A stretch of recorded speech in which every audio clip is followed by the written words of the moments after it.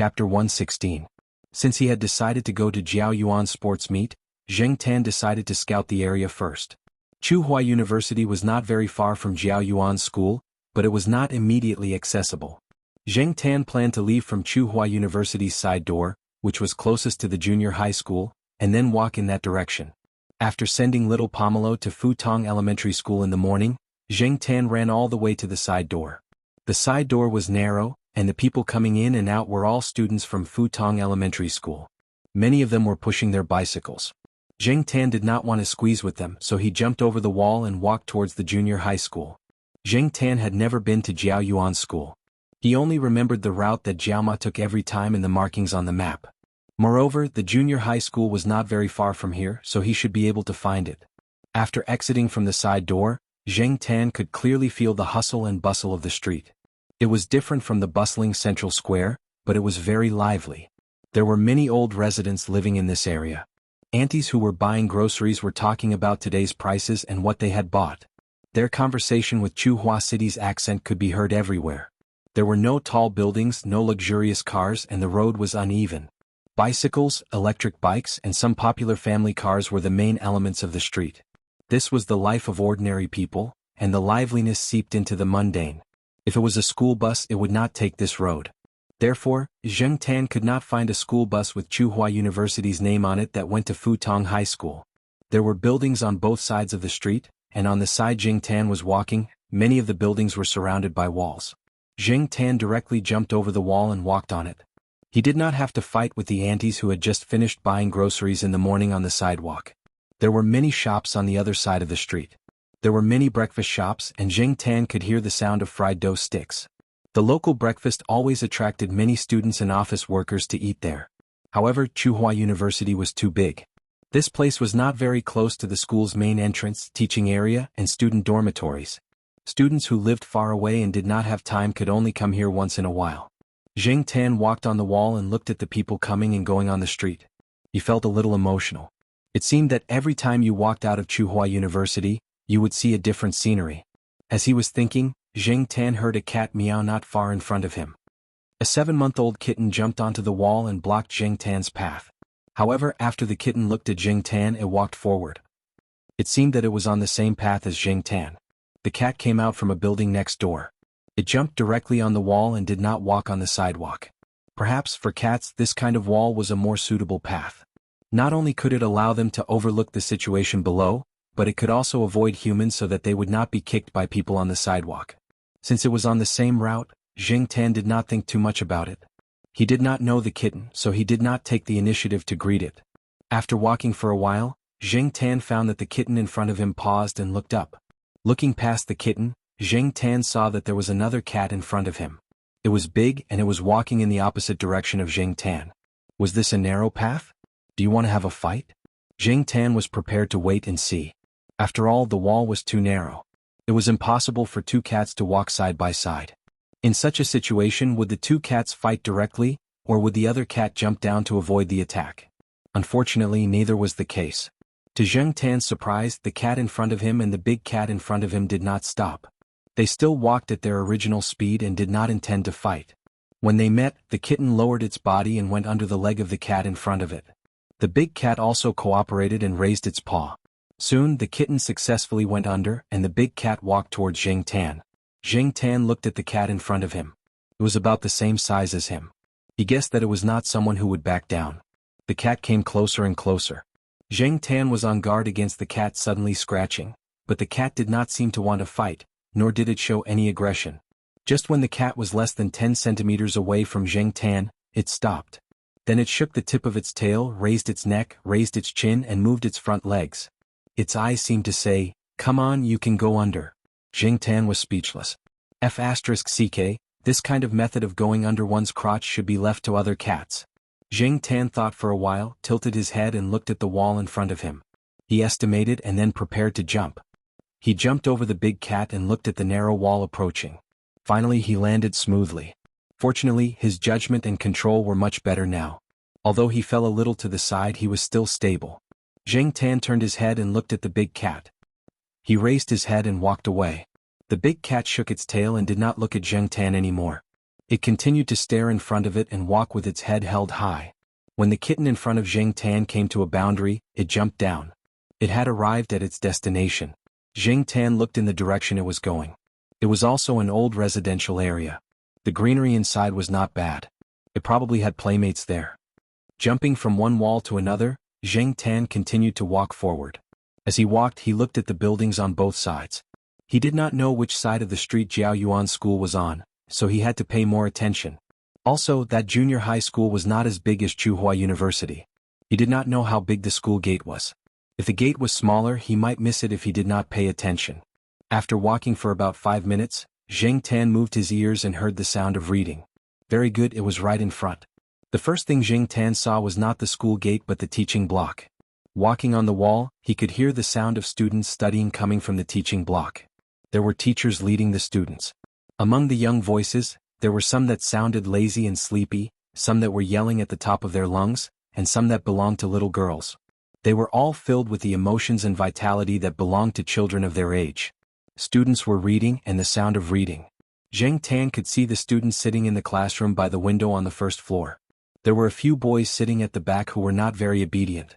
They stuck their heads out from behind their books and lingered on a certain figure. Zheng Tan could not help but laugh. Pure and innocent youth.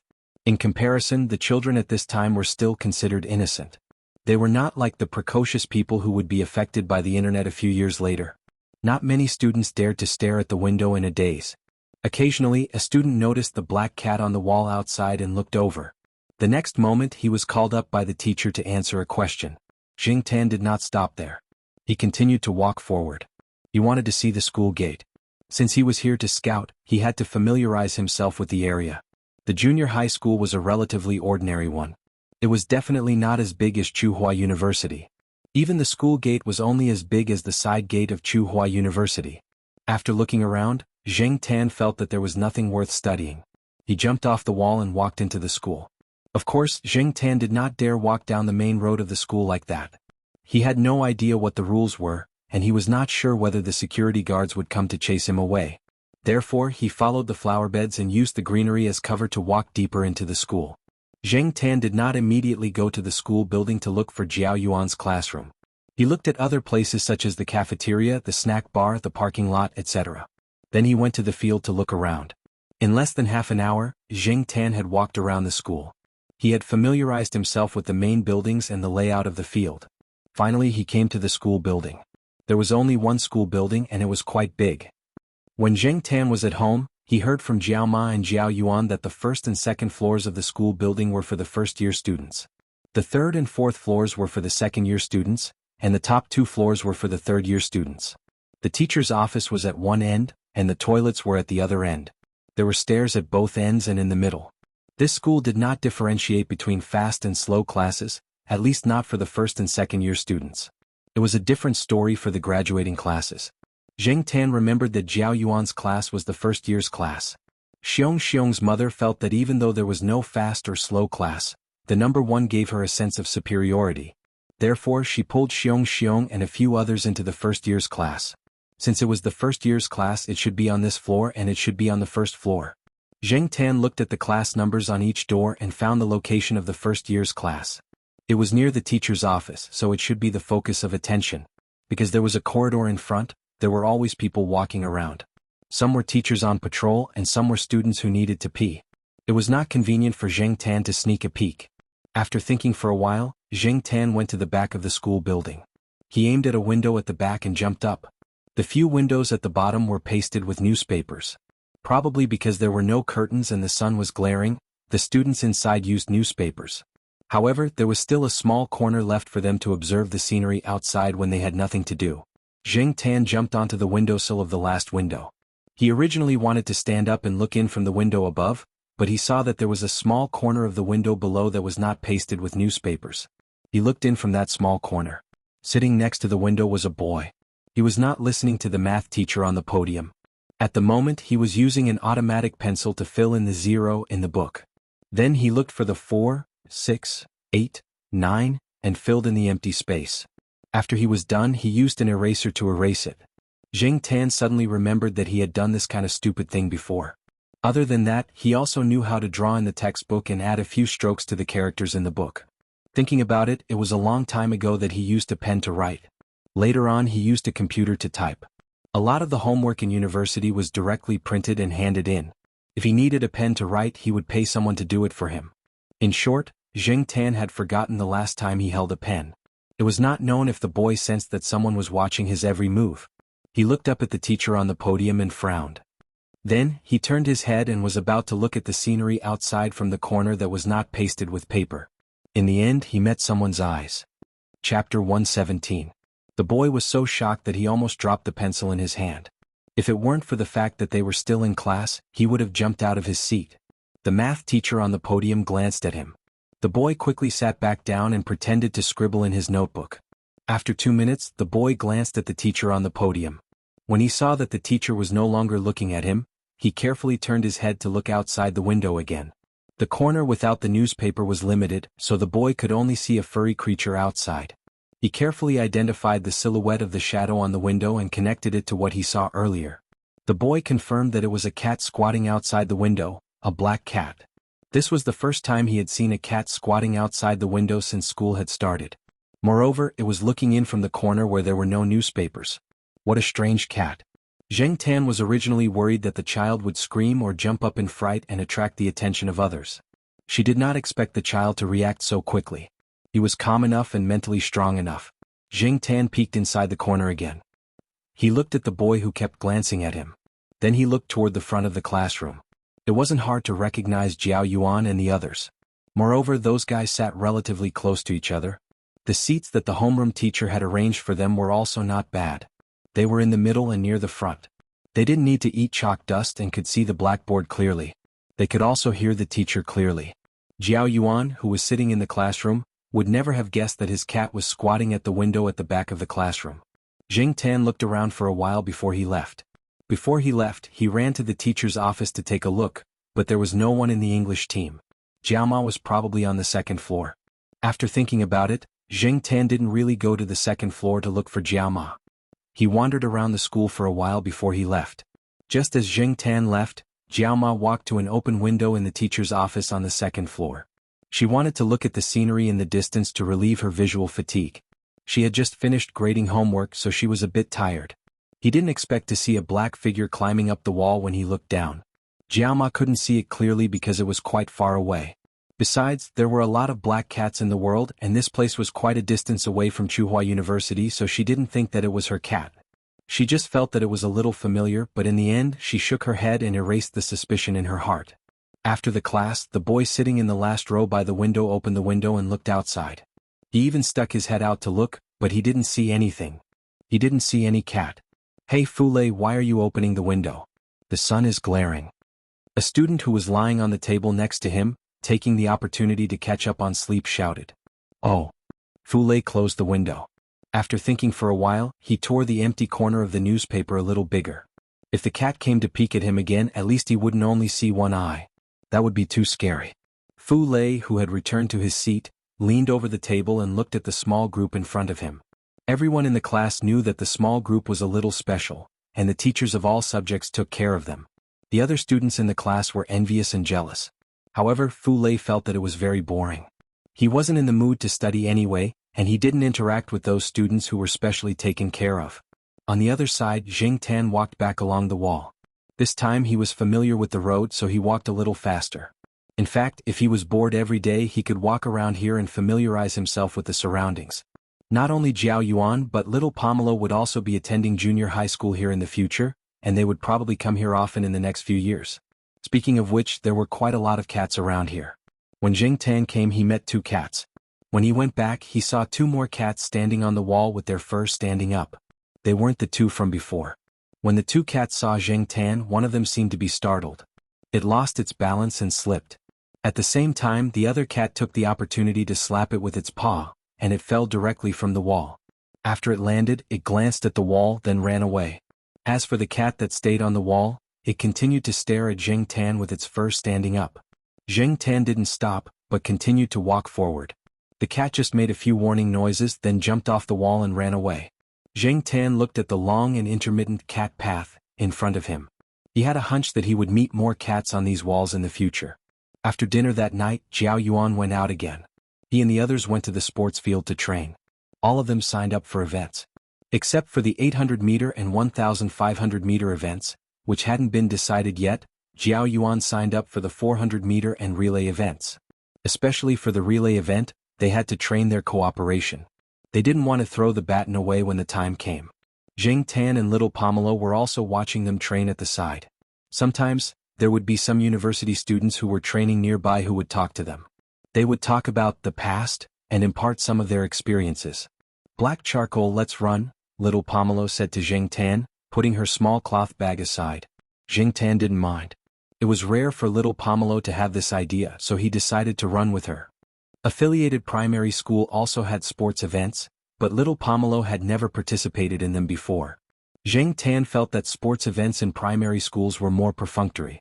They were mainly for entertainment and parents liked to watch them. This year little Pomelo didn't participate in any sports events. Oh, it seemed like she participated in the opening ceremony. She wore a silly outfit and held a garland with 2 flowers. Jiao Pai even took a picture of her. Little Pomelo kept the negatives, but little Pomelo stuffed the developed picture into the innermost part of the cabinet. Affiliated primary school sports event was held in Tsinghua University's sports field. There were many students and parents around. On the day of the sports event, little Pomelo only helped to pass water and record. She didn't participate in the running. Before running, little Pomelo did some warm-up exercises. She waited for Zhao Yuan and the others to finish their second lap, then she followed them. Zheng Tan also followed beside her. Some people saw this scene and were quite surprised. Most people ran with dogs. It was rare to see someone running with a cat. Seeing little Pomelo, Zhao Yuan and the others, who were feeling tired after the second lap, held their breath and sped up. They couldn't be left behind by a primary school girl who was a few years younger than them, right? After the run they walked back to the courtyard. Zhao Yuan and Suan both advised Xiong to ask his classmates one by one. If he really couldn't find anyone willing to take on the 1,500-meter race, then Xiong would have to sacrifice himself. Zhao Yuan knew his limits. He could run the 400 meters, but he couldn't run the 800 meters, let alone the 1,500 meters. It was better for him to go home and sleep. The next day, after sending little Pomelo to affiliated primary school, Zheng Tan went to Zhao Yuan's school again. Today was a leisurely day. Zheng Tan walked and stopped to observe the scenery along the way. He also memorized the names of the surrounding buildings and residential areas. He also memorized the street signs and the 2 buses that were going this way. The buses were always crowded with people. Some old ladies with shopping baskets might not lose to the university students. When Zheng Tan was in the mood, he would squat near a bus stop and watch the old ladies squeeze into the bus. Squeezing on the bus was also a skill. Just now, a skinny old lady had directly squeezed that burly man to the side. That man didn't dare to say anything. He had to respect the old and love the young, right? Today Zheng Tan didn't meet the big cat or the small cat from yesterday. On the way, there was an unfamiliar fat cat lying on the wall, squinting its eyes and sunbathing. When it saw Zheng Tan walk over, it didn't react. It didn't even bother to move its butt. Zheng Tan jumped over again. He would probably use this method more often in the future. When he came to a fork in the road, there was a small alley. Zheng Tan jumped down from the wall. When he was about to jump to the other side of the wall, his ears suddenly twitched. He looked into the alley. Although this kind of place was indeed a good place to fight, it was broad daylight. Who would be bored enough to fight at this time? Listening closely, Zheng Tan could tell from the noise that the people involved in the fight were probably underage. This place wasn't far from Zhao Yuan's school. Could it be that they were from there? Zhao Yuan's school seemed to be the only school nearby. As for the nearest high school, it was a few stops away by bus. Since he had nothing to do, Zheng Tan decided to go and take a look. Following the sound, Zheng Tan walked into the alley. The alley was relatively narrow, and there probably weren't many people here. Some of the garbage piled up had a strong sour smell. There was also the smell of urine. Bang! A school bag was thrown out from a corner not far in front of Zheng Tan and hit the opposite wall. Other than that, the sound of a fist hitting a body and groaning was very clear. Zheng Tan slowly walked over to the corner and poked his head out to take a look. Yo, isn't this the kid I saw yesterday? There were 3 people at the corner. They were shorter. Zheng Tan saw the guy sitting at the back of Zhao Yuan's class by the window. The other 2 looked like they were either in the 3rd year of middle school or high school. However, the strange thing was that among the 3, the short boy was the only one standing. The other two were lying on the ground. One of them was even beaten to tears. When Zheng Tan looked over curiously, the boy standing there also noticed Zheng Tan. After the fight, Fu Lei shook his hands. Other than some scratches on his hands and some aches on his body, he was fine. When he was about to pick up the bag, he saw the black cat standing at the corner looking over. Was it the one from yesterday? Fu Lei sniffled and tidied up his jacket. He picked up the few pens that had fallen on the ground, patted the dust off the bag and stuffed the pens inside.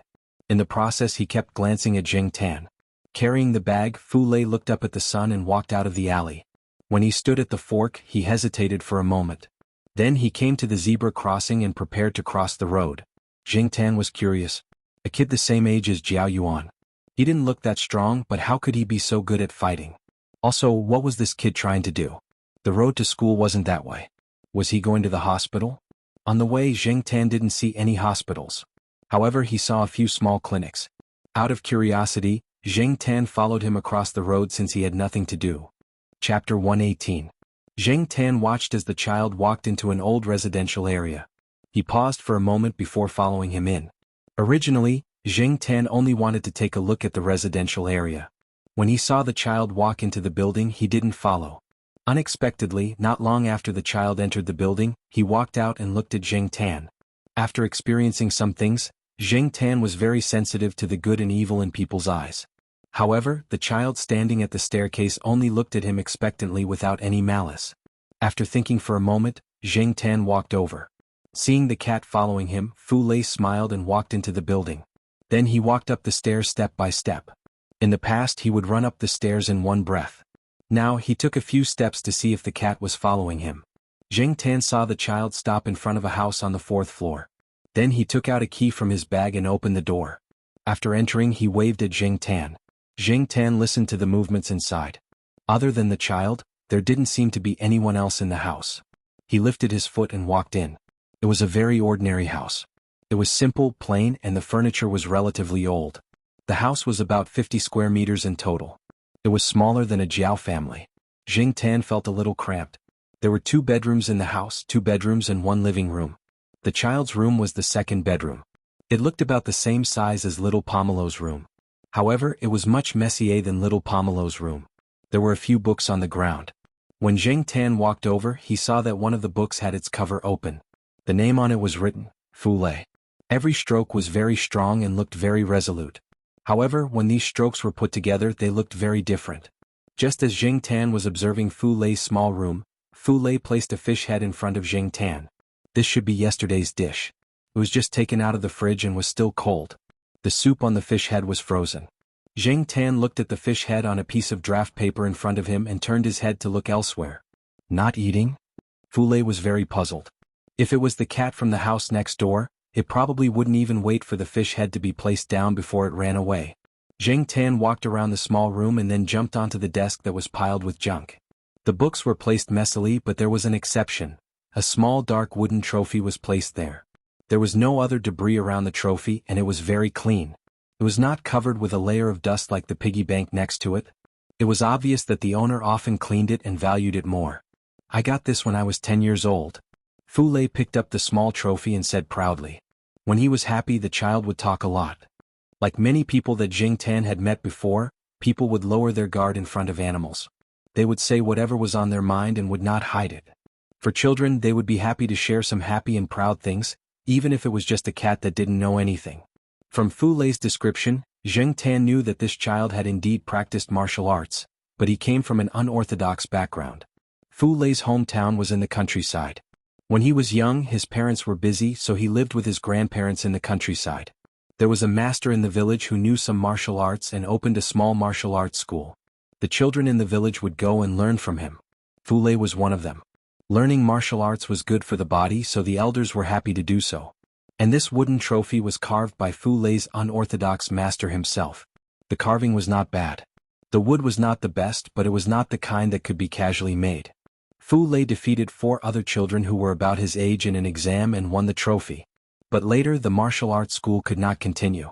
The unorthodox master and a few other young people in the village went to the south to work. It was said that they were working as security guards in the south.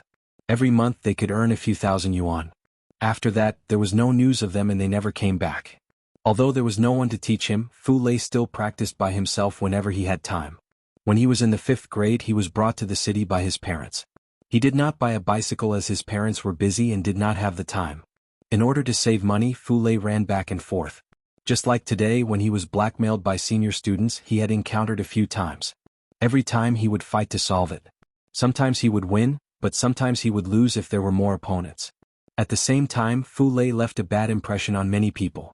Because of this, many of Fu Lei's elementary school classmates were not willing to come in contact with him.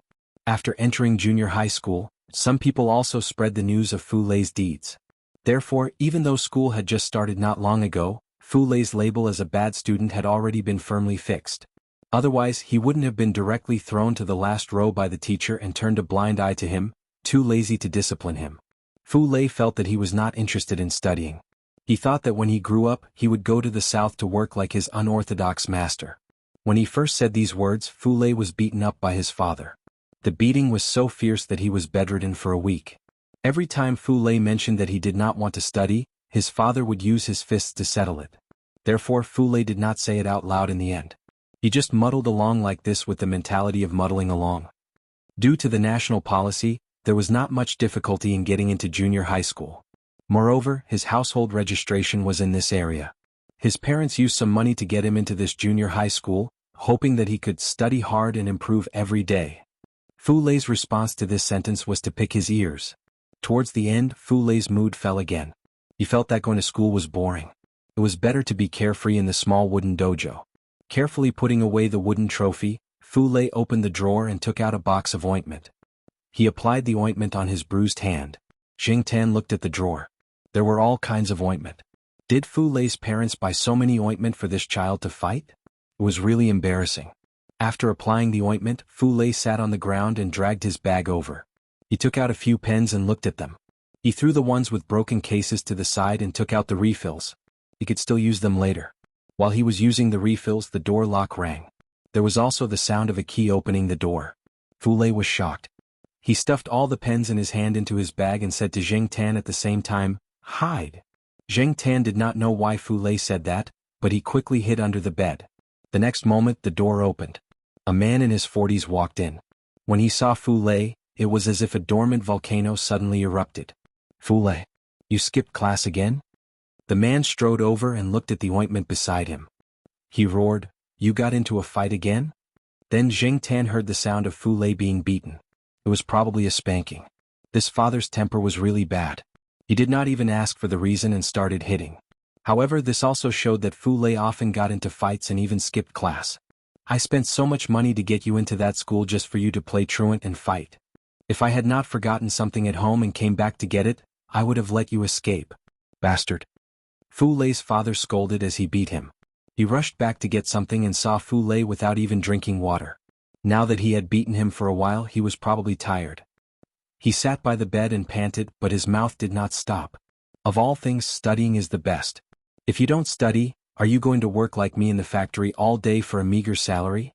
Nowadays, a doorman in a 5-star restaurant has to know a few foreign languages. Can't you see the motto I wrote for you? As he spoke, Fu Lei's father pointed to a piece of calligraphy that was pasted on Fu Lei's bed. As for Fu Lei's father, although he only went to primary school, he still learned some skills from his teacher. Now he was working in a factory with that bit of skills. Fu Lei's mother also graduated from primary school, but her education wasn't high. Now she was working as a salesperson in a small supermarket nearby. The couple suffered because they didn't have any education, so they especially hoped that Fu Lei could continue to study hard. They also used the great man's words, "Study hard and improve every day," as their motto.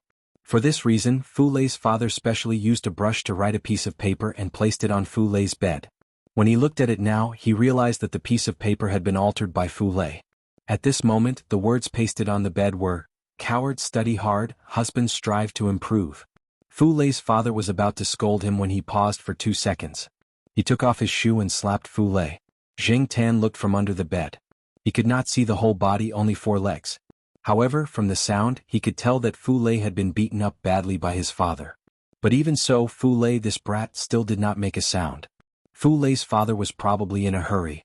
After a few slaps, he found a piece of paper and wrote a leave request. He signed his name at the back and slammed it on the table. Then he walked out. He used too much strength and the door closed with a loud bang. Zheng Tan crawled out from under the bed and looked at Fu Lei, who was frowning and rubbing his butt. Then his gaze fell on the piece of paper left by Fu Lei's father. After reading the contents, Zheng Tan did not know whether to laugh or cry. This was a leave request. Even the excuse was written on it. At the back was Fu Lei's father's signature. Zheng Tan did not know what to say about this father and son pair. However, Zheng Tan felt that Fu Lei's father's point of view was a bit extreme. If he knew that 10 years later, there would be a large number of university students who would bring all kinds of certificates to the job fair, selling their labor at a cheap price, and leading experts in many fields, how would he feel? However, this society was complicated. In a pyramid-shaped society, there would always be a few people at the top. Of course, Fu Lei's father's words were correct, but not completely correct.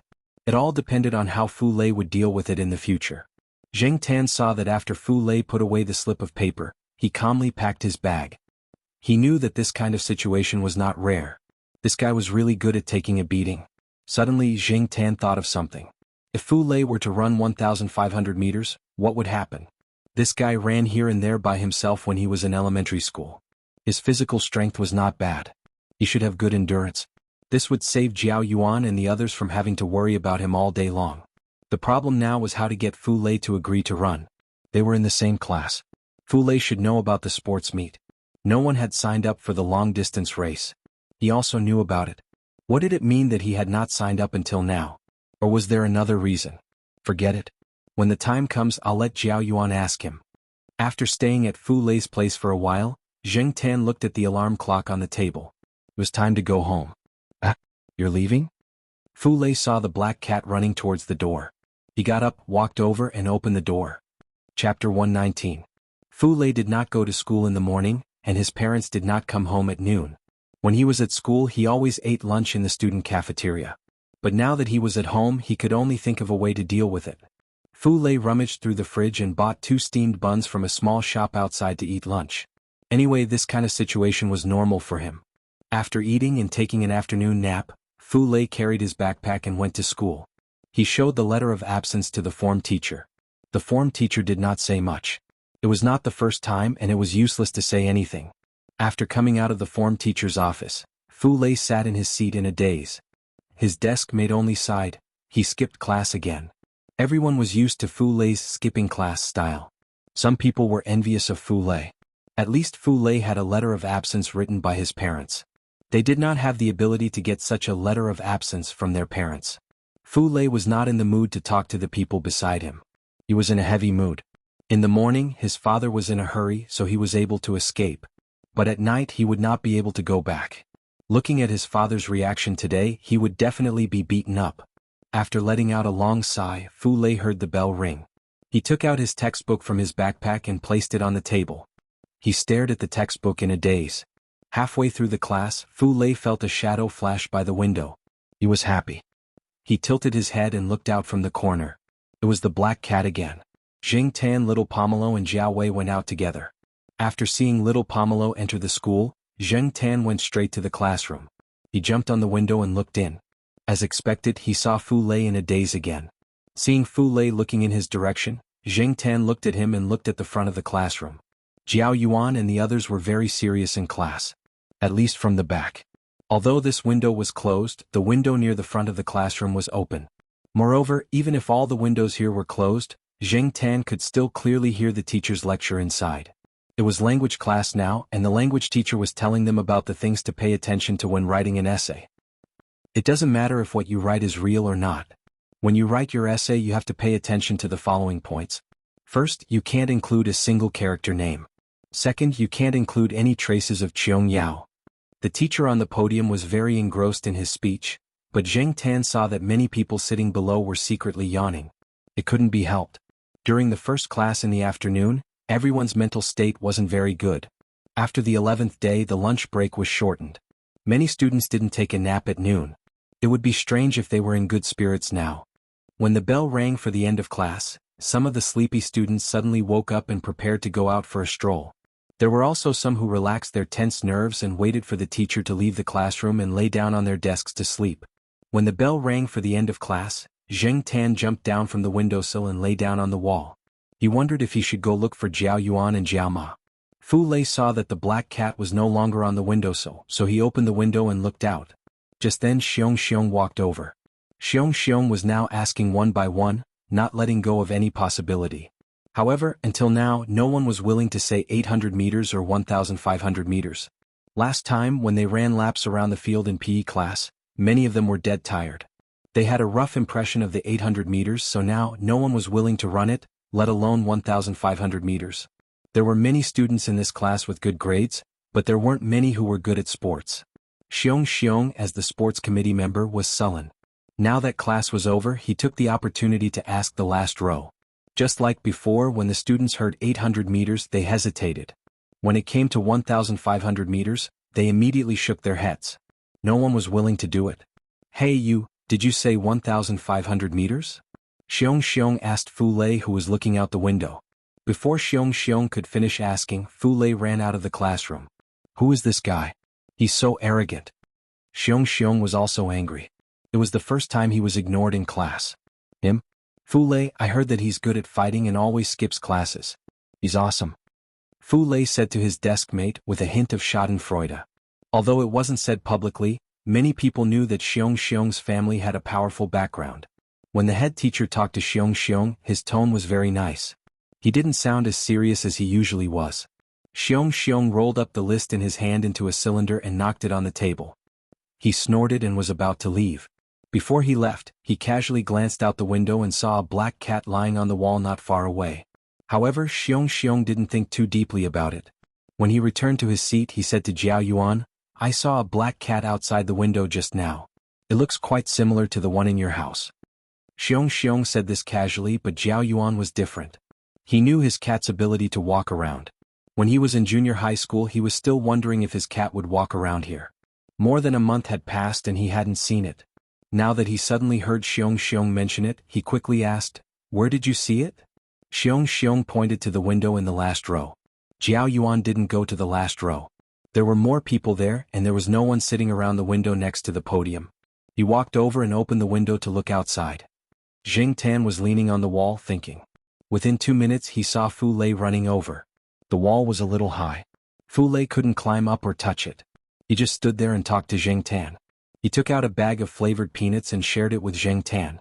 But now Zheng Tan wasn't interested in the flavored peanuts. He just leaned there and listened to Fu Lei complain that he was going to get beaten up when he went back tonight. Black charcoal.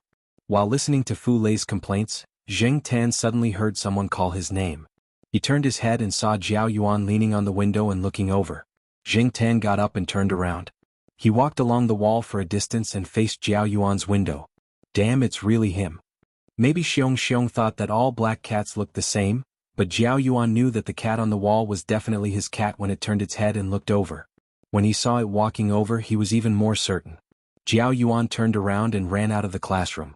He quickly came back from the other side.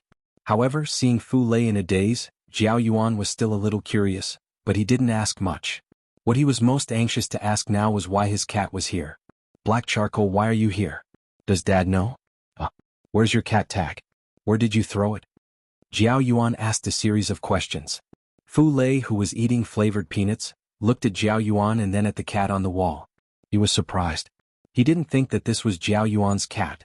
No wonder it looked at the front of the classroom through the window. Before Jiao Yuan could say anything, the bell rang. Don't run around. I'll come back after class. After saying that, Jiao Yuan ran back to the classroom. Fu Lei stopped eating and put half a bag of peanuts into his pocket and ran back to the classroom. Jiao Yuan sat in the classroom and looked out of the window from time to time. The teacher on the podium glared at him a few times before he stopped. Fu Lei, who was sitting in the last row, was still absent-minded. He was scribbling on his Chinese textbook. He looked out of the window and saw that the cat was still on the wall. He was confused. Didn't those people all live in Tsinghua University? Why did his cat come all the way to the university? Zheng Tan was sunbathing on the wall and taking a nap until he heard the bell again. He was used to the music in Fushao Elementary School, so the bell sounded a bit harsh. After class, Jiao Yuan ran out and wanted to take Zheng Tan to Jiao Ma, but Zheng Tan didn't move. Jiao Ma's office was on the second floor. Who would bring a cat to the teacher's office? Jiao Yuan also realized what was going on. He said a few words to Jing Tan and asked him to watch out for a big dog in the school. The dog was owned by the guard. It was nice to students but it was fierce to other animals. Jiao Yuan talked for another 10 minutes and didn't run back until the bell rang. Jing Tan didn't want to stay any longer. He was bored. When Jiao Yuan ran back to the classroom, he also walked slowly to Tsinghua University. Fu Lei was sitting by the window. He didn't go out. He was looking out the window. He was envious of Jiao Yuan. His cat came to visit him in class. Zhang Zian was different. His parents were busy and couldn't even take care of him, their only son, let alone a pet. When the third class was over, Jiao Yuan looked out of the window. He didn't see his cat, so he went out again to make sure his cat wasn't there. He went to the last row and asked Fu Lei to talk to him outside. Chapter 120. After exchanging a few words with Fu Lei, Jiao Yuan felt that this person was not bad. He was not as difficult to get along with as others said. Moreover, this person even praised his own cat. Jiao Yuan was very proud of this. At the same time, he also felt that Fu Lei's character was not as bad as others said. After talking about his own cat, Jiao Yuan asked Fu Lei, "I heard that you are very good at fighting?" "No, I just have a lot of fights." Fu Lei knew his own limits. He lost a lot of fights, so he was not considered good at fighting. "Then can you run?" When Jiao Yuan asked this question, Xiong and the others came over because they saw Jiao Yuan and Fu Lei talking outside. They happened to hear this sentence and looked at Fu Lei expectantly. Fu Lei was about to say no, but seeing this situation he paused and replied, "It's okay." After saying this, Fu Lei regretted it. Why run? It was a waste of time. He might as well practice with the punching bag. After hearing Fu Lei's answer, Xiong's dissatisfaction with him disappeared. He came over and opened the name list. He put his hand on Fu Lei's shoulder and said, "Give us 800 meters, we believe in you. Here, write 800 here." Xiong had been carrying a pen with him. Recently he had been carrying both the name list and the pen with him. For this sports meet as a sports committee member he was doing his best. 800 meters? Fu Lei thought about the approximate length, nodded, took the pen and wrote 800 behind his name. When Xiong saw the crooked 800, he smiled until his eyes narrowed. "By the way, write 1500 too." Fu Lei. This style of climbing up the pole was really shameless. Well, it is a bit difficult. Xiong put away the name list, but it was a big gain for today to be able to decide on another 800 meters. After school in the afternoon, Jiao Yuan and the others rode back together. On the way back they saw Fu Lei and greeted him. However, Fu Lei did not ride his bike. Jiao Yuan and the others did not stay long. They left after a few words. Jiao Yuan told Jiao Pa about his cat as soon as he got back. Jiao Pa's reaction was very calm. His cat often went from here to the pet center, which was further away. However, Jiao Pa was very happy that he knew the place by himself. "But my office is not on the first floor and I can't let Black Charcoal in. We have an office there and all the teachers in the English team are there. It would be bad if someone saw us," Jiao Ma said with some regret. "It's okay." He went for a walk and came back on his own. "I haven't heard of anyone catching cats. It should be fine," Jiao Pa said. After lunch, as usual, Jiao Yuan and the others went to the sports field to train. Jing Tan and little Pomelo went to watch and jogged a few laps. Jiao Yuan and the others did not start jogging immediately. After lunch they took a break to digest the food and do some warm-up exercises. During the break they talked about Fu Lei. There were many rumors about Fu Lei, but they had a good impression of Fu Lei today. Jiao Yuan liked him because of his cat, and Xiong because of his 800 meters. "Why don't we ask Fu Lei to come over and train with us tomorrow?" Lan Tianzhu suggested. "Do you have his phone number? We can ask him first." "No, I only have a list." Xiong looked at the time on his sports watch and said, "It's not even 7. It's still early. Why don't we go find him directly?" A few days ago they went home after 8. There was still more than an hour to go. School had just started and they did not have much homework. It was not worthwhile to go back so early. "Okay. Where is Fu Lei's house?" Suan looked at Xiong. Xiong shrugged. "Don't look at me. I don't know either." None of them knew Fu Lei's address, but seeing that Fu Lei did not ride his bike today, they felt that his house should be close. "I know how to get to his house." Jiao Yuan jumped down from the parallel bars and called out to the Black Charcoal, who was walking slowly on the track with little Pomelo, "Black Charcoal, come here." Jing Tan, who was walking leisurely with little Pomelo, heard Jiao Yuan calling out to him. He looked at little Pomelo, who had stopped walking, wagged his tail and walked over unwillingly. These guys were so nosy. "Black Charcoal, do you know where Fu Lei's house is?" Jiao Yuan asked Zheng Tan. If you do, lead the way. Zheng Tan pulled his ears. Was he trying to stop them? Xiong and the others did not really believe that a cat could lead the way, but after Jiao Yuan said a few words, the cat really did leave. Jiao Yuan quickly carried his bag and followed. Little Pomelo did not want to go back now, so she rode her car and followed Jiao Yuan and the others to the side door. Before leaving the side door, she parked her car in the parking lot near the side door. Hey Jiao Yuan, does your cat really know the way? Will it lead us to a female cat? Xiong looked around as he walked. It was not completely dark yet, but the street lights were on. There were more people on the street, so he was not afraid. He was just suspicious. Jiao Yuan clicked his tongue, but he wasn't so sure. Zheng Tan led the way in front. After walking for a while, Xiong, who was following behind, began to complain again. Didn't you say that Fu Lei's house is closer? Why aren't we there yet? The others just answered casually, but they were even more suspicious. Zheng Tan did not care what they were thinking. He just needed to lead the way. When they reached the entrance of the alley, Zheng Tan crossed the road and led Jiao Yuan and the others to the old residential area. Nowadays, some old people in the old residential area came out for a walk after dinner. They were surprised to see some unfamiliar children.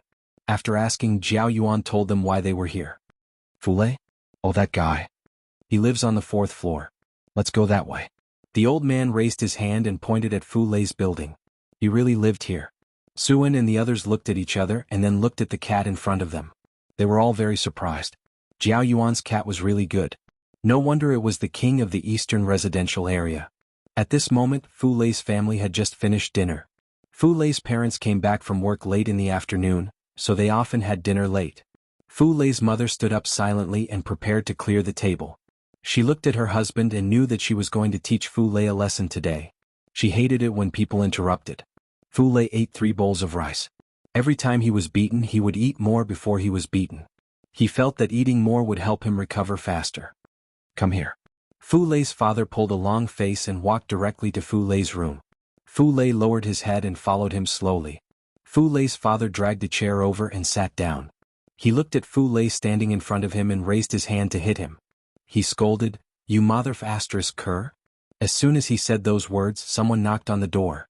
Fu Lei's father didn't want others to see him scolding his son.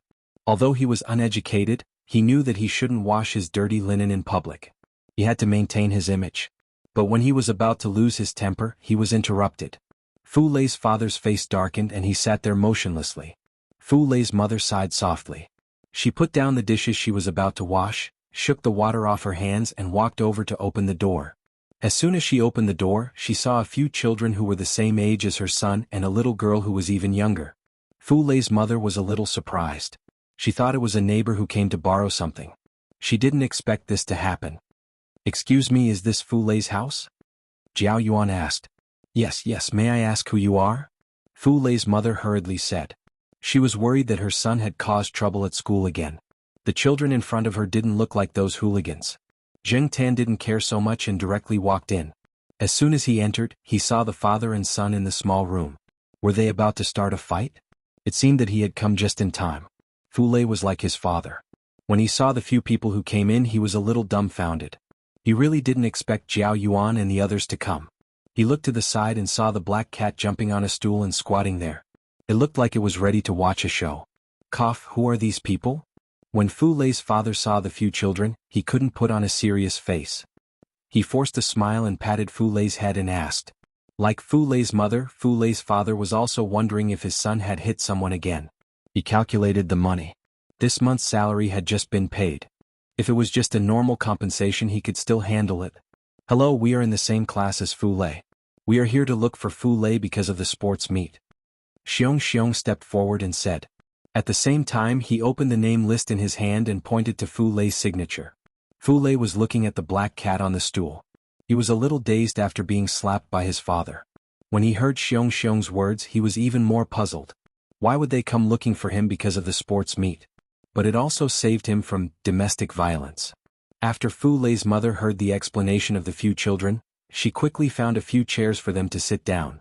She took out some snacks from the cabinet and placed 2 big jelly in front of little Pomelo. This was the first time that their house had such visitors. There were even class committee members among them. Fu Lei's father thought more and also asked around. When he found out that these few people lived in Tsinghua University, The smile on his face widened and he looked very amiable. Fu Lei, who was standing next to him, saw his father smile like this for the first time in years. He didn't even know that his father could smile like this. Fu Lei's mother was a little embarrassed. She knew that these few children came from good families. Their fathers were all highly educated people. She was afraid that these children would look down on her family. But after careful observation, she found that this wasn't the case. These few children didn't have any contempt in their eyes. Other than being a little restrained when they first came in, they were very natural after that. Zheng Tan knew the reason for this. Actually, the teachers living in Tsinghua University's eastern courtyard, especially those retired teachers, lived very poor lives. Xiong Xiong's grandparents were more simple. Although they weren't as poor as Fu Lei's family, to Xiong Xiong and the others, it was nothing. They didn't look down on them. Moreover, although these few children were sometimes a little arrogant because of their talents, they were still well educated. They knew some basic manners. Zheng Tan understood them. Then our class 800-meter run will depend on him. Xiong Xiong pointed at Fu Lei and said. Fu Lei's father waved his hand and said, "It's okay.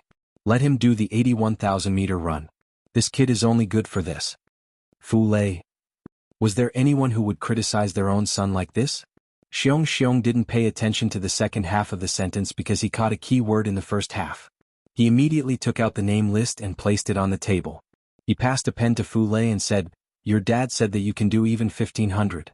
Come on, our class will depend on you." Fu Lei was a little hesitant. He really didn't want to do something that would cause him to lose out. But his father had already slapped him. "What are you standing there for? Don't you know what is the class's honor? Group, do you understand? If you have the ability, then you have to contribute more to the group." Fu Lei's father stared at Fu Lei and said. Fu Lei curled his lips. He was very disdainful of his father's old-fashioned way of thinking. But he still took the pen and signed 1500 meters on the name list. This trip was not in vain. Xiong Xiong now felt comfortable all over. He suddenly felt that life was still beautiful and tomorrow was still bright. After talking to Fu Lei's father, Xiong Xiong and the rest went to Fu Lei's room. *CK Fu Lei, your room is even messier than mine. Xiong Xiong sighed as he looked at the messy room. At the same time, he felt that Fu Lei was indeed a kindred spirit. Why would a man need to tidy up his room so cleanly? Anyway, no one was looking. Xiong Xiong directly said it, but it didn't make people feel awkward. It was better than pretending not to care. But Fu Lei's parents who were in the living room blushed when they heard it. How embarrassing. The children all went to Fu Lei's small room. Only Zheng Tan was squatting on the stool in the living room. "Hey, why do you think these children brought a cat here?" Fu Lei's father looked at the black cat that was calmly squatting on the stool and asked Fu Lei's mother in a low voice. "They probably brought it out for a walk?" Fu Lei's mother said uncertainly. "TSK, an intellectual's cat is indeed different." Fu Lei's father was about to light a cigarette, but when he thought of the children in the room, he held back. They couldn't go out for a walk now. The couple sat in the living room thinking about something. Bored, Fu Lei's father took out a fish head from the fridge and put it in front of Zheng Tan. "Here, eat it." Zheng Tan. They were indeed father and son. Just like before, Zheng Tan glanced at it and ignored it. He changed to another stool and continued squatting there. An intellectual's cat is indeed different. This is called food that is not given out for free, right? Fu Lei's father continued to stare at Zheng Tan. Zheng Tan was annoyed by his father's stare. He jumped off the stool and walked into the room. In the room, Xiong Xiong and the others were listening to Fu Lei's bragging. Xiong Xiong was especially envious of him learning martial arts when he was young. After staying there for half an hour, Jiao Yuan suggested that they leave. They would be scolded if they went back too late. "It's too late today. We have to go home. We'll come back next time if we have the chance," Jiao Yuan said. "Okay, there are still some things that we can talk about at school tomorrow." "Oh right, tomorrow afternoon after dinner, you can go to Tsinghua University sports field with us to exercise." Xiong Xiong was still talking to Fu Lei. Zheng Tan was already squatting at the door. He was a little impatient. Looking at the sky outside, it was already dark. He didn't know how the security here was. Since it wasn't too late and there were still some pedestrians on the road, he should hurry back. He didn't want to run into those gangsters who wanted to rob him. Fu Lei was good at fighting, but these guys were not good at fighting. They even had 2 girls with them. Fu Lei's father took his jacket. "It's late now. I'll send you guys back. We don't want to run into those gangsters outside. Anyway, this place is not far from Tsinghua University." His words made Zheng Tan feel relieved. With such a strong martial artist around, the kids would definitely be fine. Fu Lei didn't want to stay at home, so he sent Jiao Yuan and the others to Tsinghua University with his father. On the way, he saw the black cat following beside them. He even asked Jiao Yuan a few questions about cats. When it came to talking about his cat, Jiao Yuan became more talkative and talked a lot. They talked and laughed and felt that time passed quickly. Soon they were standing at the side door. Little Pomelo went over to push the car out. Jing Tan jumped into the basket. As for Jiao Yuan and the others, they followed little Pomelo's car and ran back to the east side courtyard. On the other side, Fu Lei's father was sending them to Tsinghua University's side door. He looked at the kids and the words on the side door. He patted the back of Fu Lei's head and said, "Remember to get along well with them. It's good for you." Fu Lei didn't say a word. "Did you hear that?" Fu Lei's father patted him again. "I heard that patting the back of the head can easily make people stupid," Fu Lei said. "You little brat." Fu Lei's father was about to slap Fu Lei's head again. He thought about it and stopped. He patted Fu Lei's shoulder instead. Many people who didn't go to university had a strong desire to go to university. Just like Fu Lei's father, when they stood at the entrance of the university, the feelings that had been buried deep in their hearts for decades seemed to break through the soil. They didn't have a chance to go to university in this lifetime, so they hoped that their children would be able to go to such a university. No matter how high his expectations were, in his heart, he didn't expect Fu Lei to go to a good university, let alone Tsinghua University. In fact, as long as it was a university, he would be satisfied. The next day after school, Fu Lei and Jiao Yuan agreed to go to Tsinghua University sports field for training after dinner. There were only 2 days left until the sports meet on Friday and Saturday. They had to hurry. After eating at home, Fu Lei wiped his mouth and took his school bag. He was ready to go out. Fu Lei's father followed him. If the training was too late at night, he would come back with his son. On the other hand, Fu Lei's father also wanted to walk around this famous university in the country. He didn't have many opportunities to go to work. Jiao Yuan and Xiong had told them the location of the sports field. The father and son were prepared to ask around if they couldn't find the place. However, they didn't expect to see Jiao Yuan's black cat squatting on a staircase when they entered the side door. After seeing Fu Lei and his son, Jing Tan came down from the staircase and stretched. He brought the two of them to the sports field. He specially came to pick them up. There were many roads in Tsinghua University, and there were several sports fields. Even some students from Tsinghua University might not be able to tell which was which. Therefore, Jing Tan came here early to wait for them. He didn't want the two of them to walk around randomly and waste time. "Your classmate's cat is very good," Fu Lei's father said to Fu Lei as he looked at the cat leading the way. Chapter 121. When Jing Tan brought Fu Lei and his son over, Jiao Yuan and the others were warming up. Some people who played soccer or jogged around were already familiar with these kids. Some even came over to greet them and talk about the past again. After bringing them over, Jing Tan jumped onto the steps and lay down beside little Pomelo, ready to watch them train. In addition to the long-distance running, Jiao Yuan and the others also wanted to see how well the sprints worked. The finale of the sports meet, the 4x100-meter relay, was an important event. In addition to cooperation, they also needed to determine the first, second, and third runners, as well as the last sprinter. Xiong called Fu Lei over to discuss. Fu Lei's father was next to them, sitting at the bottom of the steps. He looked at the kids and sometimes looked at the scenery around the sports field. Jing Tan looked at him and guessed that he was thinking about something again. Jiao Yuan and the others ran 2 laps with Fu Lei and then stopped. Fu Lei then started his 3rd lap. It seemed that he could still run a few more laps. Fu Lei's father was next to them, looking at Fu Lei on the track with a smile. Even though he usually beat up Fu Lei, he was quite proud of his son. At least his son had some merits, right? Fu Lei ran 4 laps before he stopped. Although he looked very tired, Jing Tan felt that he could still continue. It was just his first time running today, so he needed to conserve some energy. Seeing Fu Lei slowly walking over, Xiong and the others surrounded him and handed him water and towels. Fu Lei's father, who was sitting next to them, was laughing so hard that his eyes disappeared. On Thursday night, they had another training session focusing on the relay. Some kids from nearby came over. Jiao Yuan, Lan Tianzhu, and Fu Lei made up a 4-person relay. The fastest runner was still Fu Lei. Xiong let Fu Lei be the last runner. As for Xiong, he could not run by himself. He was only strong so he could throw the shot put.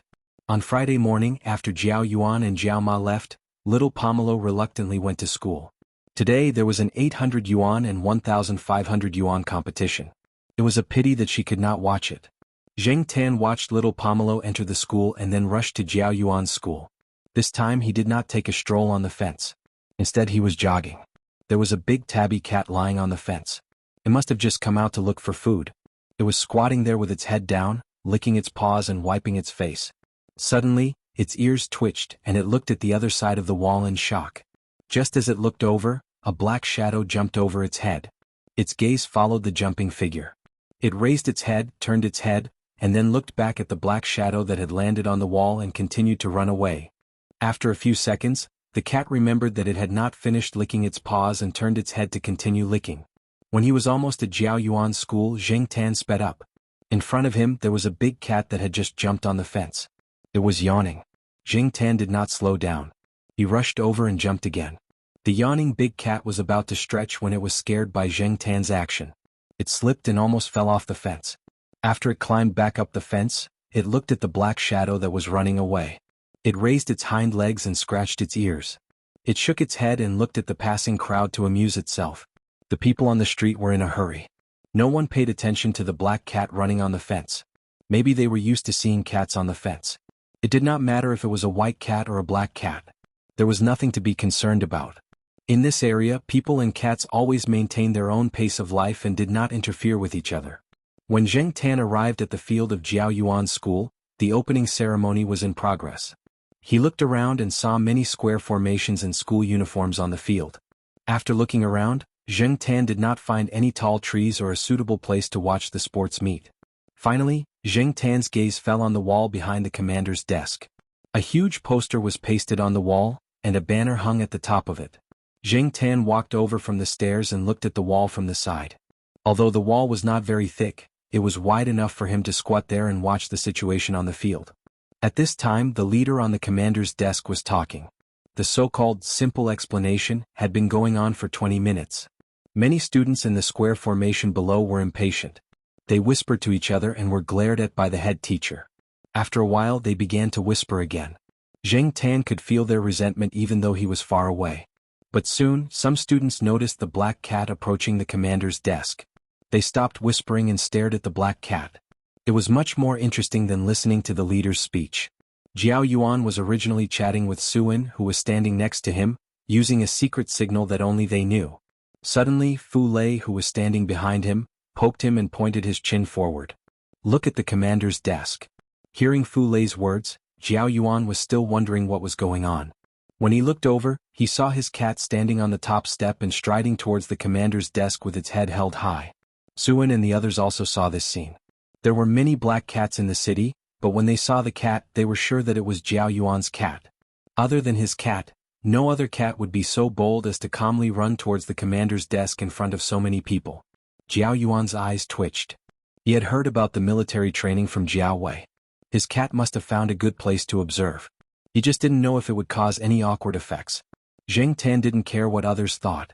After arriving at the commander's desk, it jumped directly onto the wall. The banner hanging on the wall was slightly higher than the top of the wall. Zheng Tan squatted behind it.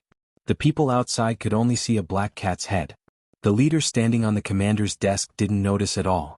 He was still talking. On the sports field, friendship comes first, competition comes second. Zheng Tan yawned. Who would believe such nonsense? Without friendship, competition came first.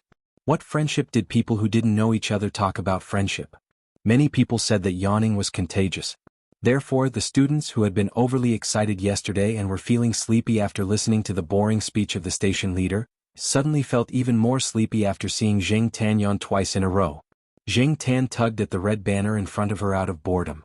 She looked at the bald head of the leader who was speaking. Was this because he was tired? When the leader finally finished his speech and announced the start of the sports meet, the group of people let out a sigh of relief. The leader was still sitting there. There was a row of people sitting on the commander's desk. They were the judges for the first event. Zheng Tan didn't expect the first event to be broadcast gymnastics. Only the first-year students had this event. The second and third-year students didn't have it. There were more than 10 classes in the first year. They weren't arranged according to class number. It was completely based on drawing lots. It was fairer this way. No one complained about when to appear. It was all based on luck. Jiao Yuan's class was in 4th place. It wasn't bad. The second and third years had already left. Some of them were watching from the side. The athletes were doing some warm-ups. At the same time, they were watching the first years do the silly things they had experienced in the past. Many people felt that when they were doing the broadcast gymnastics seriously, they looked especially silly. Zheng Tan leaned against the background wall and peeked his head out to look down. Many people tried their best to do every movement well under the eyes of the school leaders. Moreover, it was a competition. However, if they overdid it, they would appear a little stiff.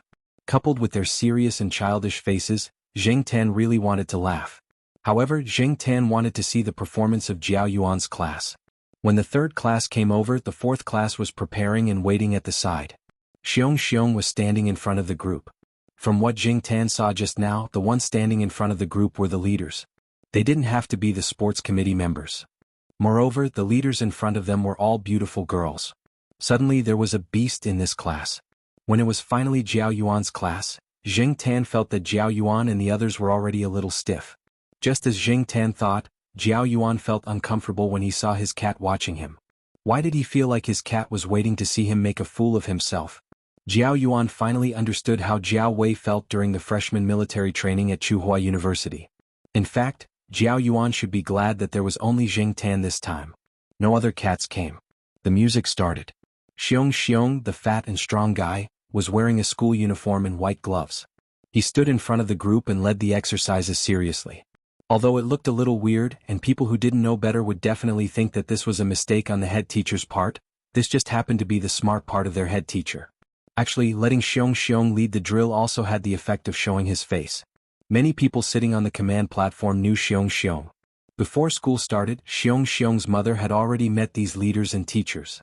The leader sitting in the center looked at Xiong with a smile on his face. He looked very friendly.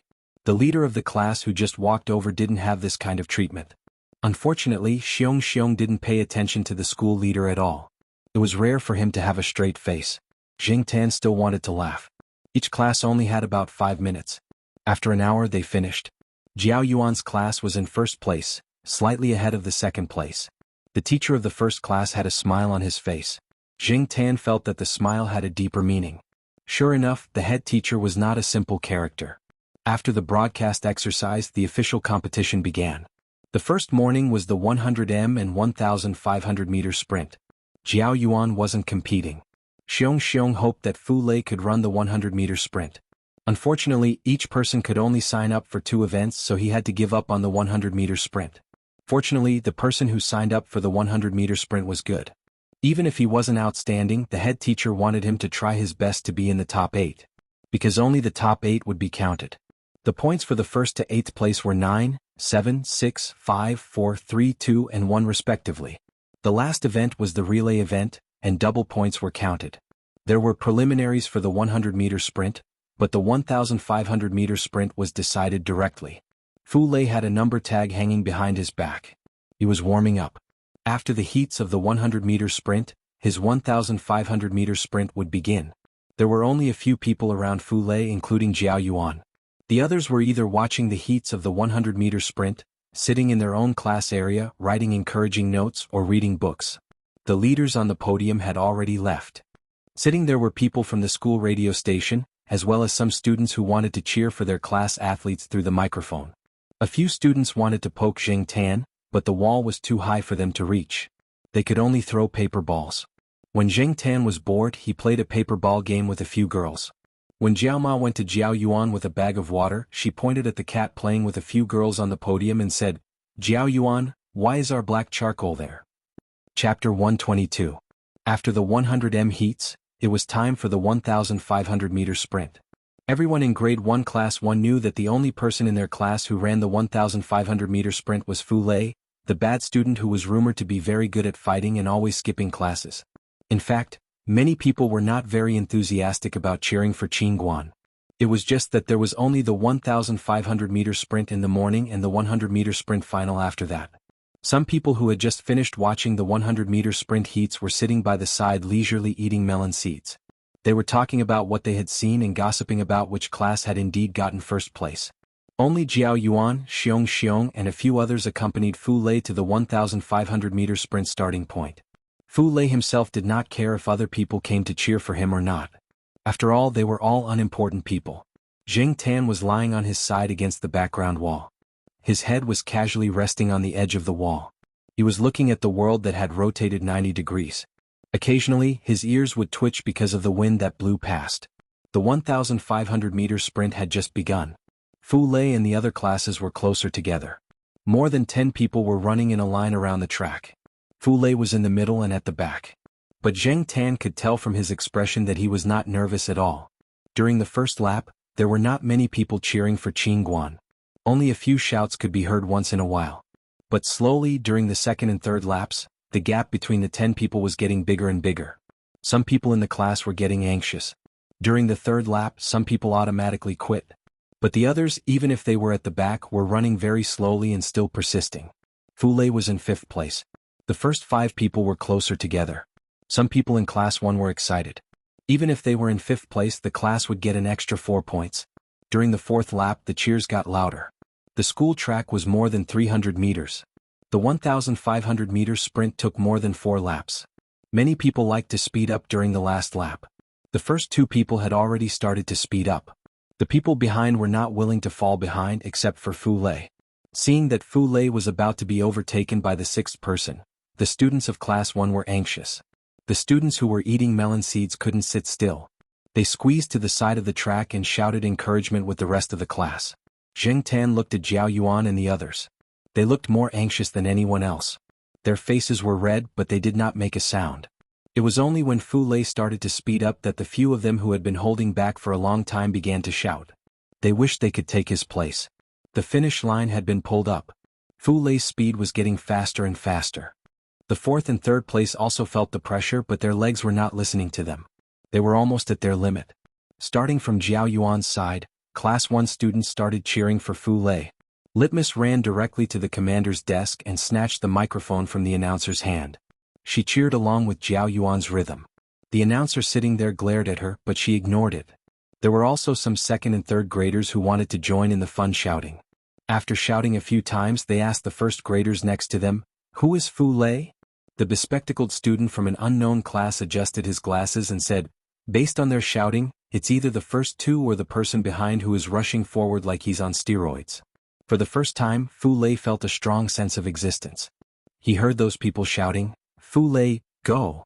This seemed to be the first time Fu Lei's name had been shouted by so many people in such a big occasion. They no longer looked at him with alienation and disdain. They no longer looked at him as if he was a weak student. At this moment he was the hope of the entire class. What was a collective sense of honor? In the past, Fu Lei had always been disdainful of it. But now he seemed to understand. There was no need to deliberately do anything or express anything. When something happened, when the situation matured, this kind of feeling naturally and uncontrollably arose. What was originally a symbolic thing became a real thing. All of his emotions found a strong point of support. It ignited the long-lost passion for fighting for first place. It was as if he had returned to that small village and fought for a wooden carving trophy. But this time it was even more intense. Zheng Tan watched as Fu Lei increased his speed and quickly closed in on the 2nd place. He then overtook and continued to close in on the person in the front. This kid really hid his strength well. Zheng Tan heard from Jiao Yuan that among the 1st graders in the 1,500-meter sprint, there were 2 who had joined the school sports department. They should be the 2 who were running at the front. The cheers of Class 1 grew louder and louder. They couldn't control their own emotions. Some of the other people who were wandering around were also pulled over by the shouts and joined the army of cheers. Just now, an announcer on the command deck wanted to snatch the microphone from Litmus's hand. Litmus leaned to the side and avoided that person's hand. She continued to hold the microphone and shouted.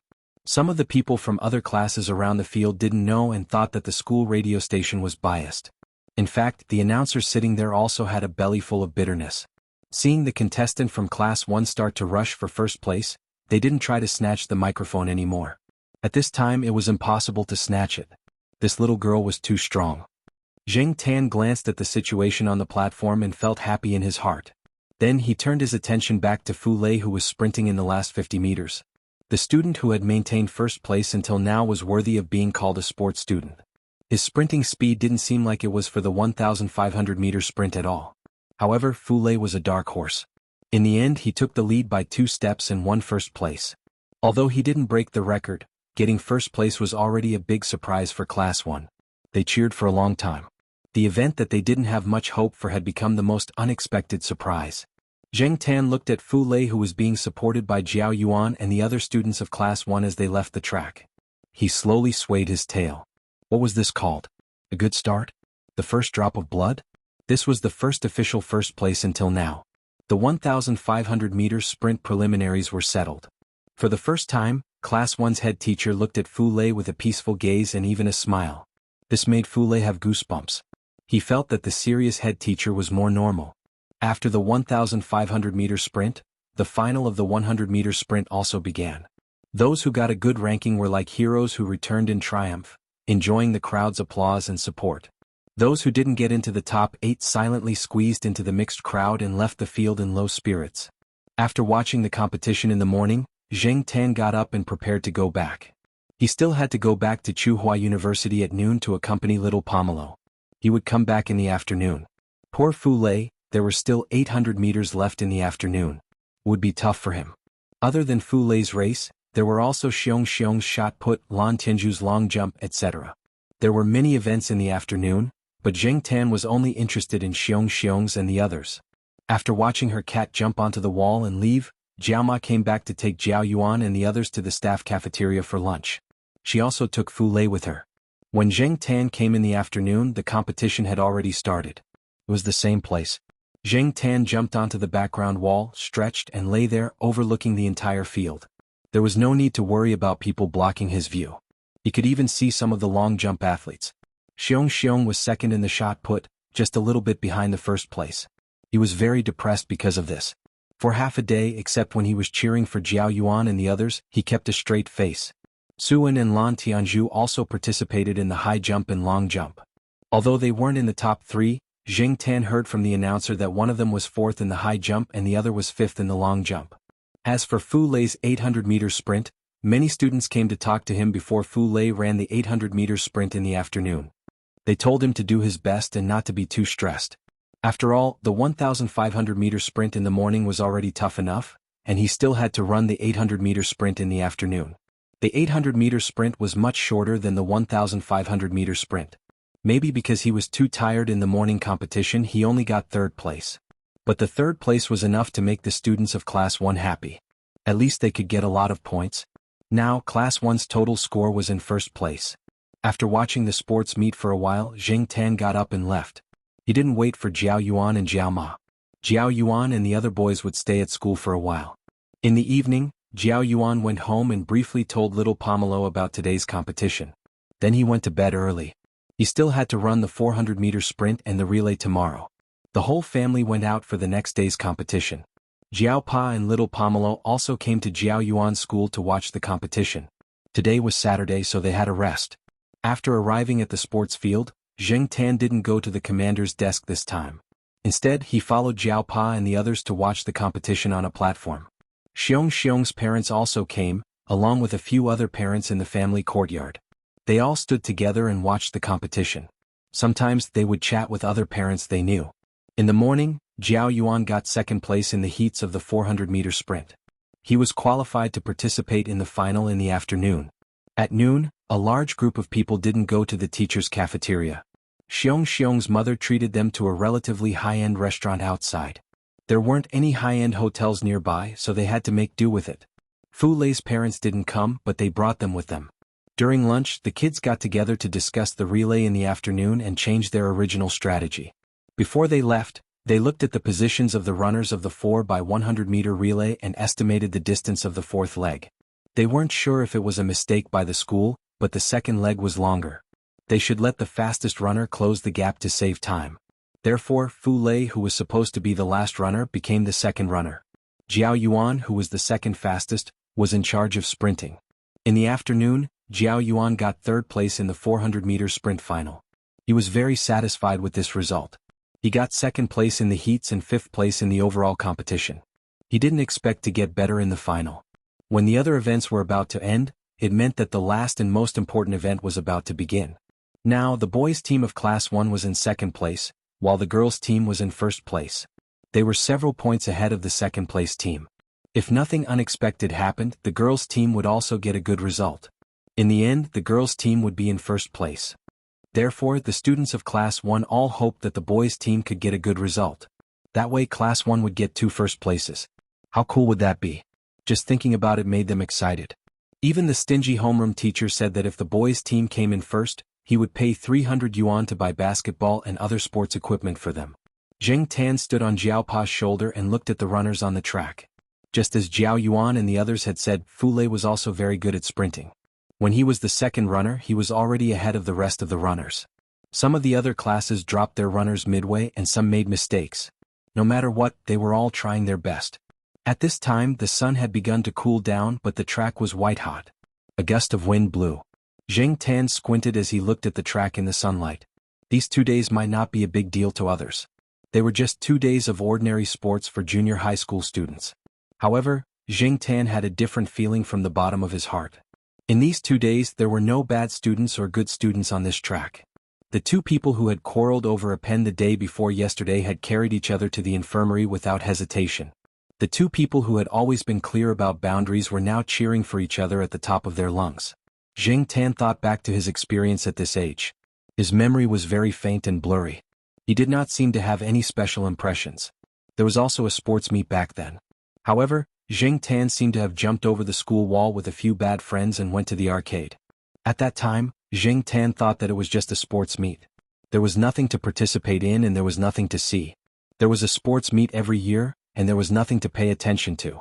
What was the point of fighting like an idiot, crying, laughing, and making a fuss over a worthless ranking? When he went to high school and university, who would remember these little junior high school sports meet?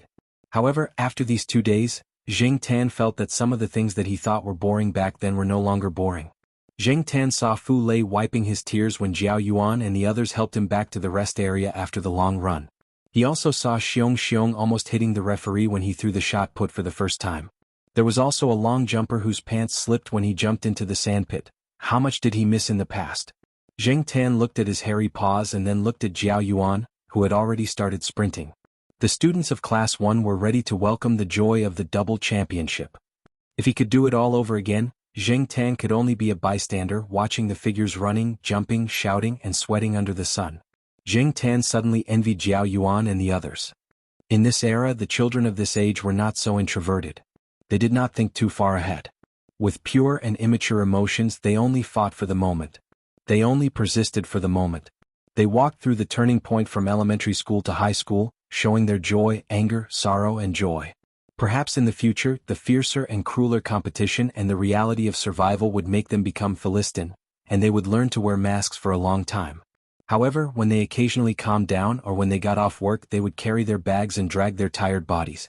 When they passed by an elementary school or high school, they would look at the lively and immature figures and remember the pure, hard days of the past. A person's life was decades long, and their memories were limited. Too much time would be lost in their memories. However, the shining moments that had always existed, regardless of whether they were bright or dark, could be taken out and looked at in their free time. Every single one of them would make them reminisce for a long time. Zheng Tan's forehead was patted. He came back to his senses and saw Jiao Pa looking at him. Black charcoal, get ready to go home. Taking a deep breath, Zheng Tan stretched his back and squinted his eyes as he yawned. Chapter 123. The joy of Jiao Yuan's class winning the sports meets double championship continued. The few children prepared to celebrate. They did not go to any big hotel but to Jiao Wei's family's restaurant. Xiong missed the fried rice meat there. Jiao Yuan, Litmus, Feline, and a few other kids agreed to go to Jiao Wei's restaurant together later. The parents didn't want to restrict them, so those who had something to do had already left. Jiao Pa said that he would bring the kids there later, so there was no need for all the adults to come along. Before leaving school, Xiong went to the bathroom. Eating, drinking, and going to the toilet was a big thing. Jiao Yuan and the others, who were carrying their backpacks, walked slowly to the school gate and waited for Xiong outside. Zheng Tan squatted on the wall of the school gate, watching the students walk out in 2s and 3s. Some of them were still talking about what had happened today and some of them looked depressed. Jiao Yuan and the others were talking about how to spend the hundreds of yuan that they had won. The money was included in the class fee, so they couldn't afford to pay for a meal. Therefore, even if they wanted to buy something, they could only buy some basketball or football. Buy some badminton rackets, but they don't have to be the best. Just make do with them, Litmus interrupted. Girls didn't play basketball or football. At most they played volleyball and badminton. A few teachers walked out of the door and greeted Jiao Ma. They probably knew Jiao Pa and were about to leave after a few words. However, when they saw Zheng Tan squatting on the wall, they pointed at him and asked Jiao Ma, "Is this your cat?" "Yes, he came to watch the sports meet with us," Jiao Ma said. "Oh, that's good." Ah. After that, the teacher left with the others. However, Jiao Pa felt that the haha in the teacher's words seemed to have a deeper meaning. Confused, Jiao Pa asked Jiao Ma. Jiao Ma told him some things that happened during the opening ceremony. Jiao Pa was silent. No wonder those people said, "Ha." Whose cat could jump onto the wall of the stage and watch the sports meet in front of so many people? While they were talking, Xiong ran out. Jiao Pa gave him his school bag and 2 bottles of drinks left by Xiong's mother. "Let's go, kids," Jiao Pa said to them, and they all went to Jiao Wei's restaurant together. Those who had bicycles rode them. Those who didn't have bicycles like Fu Lei let other people carry them. Jiao Ma rode with them. Jiao Pa didn't drive today. There were many people and cars in the area, so it was very crowded. There was no parking space, so he rode an electric scooter. Jiao Pa rode the electric scooter and little Pomelo sat behind him. As for Zheng Tan, he continued to squat in the basket of the electric scooter. He adjusted himself to a more comfortable position, put his chin on the edge of the basket, and looked at the scenery passing by. "Hey Jiao Yuan, your cat is so obedient. I have a cat at home too. When I put it in the basket, it's like confinement. It won't stay in the basket for even a moment. Even if it stays in the basket for a while, it will jump out when the cart starts moving. So every time I take it for injections, it's in a cage. By the way, what brand of cat food does your cat eat?" "It looks very strong," one of Jiao Yuan's classmates said. He was also one of the people who had participated in the relay race. "My cat is a bit special. It doesn't eat cat food. It eats the same food as us. It doesn't eat the food that we don't eat either." Jiao Yuan paused, then continued, "It doesn't eat food given by strangers either." However, Jiao Yuan was obviously not sure about the latter part of his sentence. He had never seen his cat eat food given by strangers. Fu Lei had a deep understanding of this. "It didn't eat the fish head I gave it last time." "Does your cat like to catch mice?" that classmate continued to ask. Of course. They chatted along the way, from whose cat is the best to how to not get splashed by the water when taking a dump, which was a topic that spanned a wide range of topics. Fortunately, it wasn't too far away.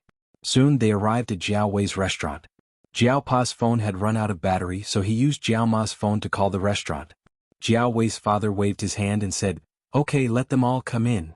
When they arrived, they found out that Jiao Wei's father had hung a closed sign in front of the restaurant to entertain the kids.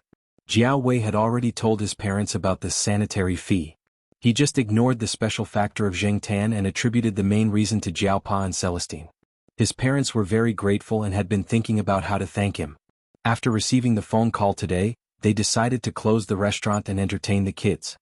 "Where's Wei Wei?" Jiao Pa looked around and asked.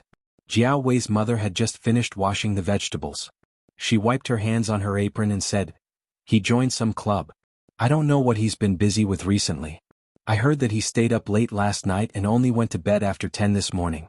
I think he's still in the dormitory now. He said that he'll come over later. He should be up now."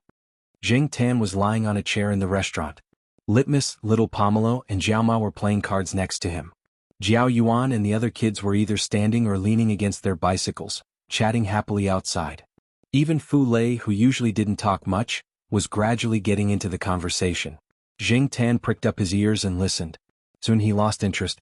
The kids' conversation was boring. He would rather watch little Pomelo and the others play cards. Jiao Pa chatted with Jiao Wei's parents for a while. Then he came to the table and said to Jiao Ma, "I think we'll have to wait for another 10 minutes. I'll go back to get the charger first. My phone is out of battery. I have to send the kids back tonight. I'm afraid that UNZ won't be able to contact me again if something urgent happens." Jiao Ma looked at the cards in her hand and nodded, indicating that she understood. Zheng Tan thought for a while and jumped off the chair. He followed Jiao Pa out. It was boring to sit here, so it was better to go out for a walk. Jiao Pa rode the electric scooter and led Zheng Tan into the eastern courtyard. Zheng Tan heard that cheap voice. There was a person standing under a tree not far from the building. Zheng Tan knew this person. Not long after he was kidnapped, Jiao Ma took him to the affiliated hospital community. This person lived there. He seemed to be called by Yang or something. He was also the talent that Jiao Pa and Yuan Zi wanted to poach. Later they succeeded in hiring him with a high salary. Zheng Tan didn't know the details. He hadn't seen this person for a long time. Bai Yang was very depressed today. It was Saturday and he went to the company to deal with some things in the morning. He brought 2 documents back and also went to Tsinghua University's family courtyard to discuss with Associate Professor Jiao. When he arrived, he realized that he didn't bring his phone. He guessed that he had left it in the company office. He remembered Associate Professor Jiao's phone number, but he couldn't get through to the guard. The guard said that many people in the courtyard were watching the junior high school sports competition today. Bai Yang looked at the time. Anyway, it wasn't long before lunchtime, so he just stood there and waited. Ever since he helped his girlfriend raise a cat, Bai Yang had become much closer to cats. Sometimes he would stop and play with cats when he saw them on the road. Maybe it was easier for cat owners to get close to cats than other people. Bai Yang had played with cats a few times and it felt good. Today, when he walked into the eastern courtyard and stood under the tree, he saw a cat walk out from the flower bed. It didn't look like the cats that were often seen in the eastern courtyard. Bai Yang pulled a piece of grass to tease it, but when the cat approached, it suddenly raised its head. Then, as if it had seen something horrible, it turned around and ran away. Bai Yang heard the movement and turned his head to look at the tree. A blue parrot stood there looking at him with its yellow eyes. Although the cat was gone, Bai Yang was very curious to see such a rare parrot. He looked around and didn't see anyone, so he didn't know where its owner was. Many parrots could say, hello, or goodbye, and so on. Bai Yang was interested and said, hello, to the parrot in the tree. The parrot in the tree tilted its head and looked at Bai Yang. 2 seconds later it said, hello. Bai Yang was interested. He had seen people talking to birds in the flower and bird market before, and it was really interesting. Hello, Bai Yang said again. Hello, the bird in the tree said again. What's your name? Bai Yang asked. In fact, he just asked casually. He didn't expect the parrot to understand or answer him. However, to his surprise, the bird in the tree really replied. What's your name? The same question came from the mouth of the blue parrot in the tree. Bai Yang was stunned and then smiled. This was a parrot repeating the same words. My name is Bai Yang, Bai Yang replied. Then he waited with interest for the parrot to answer the same question. Unfortunately, Bai Yang was destined to be wrong this time. The blue parrot in the tree tilted its head, and then shook its wings. If Zheng Tan was here, he would know what this stupid bird wanted to do at this time. The next moment. A small white poplar growing beside the outpost, deep roots, strong trunk, guarding the northern border, Bai Yang. What's going on? At first, Bai Yang thought it was a novelty. After all, he had not seen many birds that could sing. Moreover, this bird's singing was quite standard. Its words and tone were very outstanding. However, once it started singing, it could not stop. It sang over and over again. The first time Bai Yang felt strange, the second time he felt ha-ha, and the third time Bai Yang felt noisy. Can you please stop singing? Bai Yang sighed. But the parrot in the tree only stopped for a second, and then it continued to sing. Bai Yang rubbed his forehead and walked to the side. Then he took out a cigarette and lighter ready to smoke. Just as he lit the cigarette, Bai Yang noticed that the parrot in the tree stopped singing. He took a puff and looked at it. When he was about to say something, he noticed that the parrot in the tree tilted its head and looked at him. Bai Yang suddenly had a bad premonition. Sure enough. Light up a cigarette, my heart is like a smoke ring, Bai Yang. This tune? Is it from the 80s or 90s? Zheng Tan sat in the Jiaopa's small electric scooter, and when he entered the courtyard he saw Bai Yang with a cigarette between his fingers, but he didn't smoke. He stood there looking like he wanted to poop. And the parrot in the tree was singing, fill up a glass of wine, your face is as delicate as an apple. Bai Yang's face was really red, but it was definitely because he was angry. When he saw the Jiaopa coming over on the electric scooter, Bai Yang recovered from his stupor. Teacher Jiao, this bird is. Bai Yang pointed at the bird that had stopped singing and asked. A teacher downstairs raised it. It is quite smart and likes to sing. Chapter 124. When the Jiaopa brought Bai Yang upstairs, Zheng Tan squatted downstairs and waited. He didn't want to climb up and down. As for the noisy bird in the tree, it couldn't sing without an audience. It stood on the tree and looked at Zheng Tan, who jumped up the tree and laid down. Its gaze lingered on Zheng Tan's cat ears for a while. After being glared at by Zheng Tan, it hummed and flew to other parts of the courtyard to find an audience. It originally wanted to bully the cat from before, but it didn't expect to meet Bai Yang, an audience. Compared to bullying other cats, it was more inclined to sing. Only when it couldn't sing would it look for someone to bully or hide in a corner to watch the show. Zheng Tan knew this bird's personality, so before it left, Zheng Tan wouldn't let his guard down. If he wasn't careful, this bird would bite his cat ears. So, when General flew away, Zheng Tan was officially relieved. He yawned. Although he hadn't eaten dinner, he didn't feel too hungry.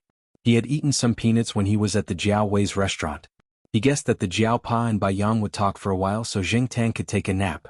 However, Zheng Tan didn't take a nap for more than a few minutes before he heard a car horn.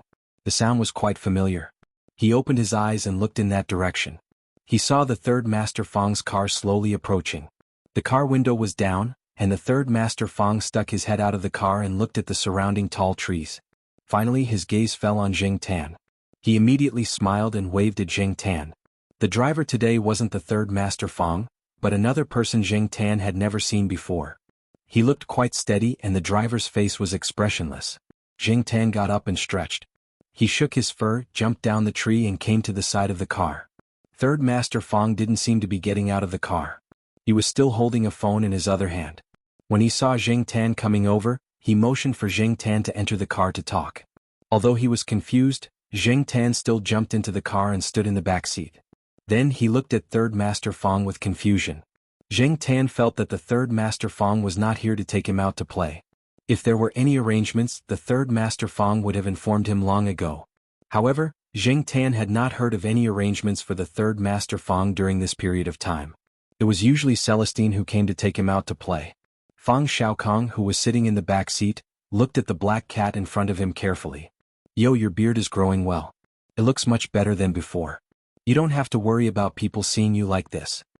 As he spoke, Fang Xiaokong took out his phone and flipped through the photos he had taken before. He nodded as if to confirm. Then, before Zheng Tan could flip open the phone, he threw the phone into his pocket and said, "I passed by Tsinghua University today, so I came to take a look and introduce some people. I have to leave soon, so I won't go upstairs." Before he came, Fang Xiaokong had called Associate Professor Jiao. Otherwise, he would not have known that Zheng Tan was staying on the tree downstairs. He had already told Associate Professor Jiao about the details, so he only said a few words to Zheng Tan. Jiao Pa, who was staying at home on the 5th floor, looked downstairs from the balcony of his house. He went into the house to continue talking with Bai Yang. Just now he plugged his phone into the power supply. Not long after he turned it on, the Third Master Fang called. He said that there was an event next Saturday, and he wanted to take his cat out for a walk. When the Jiao Pa was talking to the Third Master Fang on the phone, Bai Yang also heard some things. He also learned some things during his time in the company, including the pure black, lucky cat ornament in the office of Big Boss Yuan Zi. The Mr. Fang that Associate Professor Jiao called out just now was the one from Xiaoguang Group, right? Tiske, I really didn't expect that the call was about taking his cat out to play. Since when did all the social work fall on the cat? The cat business was busier than the human business. Downstairs in the car, the Third Master Fang simply told Zheng Tan that he would take him out to play next Saturday and meet some new friends. He would send a driver to pick him up. After all, the Third Master Fang definitely did not have time. The driver that the Third Master Fang had entrusted with this important task was the person sitting in the driver's seat at the moment. This is Tong Qing. You can get to know him first. He will come to pick you up next Saturday. He is a good person and has a strong mentality. He can drive and fight, but he is a bit boring. Fang Xiaokong pointed to the person in the driver's seat as he spoke to Zheng Tan. Then he asked the driver to take a good look at Zheng Tan. There were so many black mongrel cats in the world. It was easy for people who were not familiar with them to mistake them, but they also knew that once they were familiar with them, they would not be mistaken again. Throughout the whole process, the driver named Tong Qing's expression did not change much, but there was still a little doubt in his eyes. Perhaps he did not understand why his boss had to say so much to a cat. It was just a cat. Could it understand? Tong Qing had followed Fang Xiaokong from Beijing after the 11th of this year. He used to drive for Fang Xiaokong in Beijing for half a year. Fang Xiaokong felt that this person was good and steady enough. He should be able to withstand the psychological impact of Zheng Tan, so he transferred him over. After all, not everyone could accept such an evil cat, calmly accept it and keep their mouth shut. Zheng Tan did not care. He was not worried about Fang Xiaokong's choice. Anyway, as long as the cat was not like Ranchi, it was fine. He was too weak and could not be scared easily. After a few simple words and getting to know the person, Zheng Tan jumped out of the car and watched Fang Xiaokong's car leave the compound. He climbed up a tree and lay there for a while, waiting for the Jiao Pa to come down before they went out to eat together. In the following week, Jiao Ma knew that Zheng Tan had been invited by the Third Master Fang to play. She ran to Xiaogua's place several times, thinking about how to make her cat look more high-end and classy. After all, in terms of breed and pedigree, those famous cats were several countries ahead of Jing Tan. For people like the third Master Fong, their cats must be famous cats. Famous pets were matched with famous people, and there were not many people who were as close to the people as the third Master Fong. Of course, Jiaoma definitely did not dislike Jing Tan's rural pedigree. She was afraid that Jing Tan would be laughed at by others. Maybe people would not say anything because of the third Master Fong, but when she thought about how her cat would be ridiculed by a group of people, she felt uncomfortable. Therefore, she spent the past week thinking about how to make her cat look better. Unfortunately, Jing Tan was not interested in Jiaoma's thoughts at all. He was not long-haired. Even if he went to Xiaoguo's place for pet grooming, he would not change anything. She also avoided things like mandarin jackets and bow ties. She felt uncomfortable wearing those things. She already had a natural fur coat on her, so why would she still need a mandarin jacket? Jiao Pa was much calmer. Although he did not understand Fang Xiaokong's thoughts, he believed that Fang Xiaokong would not let anything happen to his cat. Jing Tan also felt that there was nothing to worry about. They were just going to have fun. Was there a need to be so nervous? It was not the first time he had been taken out to have fun. While Jiaoma was thinking about how to make Jing Tan look better, Xiaolu was sitting on the other side of Fang Xiaokong's desk in his office. She had received an invitation for Saturday a long time ago. Her father did not have time as he was out of town, so she would go on behalf of her father. 2 days ago, when she met Associate Professor Jiao at Tsinghua University, she found out that the Jiao family's black cat was also invited. She did not understand. Xiaolu roughly knew who would be going. Among them there were a few who liked pets and liked to take them with them wherever they went. However, those were all famous pets. Why would they bring the black charcoal with the countryside bloodline to the event? Although Xiaolu felt that this was not a good idea, her thoughts were similar to Jiao Ma's. However, based on her understanding of Fang Xiaokong, she knew that his methods were sometimes extreme or messy. To put it bluntly, he was just messing around. However, the results were always surprising. Fang Xiaokong was a legend in the industry. This guy's thinking always took a turn in the direction of the unthinkable when others did not expect it. After holding it in for 2 days, Xiaolu could not hold it in anymore. She ran over to ask her third uncle what he was thinking. Fang Xiaokong finished reading the report in his hand and slowly closed the folder. Then he looked at Xiaolu and said, "When I was chatting with your dad last month, he mentioned an interesting story. In order to increase the survival rate of sardines, which are tranquil and prone to suffocation, a carnivorous and ferocious fish, such as a catfish, would be added to the sardines during transportation. The famous catfish effect." Xiaolu knew about this. It was a common method used in management. Fang Xiaokong did not elaborate on the catfish effect. Instead he asked, "Don't you think that these gatherings are too rigid? It's always the same group of people. They look so friendly and formal. It's too boring." Was it boring? Not really. At least, Xiaolu felt that these gatherings were quite successful. They supported each other, strengthened the network of relationships, created some opportunities for cooperation and so on. Moreover, weren't gatherings of this nature usually like this? Or, to put it bluntly, did third Uncle Fang feel that these gatherings were not chaotic enough? That's why I feel that your dad's story makes a lot of sense. Fang Xiaokong said with a smile as he moved the roly-poly toy with a cat print on the table. Xiaolu. That's not how you interpret it. That's definitely not what my dad meant. Xiaolu emphasized again. What a joke. If something really went wrong and his father was to be blamed for it, wouldn't that be terrible? Actually, when Zhao Zhang told the story of the catfish effect, it was just a metaphor for Fang Xiaokong. He felt that Fang Xiaokong was the biggest catfish in the industry. Fang Xiaokong's new, strange and unique views, actions and habits had already invisibly stimulated the industry. Just like what old Master Zhao said, the third son of the Fang family was, to put it nicely, a genius. To put it bluntly, he was a freak. The same thing, the same story, but from a different perspective, the way to discover and solve the problem would be very different. Looking at the roly-poly toy on the table, Fang Xiaokong raised his arm and rubbed his neck. He then mentioned a few names of the people who were invited. Finally he lamented, the ups and downs of the world, talking and chatting. It's so boring. Third uncle, there will be trouble. Xiaolu said seriously. Thinking about the people who were invited, she felt a headache coming on. It was worse than what she had imagined. She hoped that it wouldn't be too chaotic when the time came. This wasn't just a problem with the Jiao family's black charcoal. Even without black charcoal, there wouldn't be peace. It won't. I have confidence in it. As for the topic of discussion between Third Master Fang and Zhao Lu Jing Tan, It lasted until Saturday under Jiao Ma's daily nagging. After breakfast and a short rest, Tong Qing, the driver entrusted by Fang Xiaokong with an important task, arrived on time. Zheng Tan still didn't wear the jacket and bow tie that Jiao Ma brought back.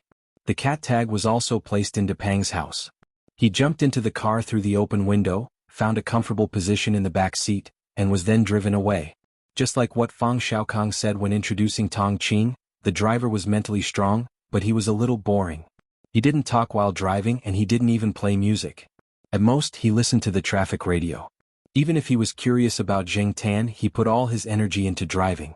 He drove steadily and conscientiously, unlike Celestine, who always had endless topics to talk about. The destination of this trip was a little far from Wuxia University.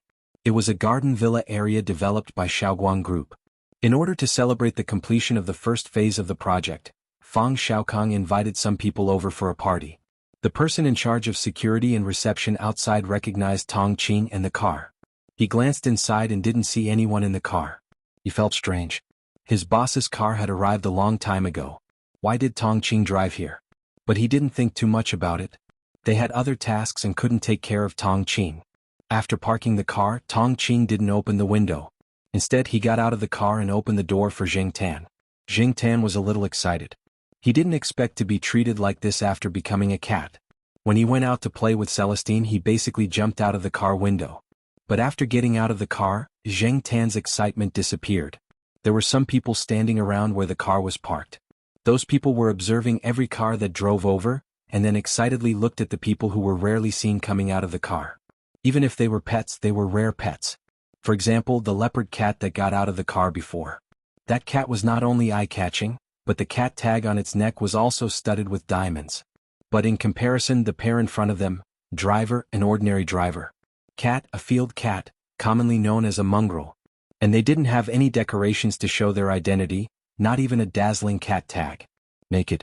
They felt that their class had suddenly fallen into a mess. In their eyes, Zheng Tan could be described in a more elegant way. He was outside but not wearing an inch of clothing. The meaning expressed in their eyes was, "What the f***ck, there's actually a shameless person over there." Those people felt that seeing such a cat in this kind of place was simply lowering their status. This kind of house cat that could be seen everywhere usually wandered outside, but coming to this kind of place was simply a disgrace to the owner. But even if they despised it, they didn't say anything rashly. Before they figured it out, even if they had their own opinions, they could still suppress it. Maybe some famous people like to raise this kind of cat. In fact, Zheng Tan was also puzzled. Did evaluating a cat's value require things like a cat tag, a collar, and those special little clothes? Did wearing a cat suit and a bow tie mean that the cat was quite gentlemanly? Did wearing armor comparable to that of a golden saint show that it was mighty and majestic? **ck your paws. I'm just like this, going into battle with light, pure natural, 100% original goods. Zheng Tan turned his head and lifted his feet to walk forward. Chapter 125. Zheng Tan did not want to pay attention to those senseless people, but it was impossible to say that he did not care at all. However, this was not the place to cause trouble. The occasion was not right. Many of the people who came today were well-known figures in Wuxia City. It was not that Zheng Tan was afraid of them, but it was mainly because with his current status, it was better for him to suppress his emotions. Otherwise, not only would he cause trouble for the third Master Fang, but his Jiao family would also not have an easy time. Forget it. I'll just have to ask the third Master Fang for something to compensate me for this little bit of depression. Zheng Tan was not the kind of person who would not take advantage of the situation. As he thought about it, Zheng Tan walked forward. After a few steps, another luxury car drove over. It was long and imposing, and there were a few other cars following behind it. The people around no longer paid attention to Zheng Tan. They were all looking in that direction. Zheng Tan only glanced over curiously and saw an old acquaintance get out of the car. He did not expect Yi Hao to come here. After Yi Hao got out of the car, he did not leave immediately. Instead, he helped an old man out of the car. The old man had white hair and was wearing a tang suit. He held a walking stick and looked to be in good spirits. Zheng Tan felt that the old man did not need a walking stick to walk steadily. Zheng Tan moved his ears and heard some people whispering around him. There was some excitement in their words. Master Tang the Seventh? After looking at the old man again, Zheng Tan thought of the Monsignor. That guy seemed to be riding on this old man's coattails. Not bad. This coattail could make the Monsignor feel more at ease. Even if Yi Hao was not very willing at first, as long as the old man agreed, Yi Hao could not do anything about it. Just as he thought of Monseigneur, Zheng Tan saw the guy get out of the car. There was a cat tag hanging around his neck. He didn't know what it was made of, but he guessed that it wasn't just an ID tag, just like the access card that Zheng Tan usually wore. It might have some other function. However, even if the Monseigneur didn't wear any cat tags or other decorations, its appearance alone would give it a lot of points. At least the people standing around it wouldn't look at it as if it were an inferior product. Monseigneur also looked very cocky. He raised his head, puffed out his chest, and walked like a cat. F***ck, that's Master Tang the Seventh, right? He was a big shot back in the day. What animal is that beside Master Tang the Seventh? A cat? Where did Master Tang the Seventh get this wild beast? I don't think I've seen this before. The one who came before also brought a big cat, but it was slightly smaller than this one. Why do I feel that this cat's gaze makes me panic? Me too. Is this the so-called murderous aura? No wonder it's Master Tang the Seventh's cat. It doesn't have the delicate feeling of those pet cats. It's so F***king cool. Zheng Tan listened to the discussions of those people. He pulled his ears, turned around, and continued walking. Monseigneur saw Zheng Tan when he walked out. He wagged his tail a few times, then looked at Master Tang the Seventh and Yi Hao. He still stayed at the side obediently. Whose cat is that? Master Tang the Seventh turned his head and asked Yi Hao. He also looked at the black cat. He couldn't be blamed for being curious. It was strange to see a cat with a bodyguard on such an occasion. Although many people thought that Tong Qing was just an ordinary driver, Master Tang the Seventh was an experienced man. He had sharp eyes. He couldn't see a cat, but he could see people. Yi Hao had a strange expression on his face. He moved closer to Master Tang the Seventh's ear and whispered a few words. Master Tang the Seventh's eyes flashed. He looked at the black cat that was walking steadily without looking back. So it's that cat. Just as he was about to call out to the black cat, Master Tang the Seventh heard someone call his name. He looked and saw that it was an old friend. He temporarily put aside Zheng Tan and started talking with another person who had just arrived. He walked slowly and walked further and further away from the black cat. Zheng Tan and Tong Qing were brought to their destination by the person in charge of leading the way. They glanced around. The greenery here was very good. There were long tables on the lawn with all kinds of food.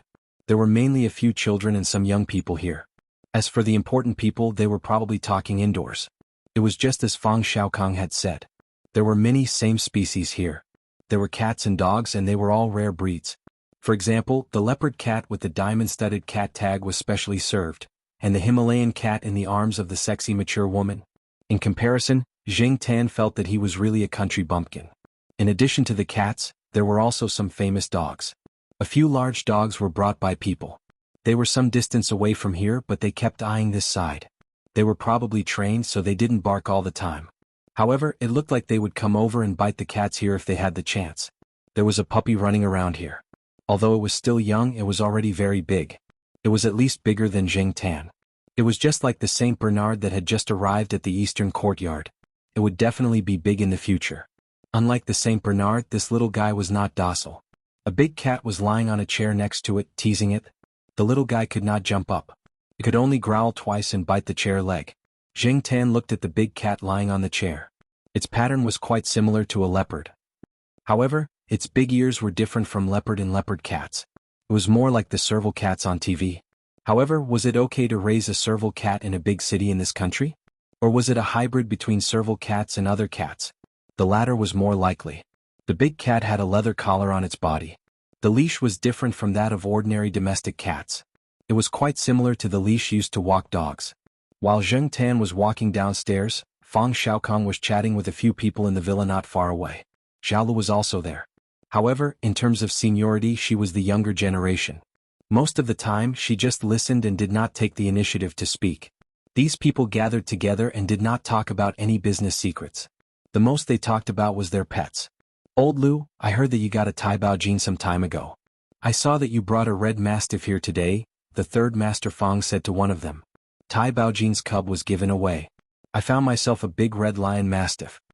Old Luing said, but it's still too young, so it's not that impressive. I heard that a lot of people use green dragon dogs to fool people. Old Lu, you have to pay more attention, a man in his 40s said. Hey, am I the kind of person who can be fooled? Old Lu glared.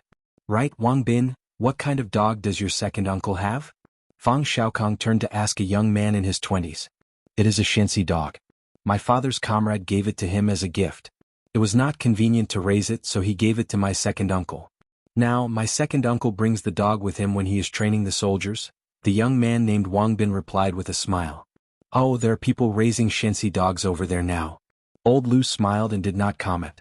I have seen a few photos. The dog is always dirty. Does your second uncle let it roll around in the wild with his soldiers every day? Fang Xiaokong recalled the photos and asked doubtfully. Wang Bin shook his head. My second uncle said that he raised it for guard and hunting. It is normal for it to be dirty. It proves that it has been working hard and not slacking off. Not all dogs in Shaxi can hunt. Even if their parents are excellent hunting dogs, it's rare to have two puppies that are good enough to hunt. Old Lu sighed. He had also raised dogs in the past, but it ended in disappointment. Hey, why do you keep talking about dogs? Talk about cats. A fat middle-aged man who had been sitting on the side smoking put out the cigarette butt in the ashtray and said, Men still prefer dogs. What is so good about raising cats? They are squeamish, bad-tempered, and not loyal enough. Old Lu snorted. Big cats are good. I once went on a business trip. There was a dogfighting ring where people bet on dogs. I was lucky that day and saw a good show. A ferocious cat killed a pit bull. How was it? Surprised? What's the use of saying this? No matter how powerful that big cat is, can you raise it openly or what? Old Lu attacked him. Although it was definitely possible to raise it with some means, it was better not to go too far. It was better to be low-key when it was necessary. That's why I took a step back. Come, let me show you. The fat middle-aged man called them to the balcony and pointed to the big cat that was lying on the chair leisurely playing with the dog at the long table below. He said proudly, How is it?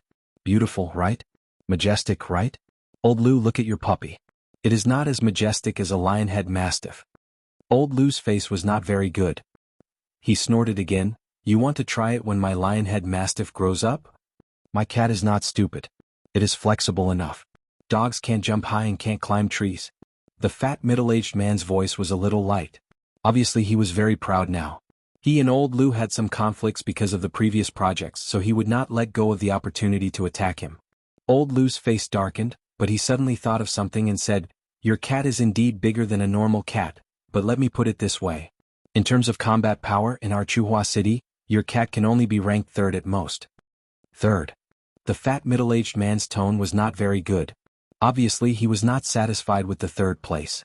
Although his cat was not as good as the big cats in the dogfighting ring in Chuhua City among the pet cats, it should be at least second if not first, right?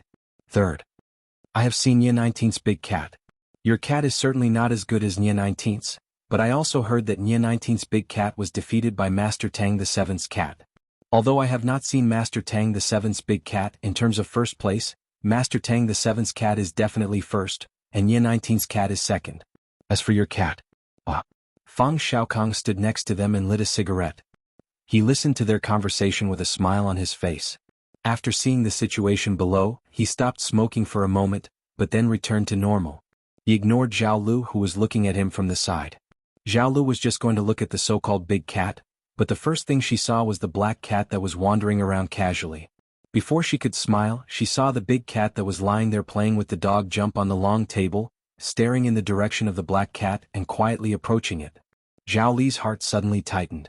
She wanted to ask Fang Xiaokong to come forward and stop it. After all, in this place, her voice was definitely not as effective as Fang Xiaokong's. The fat middle-aged man who was about to argue with Old Lu also stopped talking. He saw that his big cat was preparing to hunt. He knew his big cat too well. He knew what it wanted to do with one move. At this moment, its behavior was obviously to teach its prey a lesson that was ruthless enough. As for the prey that it had set its eyes on, even if it did not die or become disabled, it was inevitable that its muscles and bones would bleed and lose some meat. Just wait and see. I will open your eyes. The fat middle-aged man's voice was filled with uncontrollable excitement. He had been looking for an opportunity to let his big cat show off its power for a long time, but he did not expect one to come to him now. As for the black cat, it did not look special. He did not know which idiot raised it. Even if it was bitten to death, it would not be a big deal. Some people below were also waiting to see a good show. A few people looked in the direction of their boss. Seeing that the boss did not have any special instructions, they just let them be. Tong Qing had already noticed the abnormality of the people around him. He slightly turned his head and saw the big cat quietly approaching on the long table. He frowned and looked at the black cat in front of him, wondering if he should remind it. But this was the first time he had encountered such a situation. It was fine if it was a person, but when it came to a cat, he could not make a decision. He was not sure if this was the way cats dealt with other cats, or if it was a threatening attack. Forget it. Let's see the situation first. If it really is a threatening attack, then I can help. After Tong Qing thought about it, he paid attention to the big cat and the black cat in front of him. When the big cat was approaching quickly, the people around it did not hear it at all. It jumped over the dishes dragged to the edge of the table by the children and dodged a ping-pong ball thrown by a child. It was sometimes fast and sometimes slow. Every time it paused, it paid attention to the situation of its prey, ready to hide or pounce at any time. Standing on the balcony, the fat middle-aged man had a confident smile on his face. He believed that the big cat with the serval's bloodline had inherited the serval's ambush ability and high hunting success rate. Coupled with his intentional training, it would be a piece of cake for him to deal with such a small domestic cat. In the expectation of many people, the big cat finally moved. It jumped down from the long table and pounced on Jing Tan, who was not far from the long table. At first, Jing Tan did not notice the big cat. He was looking at the surrounding scenery. However, he soon sensed that something was wrong and twitched his ears. The big cat's footsteps were very light, and it was difficult to distinguish between the people talking and the barking of dogs, but Jing Tan could hear the discussion around him and knew that he was being watched. What the F***ck? Before Jing Tan could turn around, the big cat had already pounced on him. Jing Tan's reaction was also fast. Now that his senses were much sharper, he had a strong premonition of danger. Perhaps other people would only see a big cat preparing to ambush an ordinary house cat. It was normal for cats to fight and it would be over after a bit of noise. It wasn't a big deal. But Jing Tan could feel the danger. The other party obviously did not intend to play the so-called friendly game between cats, but a real ambush. It was an ambush with killing power. Jing Tan dodged and jumped away. As he jumped, he slapped the big cat. Jing Tan was a little depressed and he felt the malice from the big cat. He did not use much strength and slapped it with his paw. Bang, bang, bang. The big cat had just jumped down from the long table when it was slapped again. It knocked over many bowls, plates, and cups on the table. Fang Xiaokong, who was standing on the balcony of the villa and looking over, blew out a smoke ring and said slowly, "Oh, fourth place." Chapter 126. Everyone who saw this scene couldn't accept it for a while. Before Jing Tan arrived, the big cat had been showing off for quite a while. The other cats, who were more delicate, had stayed far away from it, not daring to get close. The big leopard cat's domineering aura was very strong. Only the little lion-headed mastiff persistently went up to bite it. But now, the big leopard cat was slapped to the side by a black cat that was obviously smaller than it. It was a clean slap. It was a godlike turn of events.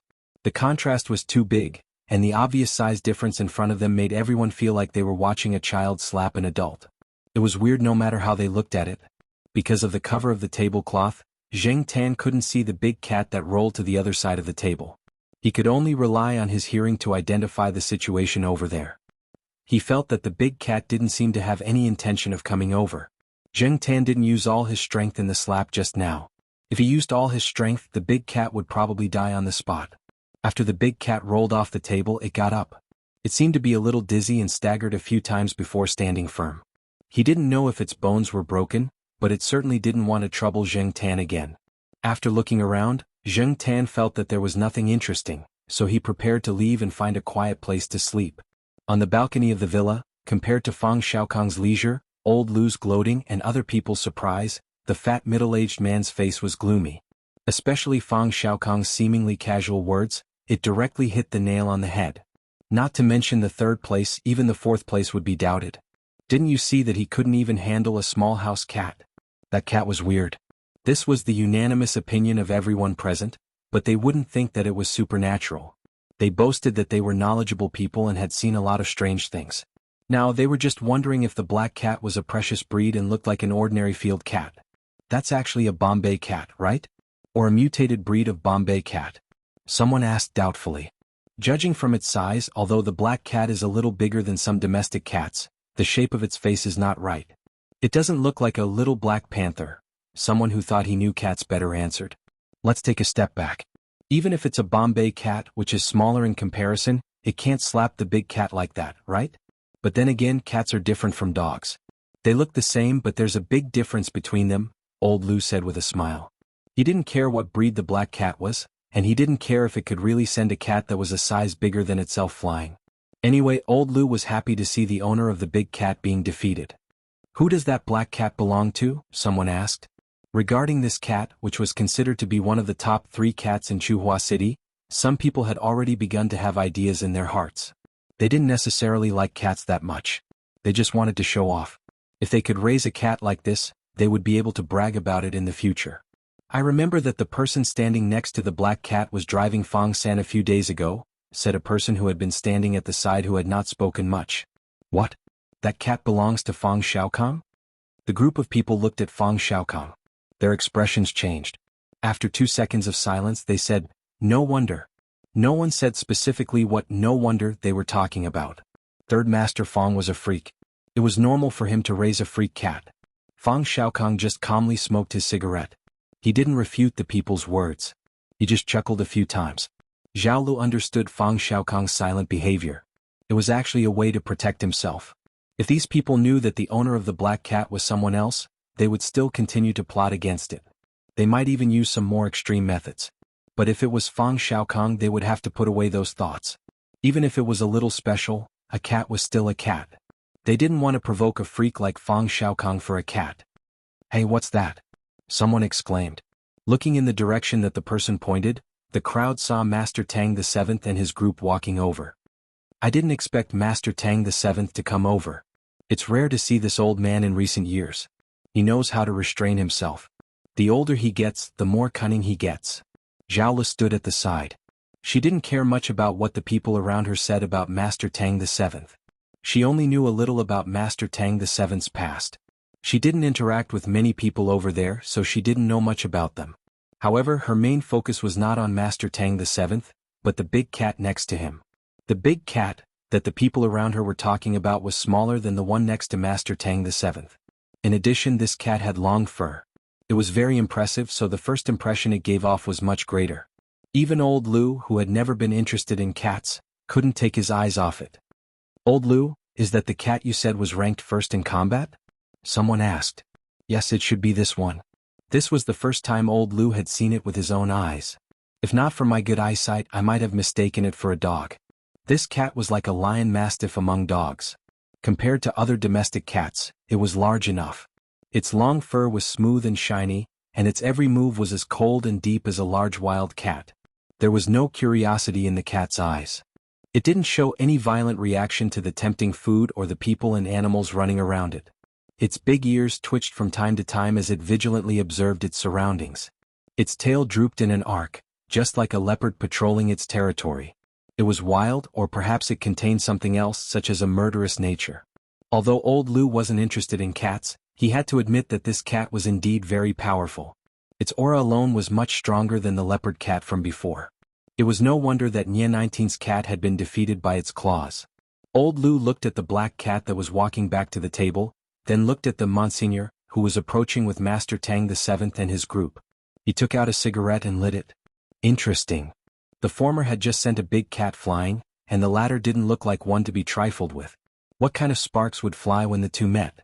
As soon as Master Tang the Seventh and his group appeared, the crowd immediately forgot about Jing Tan sending the leopard cat flying. Master Tang the Seventh's status and seniority were obvious, and the Monsignor beside him was too eye-catching and eye-catching. Some of them had similar thoughts as old Lou. They were waiting to watch a good show. How would the two cats fight when they met? As for Master Tang the Seventh himself, although he wanted to maintain an indifferent attitude, there were still a few more wrinkles on his old face. He knew that bringing the Monsignor out would make him look good. How cool. Fong Xiaokang, what are the odds of your cat winning against Master Tang the Seventh? Old Lou looked at Fong Xiaokang and asked. I don't know. Fong Xiaokang accurately threw the cigarette butt into the ashtray. He put his hands on the railing and looked down. I'm just a little worried. Hey, if you're worried, then hurry up and take your cat away. Otherwise it'll be bad if it gets hit. I heard that Master Tang the Seventh's cat is very fierce. It might not be worse than those wild feral caracal cats. Although old Lou was worried about Fong Xiaokang's cat, He looked like he was waiting to watch a good show. But at the same time, old Lu also realized that although Fang Xiaokang said he was worried, he didn't look worried at all. Fang-san, it's not that I want to say this, but it wasn't easy to get a cat like this. You have to keep an eye on it. If it gets hurt or disabled, it'll be a great loss. Someone else said in a serious tone. Fang Xiaokang grunted, then said slowly, I'm not worried about the cat. I'm worried about your little lion-headed mastiff. As he said this, Fang Xiaokang looked over and pouted. That little guy seems to be very excited. Old Lu was shocked and quickly looked at his precious lion-headed mastiff. He was so focused on Master Tang the Seventh's cat that he didn't pay attention to his dog. Now that he looked over, he saw his little puppy fearlessly moving over and making immature growls. Unlike when it was facing the big leopard cat, when it faced the Monseigneur, the little puppy kept a distance from him and didn't directly attack him. Obviously, it felt the dangerous aura of the Monseigneur. No matter how brave it was, it still had some sense of danger. Old Lu couldn't say anything at this time. He felt that if he did, he would be in a disadvantageous position and would be looked down upon by the people present. However, he also felt sorry for his puppy. If it was an adult lion-headed mastiff, it would be fine, but now it was just a puppy. It couldn't even beat the leopard cat, let alone this one. Although he couldn't say anything, old Lu still hurriedly signaled to his subordinates just in case. Zheng Tan was about to leave, but when he saw this scene, he stopped and waited to see what would happen next. He wanted to see how the Monseigneur would react. It had to be said that the puppy was indeed very brave. The lion-headed mastiff puppy barked a few times at the Monseigneur. The Monseigneur was probably annoyed. He bared his teeth at the puppy, revealing fangs that were longer than those of other cats. He looked much more ferocious. The puppy paused for a moment, then barked even louder. Seeing that baring his teeth was useless, the Monseigneur took 2 steps forward. If the puppy continued to make noise, he wouldn't mind giving it a few paws. When the Monseigneur moved, the nerves of the group of onlookers also collapsed. Old Lu's 2 subordinates stood not far away, their palms sweaty. If they really started to fight, looking at the size and momentum of the cat, they didn't know how badly they would be scratched. However, even if they were scratched, they had to protect the puppy. After all, the puppy was the boss favorite. Seeing that the Monseigneur moved, the puppy took a few steps back. When the Monseigneur stopped, the puppy also stopped and continued to bark. At this time, a ping-pong ball was thrown at the Monseigneur, but the Monseigneur noticed it and dodged it. The ping-pong ball didn't hit the target. It flew over the Monseigneur, hit the building next to it and fell into the flower bed. Other than the puppy in front of him, there were also some other daring kids. Zheng Tan looked in the direction where the ping-pong ball was thrown. There was a little kid who was about to throw a second ping-pong ball, but was stopped by his mother. If he continued to throw it, wouldn't he be attracting hatred? He definitely couldn't attract the attention of Master Tang the Seventh's big cat. However, at the same time, Zheng Tan also felt that the Monseigneur was much more aggressive, and the puppy was still barking at it fearlessly. It was really looking for trouble. Just as Zheng Tan finished lamenting, the Monseigneur moved. This time he didn't take 2 steps as a warning. Instead, he walked straight towards the puppy. Although he didn't make a direct and quick attack, his posture meant that he couldn't hold back anymore. Moreover, he gave people a strong sense of oppression even though he was just a big cat. Many of the people close to him were more experienced bodyguards, and they could clearly feel the indescribable chill. Because of this, their evaluation of Master Tang the Seventh's cat increased by several levels. As the Monseigneur approached, the puppy retreated step by step. 5 meters away, 2 people were ready to rescue it. They were also familiar with the puppy. Usually, when old Lu took the puppy with him, they were also around to protect him. Therefore, if the puppy was smart, it would definitely run in that direction. However, to everyone's surprise, the puppy didn't run in the direction of the 2 people. At first, it was barking as it retreated, but when it saw the Monseigneur approaching, it turned around and ran towards Zheng Tan. When it was 2 steps away from Zheng Tan, it paused and looked at Zheng Tan. Zheng Tan. Why the F***ck are you looking at me for? The puppy wagged its tail and slowly moved towards Zheng Tan. When it got closer, it turned around and continued barking at the Monseigneur. The people watching from the balcony joked, "Old Lu, is your lion-headed mastiff's father a cat? Yeah, don't people look for their father if they can't beat them? Why didn't your lion-headed mastiff look for anyone but that black cat?" Another person chimed in. A dog relying on a cat's power? This was the first time they had seen such a thing. The few of them looked at it curiously. Fang Xiaokang looked over and thought, black charcoal has good relationships with people, cats and dogs, especially with puppies.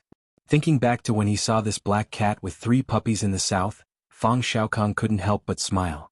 Some people were also excited by the current situation and were waiting for the 2 cats to start a PK battle. Unexpectedly, the Monsignor wagged its tail twice, ignored the puppies, and walked steadily back to Master Tang VII's side. "Hey, why aren't they fighting?" someone asked curiously. "Look at the 2 cats' reactions. Fang Xiaokong, do they know each other?" someone asked Fang Xiaokong. "Oh, they know each other," Fang Xiaokong said as he turned around, yawned, and stretched his arms. Everyone, this matter-of-fact tone was asking for a beating. F***ck, if they knew each other, why didn't you say so earlier?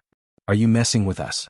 The group of people was waiting to watch a good show, but they didn't expect that the only person watching the show was the 3rd Master Fang. Since Master Tang VII was here, Fang Xiaokong also went downstairs to welcome him. After all, Master Tang VII was considered the older generation. Since he was here in person, Fang Xiaokong had to be courteous. The others followed Fang Xiaokong downstairs. Although Master Tang VII was much more restrained now, his claws were still sharp and couldn't be underestimated. Everyone had to give him some face. After exchanging greetings with Master Tang VII, Fang Xiaokong asked Jing Tan to follow him in. Chapter 127. Seeing Jing Tan follow Fang Xiaokong into the house, Master Tang VII originally wanted to leave the Monsignor outside, but after some thought he decided to bring him along. As for the gutsy puppy, it also ran into the house. This time, it was quite obedient and followed beside Old Lu's leg. Old Lu looked a little better on the surface. At least the puppy did not run away with the cat. Otherwise he would have become a laughingstock again. If these people used today's incident to poke fun at Old Lu every time, Old Lu would probably have to send the dog away or never bring it out again. For them, face was very important. Moreover, this puppy had not been with them for long and they had not developed a deep relationship. If they really sent it away, Old Lu would not be too reluctant. At most, he would feel that it was a pity. The puppy had no idea that its owner's impression of it was in danger. It naively followed Old Lu into the house. When it climbed the stairs, it missed a step and almost fell down. Fortunately, there were not many people who saw this scene. Everyone's attention was on Master Tang VII's big cat. Jing Tan did not hear Old Lu call the puppy's name. Even now, he did not know what the puppy's name was. After following them to the 2nd floor, the people there were already seated. Jing Tan looked around and saw Zhao Lu waving at him. He ran over and lay on Zhao Li's leg. Since he could not find a suitable place, he decided to lie on Zhao Li's leg for a while. Fang Xiaokong also waved. As for why Jing Tan was lying on Zhao Li's leg instead of Fang Xiaokong's, did it need to be explained? The Monsignor lay down beside Master Tang VII's chair. Its 2 front paws were stretched out and crossed. Coupled with the aura it exuded, it made everyone feel that this cat indeed had the demeanor of a superior. In comparison, Jing Tan was much more casual. He was no different from an ordinary house cat. Zhao Lu even took out a comb from his bag to smooth Jing Tan's fur. He looked just like a harmless house cat.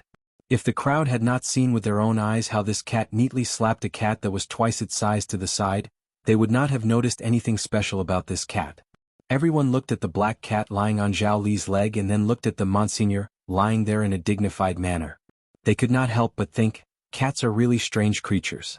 Unlike Jing Tan and the Monsignor, who were well behaved, the puppy could not stay still. It was probably teething and wanted to grind its teeth, so it bit at the chair leg of the chair Old Lu was sitting. However, not long after Jing Tan lay there, he felt a gaze fixed on him. Looking up, Jing Tan saw a fat middle-aged man. The man's gaze was complicated, and the content of his gaze was not very good. Jing Tan felt that this guy was silently criticizing him. He originally wanted to ignore him, but being stared at like this made Jing Tan feel uncomfortable and uncomfortable. If this continued, Jing Tan was not sure if he would go up and give him a few kicks. Jing Tan could distinguish between good and bad intentions. The fat man was probably scolding him in his heart. Jing Tan remembered that there was a teacher in the eastern courtyard who was also very fat, but he treated people very well. Jing Tan had a good impression of that fat teacher. Say they were both fat men. Couldn't this person in front of him be fatter and prettier? Fang Xiaokong and the others were chatting, but Jing Tan was not interested in the content of their conversation. This atmosphere that seemed to be harmonious but actually had a hidden agenda made him feel depressed. Jumping down from Fang Xiaokong's lap, Jing Tan looked at Fang Xiaokong, then walked out of the door. Fang Xiaokong saw this and did not say anything, meaning to let him do as he pleased. The others just smiled. If the owner did not have any objections, why should they have any objections? The Monsignor looked at Zheng Tan, then continued to lie there obediently. However, the puppy could not stay there any longer. It looked at old Lu, then at the black cat that had already walked out of the door. It moved a few steps in that direction, looked at old Lu, then moved a few more steps in the direction of the door. Old Lu could not stand it anymore. He whispered a few words to the person behind him, then took the puppy out. As soon as it got permission, the puppy started to chase after the black cat that was gradually walking away. It was jumping happily. Tong Qing was still following Zheng Tan. However, after he followed out, someone came over and whispered a few words to Tong Qing. Tong Qing was a little surprised but then nodded. I know. That person was one of Fang Xiaokong's important assistants.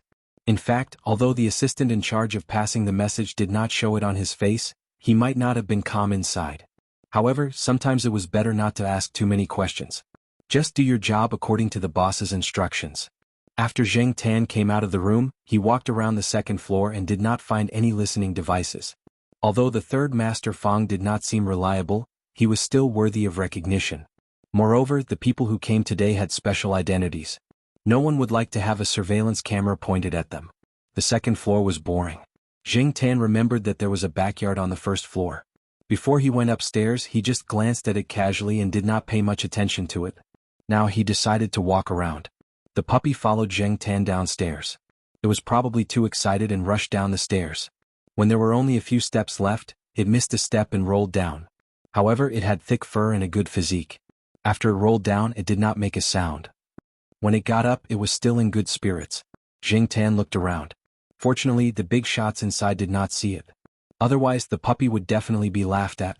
Many people in the room did not see the scene where Zheng Tan slapped the guy with the pedigree of the cattail cat to the side. Therefore, they did not know about Zheng Tan's special and lethality. They did not have much vigilance against this seemingly ordinary cat. At this time, Zheng Tan had his own advantages. At first glance, he looked like an ordinary house cat. If he rolled around on the ground and walked around, people would definitely think that he was a stray cat. If people wanted to guard against such cats, it was at most to prevent them from stealing food. However, people would definitely be more vigilant against cats like Lord Ju, and the big leopard cat that looked very much like a serval. They were so lethal that people couldn't help but pay attention to them. It was almost impossible for them to hide their true strength and play the role of a pig to eat a tiger. However, Monsignor did not mean to hide. As soon as they appeared, they showed the posture of a king. Even if they were not domineering, they could still control the situation. Different types led to different lifestyles. But then again, Zheng Tan still preferred his current ordinary-looking appearance. He did not intend to pretend to be a pig to eat a tiger. He just felt that this way he would have more freedom and enjoy some things that he had neglected in the past. Muddling through life, laughing and passing. This kind of thinking was absolutely impossible for Zheng Tan when he was still in human form. Some flowers and evergreen plants were planted in the back garden of the villa. Even in autumn, there was no sense of desolation. However, Zheng Tan was not in a good mood because of the beautiful scenery in the back garden. The reason was that when he walked to the back door, he saw a little kid playing with a model car in the garden. He looked a few years younger than little Pomelo, probably about 6 or 7 years old. Zheng Tan often heard Jiaoma talk about things. Because Zheng Tan was the cat in the Jiao family, the adults in the Jiao family would also pay attention to other families with cats. These things became a topic of discussion after meals. It was said that those children were active, curious, and bold. They did not have a strong sense of responsibility and did not have a strong sense of right and wrong. When the adults did not deliberately teach them to care for animals, these little kids could pull their cats and dogs by their tails and swing them around. However, once they stretched out their claws to fight back and scratched or bit the children, the owner would beat them up. Or they would lose their meals for a few days. In Jiaopa's hometown there was a saying that went, 3 or 4 years old are disliked by people, 5 or 6 years old are disliked by dogs. This saying was not without reason. Therefore, except for a few children that he was familiar with, Zheng Tan had always been avoiding children of this age. He would not be in a good mood when he saw this kind of children, especially boys. Boys were even more naughty. Therefore, when Zheng Tan arrived at the door and saw the people in the back garden, he immediately turned around and left. Before Zheng Tan took a few steps, Tong Qing suddenly spoke. Black Charcoal, you need to go to the bathroom, right? Come, I'll take you there. Tong Qing waved at Zheng Tan, indicating that Zheng Tan should follow him. Zheng Tan was puzzled. When did he show that he wanted to pee or poop? However, going to the bathroom was not a bad idea. If he really wanted to poop, he could still poop. Zheng Tan was prepared to find a flower bed to relieve himself if he needed to pee and could not find a bathroom. Tong Qing thought that he would need to spend some time talking, but he did not expect that the cat would really follow him. When they arrived at the bathroom, Tong Qing closed the door and locked it after seeing the cat come in. The bathroom was soundproof, so even if they talked about something confidential, they did not have to worry about it being overheard by people outside. This was what the assistant had told Tong Qing. Ever since he came into contact with the black cat, Tong Qing felt all kinds of strange and subversive feelings. As a pet, it should act like a pet. For example, the puppy just now, even if it was a lion-headed mastiff, it was still just a pet. Moreover, it was so small now. Other than its name and some commands that appeared more frequently, it did not understand anything else. When the people next to it talked, it played by itself, praised it or belittled it, but it was indifferent and still chewed on the branches happily. But what about the cat in front of him? If you scolded it, it would stare at you for a long time, making you feel uncomfortable.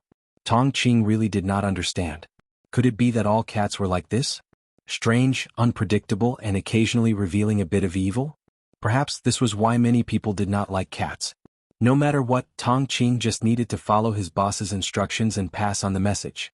After closing the door, Tong Qing turned around and prepared to pass on the message.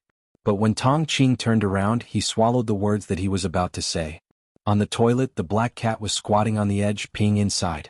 After it was done, it shook twice comfortably and then pressed the button to flush the toilet. It jumped onto the sink to wash its paws and took a piece of tissue to wipe its fur. Next to the sink was the hand dryer. The black cat stood on the edge of the sink and put its paws on the hand dryer.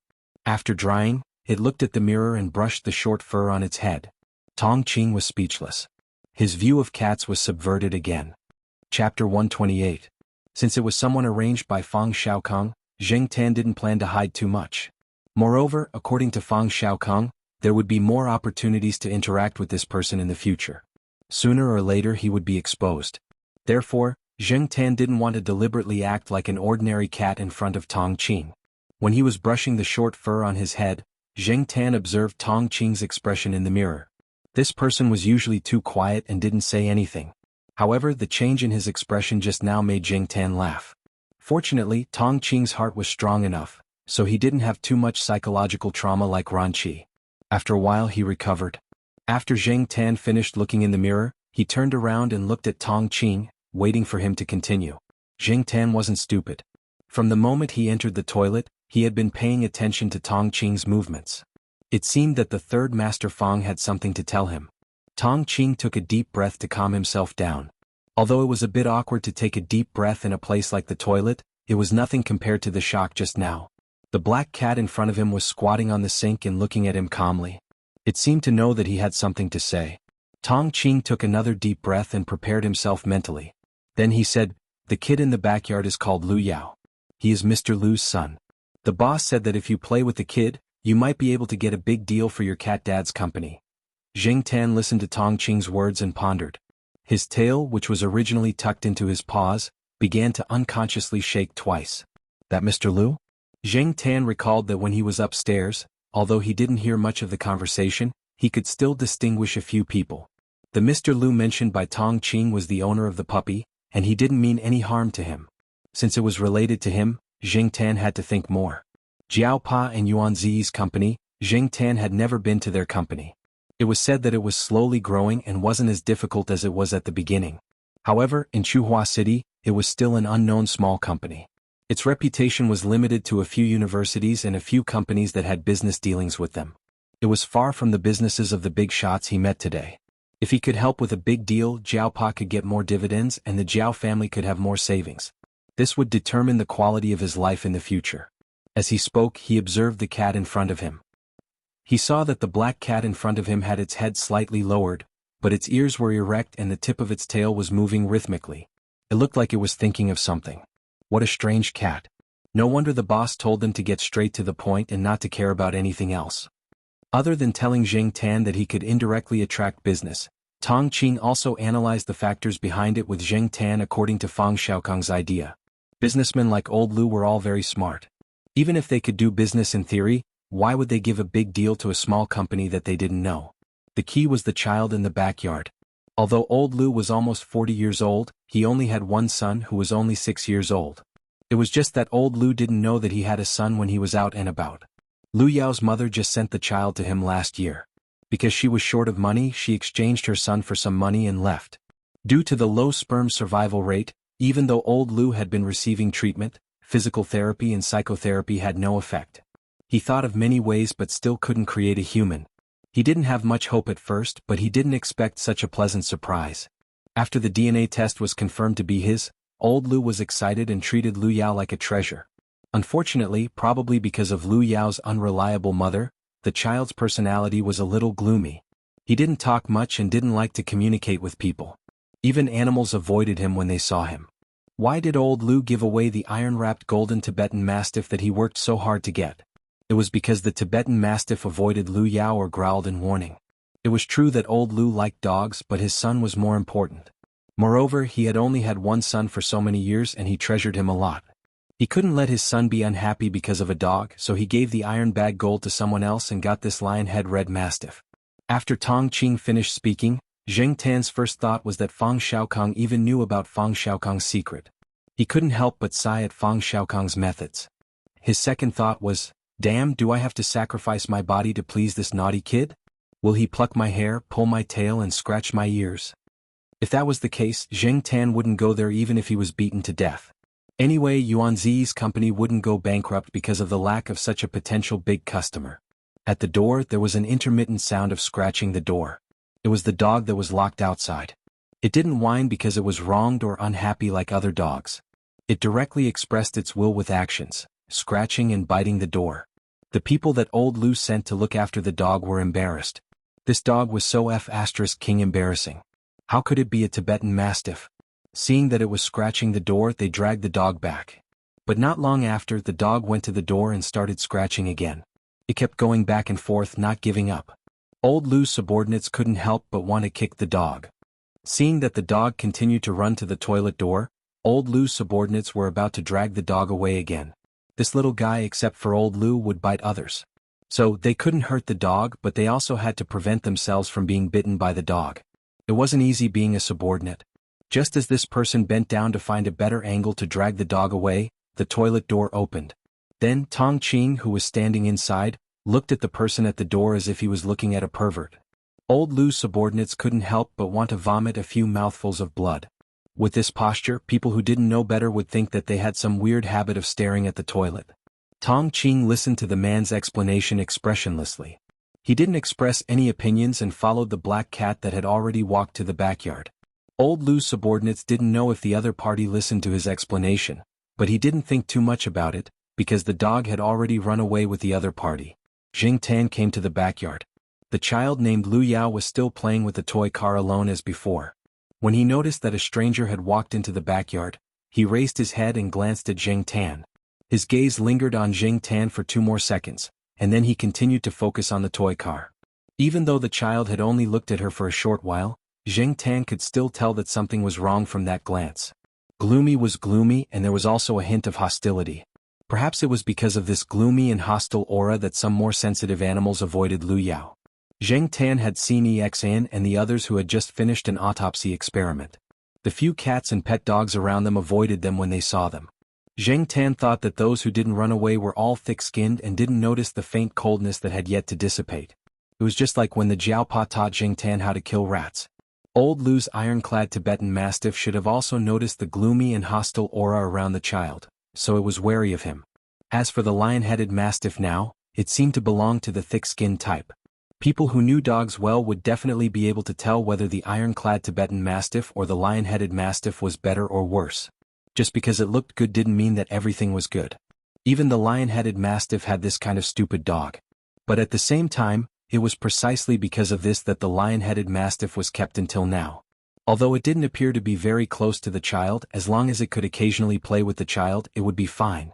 If it was like the previous ironclad Tibetan Mastiff, it wouldn't be far from being abandoned. Other than its appearance, the current lion-headed Mastiff probably couldn't compare to the ironclad Tibetan Mastiff that old Lu had before. However, the paparazzo was still young, and it was hard to say what it would become in the future. It was said that Tibetan Mastiffs only recognize one master in their lifetime, and the puppy had just been brought here not long ago. It was just unknown whether this paparazzo would recognize old Lu or little Lu as its master in the future. A Tibetan Mastiff like this one didn't grow up in the highlands and didn't have much exposure to the wild. It was a pet dog in a big city and played with people all day long. How much fighting power would it have in the end? Who cares? As long as it could guard against thieves and protect people, it was a good dog. Its fighting power was weak and its intelligence was just a little bit lower. Zheng Tan didn't have the time to worry about that. Not far from Lu Yao stood a very gentle-looking young woman. She should be old Lu's current wife. No matter what the woman really thought of Lu Yao, she had to pretend to be a kind mother in front of others. Occasionally, this Mrs. Lu would remind Lu Yao to be careful not to be scratched by the branches around him, or ask if he was cold. Lu Yao didn't respond as if he didn't hear anything, and continued to control his toy car with the remote control. Seeing Tong Qing and Zheng Tan enter the yard, Mrs. Lu only glanced at them in surprise, and then her gaze fell on the person behind Tong Qing. One of old Lu's subordinates walked over and explained in a low voice. Mrs. Lu nodded slightly, indicating that she understood. In fact, Mrs. Lu was quite impatient. At this time, she should be at the front lawn interacting with the other women. That way she could increase her popularity in the circle. But Lu Yao was here, and thinking of old Lu's instructions, she couldn't just leave Lu Yao. She stood there with a smile on her face and asked about Lu Yao's well-being. Lu Yao controlled the toy car to hit her feet. Even if it hurt, she couldn't say anything. Seeing people in the backyard, Mrs. Lu moved her stiff legs, smiled at the puppy and shouted, "Steamed Bun, come here." Steamed Bun? Zheng Tan looked at the puppy. Who came up with this name? It was okay when it was young, but now that it had grown up, it was powerful and domineering. It was so embarrassing to be called Steamed Bun by an acquaintance on the street. No matter how powerful it was, this name made it seem small and delicate. Look at Monseigneur, it sounded much more high-end. Some people who studied this topic could probably write a thesis on this topic, such as the importance of names. As for Steamed Bun, who had just picked up a branch to grind his teeth, he turned his head when he heard someone calling him. He was still chewing on the branch in his mouth. He looked at Mrs. Lu for 2 seconds, then turned his head back and continued chewing on the branch seriously. Zheng Tan was looking at Mrs. Lu's stiff smile with great interest when he suddenly heard the sound of a rapidly approaching car. Lu Yao's toy car was heading towards Zheng Tan. Tong Qing was just about to make a move, but when he thought of the situation at the long table outside, he stopped. Zheng Tan didn't panic at the approaching toy car. He raised his paw and prepared to stop it. With his ability, it was more than enough to deal with a toy car. But he didn't expect the toy car to suddenly stop not too far away from him. Could it be that this brat just wanted to scare him? Zheng Tan guessed. If that was really the case, this brat wasn't too bad. Lu Yao looked in that direction with confusion in his eyes. He didn't understand why this cat was different from other cats. If other cats saw the toy car drive by, they would jump away or run away from it. But the black cat not far away just calmly raised a paw and didn't seem to be afraid at all. The toy car didn't stop for long before it continued to run and circled around Zheng Tan. It wasn't fast and it continued to circle around him. Zheng Tan narrowed his eyes. This brat was clearly targeting him. He didn't even have to take the initiative to go over. The brat's hand had already reached over. Sure enough, brats were brats. Even if they didn't talk much, were silent and were a little gloomy, they were still brats. Sometimes they didn't talk about principles and reason with you. The puppy, who had been gnawing on the tree branch excitedly, slowed down its gnawing speed and looked curiously in Zheng Tan's direction. As for the people standing around, they all had their own thoughts. Some thought that the black cat was definitely unlucky. Some thought that it wasn't good for their young master to be like this. Even if you want to hit a cat, you have to look at its owner first. There were also some people who had seen the black cat slap the offspring of the litter cat. They were nervous and afraid that the cat would go crazy and hurt people. If Lu Yao was slightly injured, they wouldn't be able to bear the consequences. Deducting their wages would be considered a light punishment. Zheng Tan was quite calm. He slowly swung his tail twice and looked at the toy car that was circling around in front of him. He suddenly felt playful. He didn't listen to Tong Qing's instructions and looked for an opportunity to jump towards the toy car.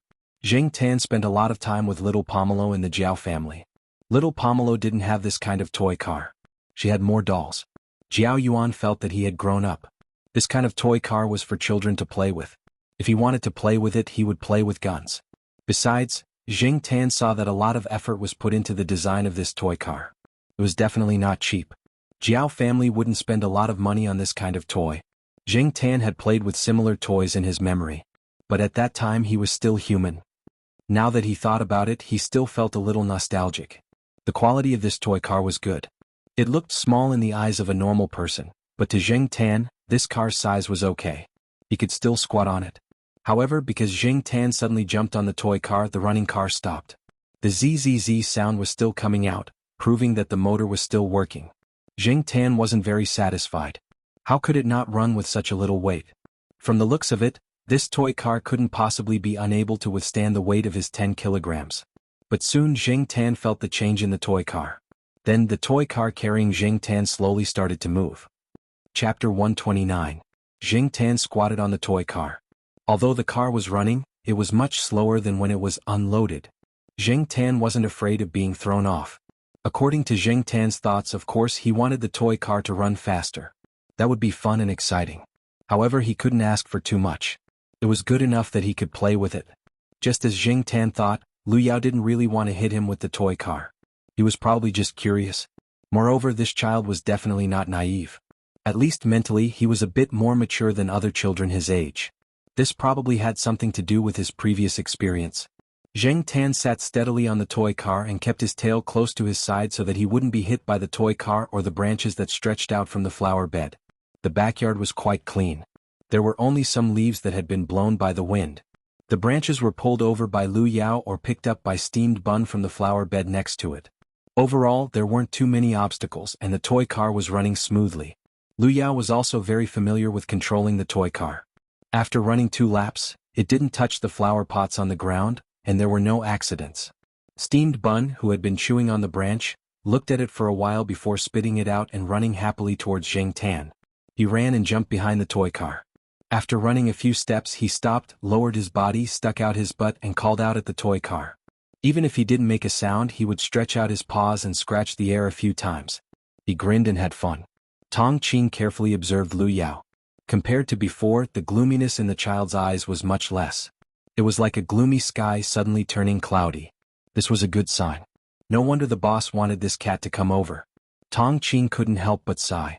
It was easy for people to be wary of each other, especially children like Lu Yao who had experienced some things with his mother. He was very wary of people and rejected strangers. Even people he knew were hard to get close to. This was one of the reasons why Lu Yao didn't go to the front lawn and play with the other children at the buffet table. It wasn't just Lu Yao. If Fang Xiaokang sent a child of the same age to approach Lu Yao, old Lu's people would more or less be suspicious and wary. Everyone knew that old Lu treated Lu Yao like a treasure. Since it wasn't easy to start with old Lu, they would look for the younger one. However, animals were different. Even old Lu and his subordinates probably wouldn't think that this cat had come here with some ulterior motives. What could a cat do? Even if it could fight and had great strength, in the end, wasn't it still a cat? The toy car drove Zheng Tan around the yard. Someone had set up a plastic track in the yard. The toy car could run on it and Zheng Tan could barely run on it. It was just that it took a little effort to climb the hill. But if you add a steamed bun to the two, steamed bun looked at the toy car that carried Zheng Tan to the plastic track. It wagged its tail and followed behind it. With its size, it was a little cramped on the plastic track. However, after taking 2 steps, it didn't see any abnormalities. Its courage grew, and it sped up to chase after the toy car and the black cat in front of it. Zheng Tan sat in the toy car. When it drove onto the plastic track, he turned his head to look behind him. When he saw that steamed bun was also following, he was worried that the track would be overloaded. However, when he saw that the track didn't shake or collapse, he was relieved. However, just as Zheng Tan was relieved, he saw steamed bun running over. Not only did it run, it even jumped twice as it ran. A section of the track collapsed and steamed bun fell to the ground. The plastic track was only about 10 centimeters high, so it wouldn't be injured. When it fell, steamed bun's chin hit the part of the track that didn't collapse. After it fell to the ground, it shook its head, raised its paws and rubbed its mouth. Then, it continued to follow the toy car as if nothing had happened. However, this time it didn't jump onto the track. It followed on the ground or ran to the front and put its chin on the edge of the track to look at the toy car. As the plastic track had collapsed in the middle, old Lu's subordinates looked at it and couldn't put it back together. This time they didn't bring any spare parts, so they couldn't build another track. Fortunately, Lu Yao didn't intend to let the toy car continue to use the track. He just controlled the toy car and drove the black cat around the yard. Zheng Tan squatted in the toy car and pondered. The car was indeed a good tool. When he was still a human, he liked to drive around when he was depressed. Just like how many people ran to vent their frustrations, Jingtan always liked to drive. However, now that he had become a cat, could he still have his own car? It was difficult. Even if he had a toy car that belonged to him, even if the car was one size bigger, as long as the control was in someone else's hands, Jingtan always felt uncomfortable. It was as if his fate was in someone else's hands. However, even if Jingtan was given a control lever, Jingtan might not be able to control it flexibly. A cat's palm was only so big, and its claws and meatballs were not as flexible as a human's fingers. So, Jingtan raised his head 45 degrees and pretended to be sad. Unfortunately, Steamed Bun, next to him, couldn't understand Jingtan's feelings at all. This guy was having fun. The ignorant were fearless and carefree. In layman's terms, dumb dogs were having a lot of fun. Jingtan saw that Steamed Bun was having fun and stretched out his paw to slap it. Of course, this slap was definitely not as strong as when he slapped the cat. It was much more restrained, just like when he was playing with the cats and dogs in the yard. With this slap, a few strands of dog fur were hooked off. However, Steamed Bun had a lot of fur, so it didn't seem to mind losing a few strands. It also didn't seem to feel much pain. Instead, it played even more happily. Jingtan felt that he didn't know how to get along with this naughty kid anyway, so he squatted in the toy car to kill time. Occasionally, he could think about his worries. When he was unhappy, he would slap Steamed Bun a few times. When the toy car drove past the flower beds and decorative flower pots, it would hook its paw at the flowers and plants to destroy them. Sometimes it would also fish out a thin branch from the flower beds, bend its paw to hold it, and hit Steamed Bun. For dogs like Steamed Bun, playing, biting, fighting, and other activities could strengthen their neck muscles and make their bodies strong. In the future, Old Lou would probably train them accordingly. However, Steamed Bun was already so active and a little silly. What would it be like in the future? He would probably be like Ah Huang, who looked serious but had the heart of a fool. When Old Lou took some time to check on his son, he was happy to see his son's expression. It was rare to see his son in a good mood. Old Lou learned the whole story from his subordinates. Previously, he was still hesitating whether to send Steamed Bun away, but now he decided to let it stay. Looking at the situation at the moment, even if Steamed Bun wasn't very smart and wasn't as flexible as other dogs, at least it could play with his baby son, which was enough to prove its value. As for other people's opinions and ridicule, Old Lou sneered in his heart. Compared to his son, they were nothing. Steamed Bun, who was playing with the toy car in the yard, didn't know that its behavior would make Old Lou change his mind. The city's dog management regulations didn't have much binding significance for people like Old Lou. Following Old Lou at least could make Steamed Bun better in the reinforced concrete metropolis. Finally, it was time for lunch. The pets' dining table was arranged separately, and there were also people sent by each family to take care of them. The cats and dogs were separated. Jingtan didn't join the cats. He didn't want to join in the fun. He stayed outside and found a place to eat with Tong Qing. Fang Xiaokong sent someone to deliver food, and Jingtan just waited to eat. When he came over just now, he saw the serval's descendant that he had slapped. That guy saw Jingtan from afar and avoided him. Jingtan was too lazy to pay attention to it. If the cat didn't offend him, he wouldn't offend the cat. The man and the cat ate slowly outside. When Jingtan was almost done eating, he saw two people coming out of the villa. One was Zhao Lu, and the other was a young man he had seen on the second floor before. He seemed to be called Wang Bin. Looking at the way Zhao Lu and Wang Bin got along, the two should be quite familiar with each other. Jingtan wondered if he should go and listen to the gossip. Zhao Lu had already seen Jingtan and was coming over. After finding a wooden stool to sit down, Zhao Lu asked Tong Qing some questions about Jingtan's meals. The food that Fang Xiaokong sent over was almost finished, so Tong Qing couldn't tell what he had eaten. Tong Qing gave a simple answer. Seeing that the two of them probably had something to talk about, he stood up and walked away. It wasn't good to leave because Jingtan was still in the same place. Jingtan thought he could hear some gossip, but the two of them didn't seem to be like what Jingtan thought. They were familiar with each other, but unfortunately, they didn't have that kind of interest in each other. The two of them talked about topics ranging from Jingtan, the cat, to Wang Bin being sent to the grassroots to train, and then to Wang Bin's younger brother, Mao. However, when the two of them talked about Mao, their tone was full of helplessness. Jingtan wondered what kind of person Mao was to be able to make Wang Bin and Zhao Lu treat him like this. After lunch, many people left. They were all busy people, so how could they have the time to stay here and relax? Usually, many people like to have dinner parties. Fang Xiaokong was a relatively different person. When Zhao Lu asked why he arranged lunch but not dinner parties, third master Fang yawned. Early to bed and early to rise. It's good for your health. Zhao Lu wanted to bang his head against the wall. Of course not everyone left. Some people just happened to have time and stayed for a while, such as old Lu. They would continue to chat with Fang Xiaokang. Zheng Tan stayed there to play with Lu Yao and steamed bun for a while before going home. He didn't know what Fang Xiaokang said to old Lu, but one day when Zheng Tan was lying on the sofa at home watching TV, he heard the Jiaopa talking to Yuan Ziyi on the phone. They talked about this big client, Boss Lu, who had suddenly arrived. Only then did Zheng Tan know that this matter was really done. The Jiaopa and Yuan Ziyi also learned some of the reasons from Fang Xiaokang. Yuan Ziyi specially bought a bunch of food, some for the two children and some for Zheng Tan. Before coming, Yuan Ziyi also burned 3 incense sticks in front of the black manekimiko in the office.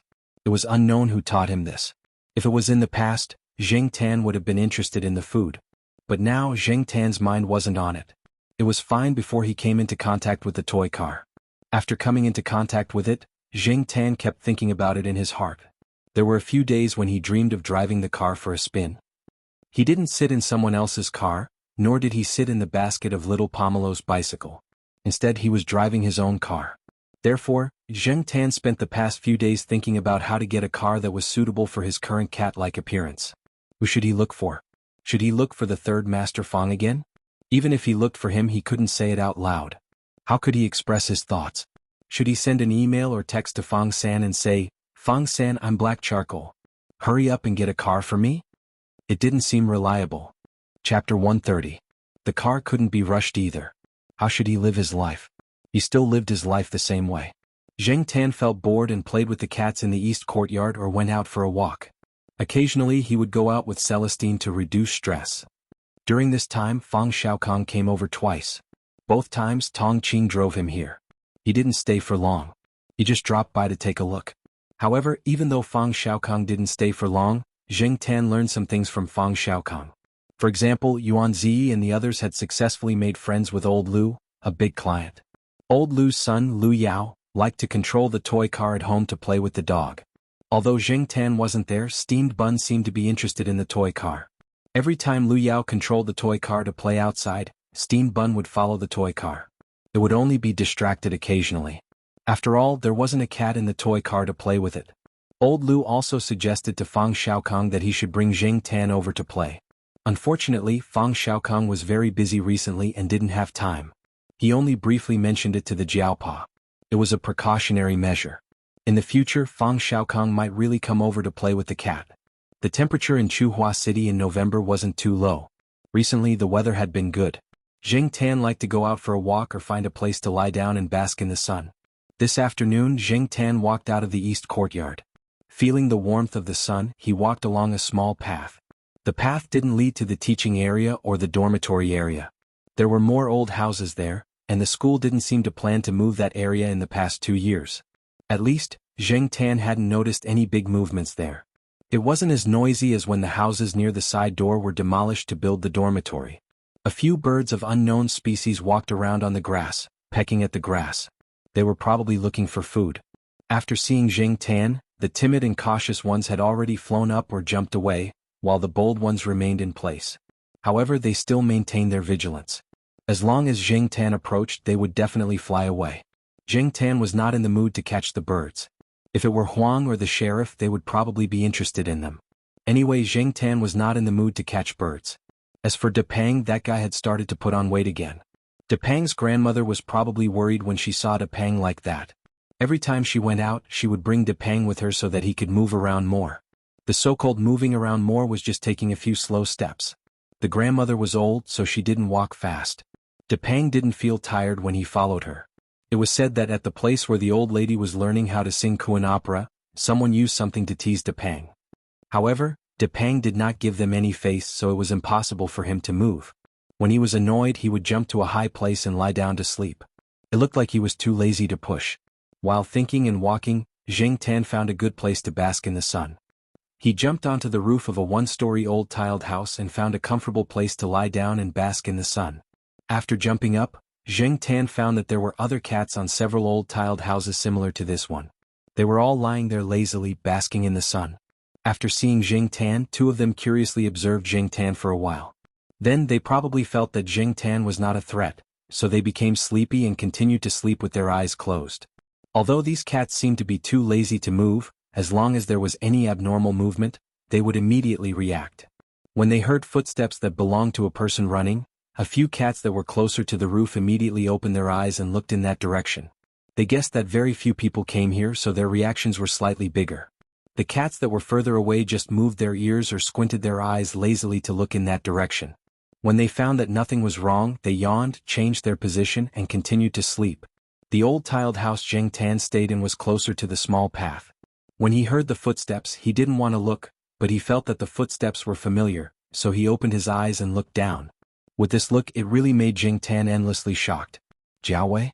Today was Monday. If he remembered correctly, this guy had classes on Monday afternoon. Jing Tan remembered it so clearly because one time when they were eating at a small restaurant, Jiaowei and his roommates happened to be there. Jing Tan heard Jiaowei and his classmates talking about Monday syndrome. They had classes all day on Monday and most of them were compulsory classes. With Jiaowei's personality, skipping compulsory classes and skipping elective classes was something that shouldn't have happened to him. But now this guy had classes in the afternoon, so what was he doing here? She remembered that at the beginning of the semester, before classes started, Jiaowei would go to the second and third year classes all day long. When there were no classes, he would go to the library. How could he not attend classes when there were classes? Could it be that the classes were cancelled? But even if the classes were cancelled, according to Jiaowei's habits, if he wasn't helping out at the small restaurant, he would go to the library or study room. Why would he come to this remote place? And it seemed like he was in a hurry. Jing Tan's curiosity was piqued again. Anyway, he had nothing to do. Jing Tan jumped down from the green-tiled house and followed Jiaowei. This time, he didn't take the small path so that Jiaowei wouldn't notice him. Jiaowei ran further inside. There were no people around and there weren't many people. Compared to the sports field, it was much quieter. In this environment, Jiaowei's running footsteps were very abrupt. However, soon Jing Tan heard other sounds coming from the air. They were getting closer and closer.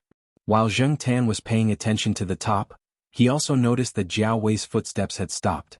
In order to avoid being discovered, Jing Tan immediately jumped into the bushes next to him. There were a few birds looking for food in a pile of leaves and bushes. When they saw Jing Tan suddenly running over, they were scared and quickly flew up. But just as these frightened birds flew into the air in a panic, a flying object in the air happened to be coming this way. For the birds that suddenly flew from below, the flying object dodged. Jing Tan saw the flying object in the air clearly. It was a remote control plane, but it didn't look very good.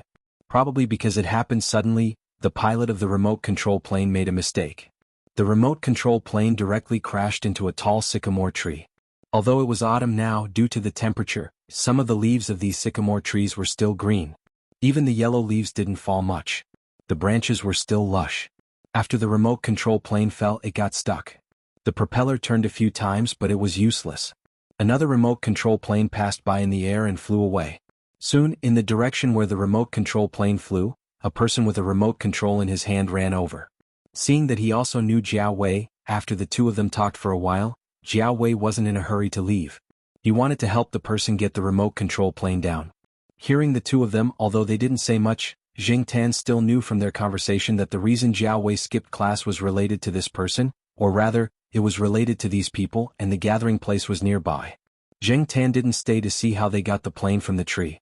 He ran in the direction that the person came from. After running a little distance, Jing Tan heard the sound of people. There was no need to look around randomly. There shouldn't be anyone around. Now that he heard the sound of people, and it was the sound of multiple people, Jiaowei's destination was probably over there. Following the sound, Jing Tan saw a building that he didn't know used to be a cafeteria or a warehouse.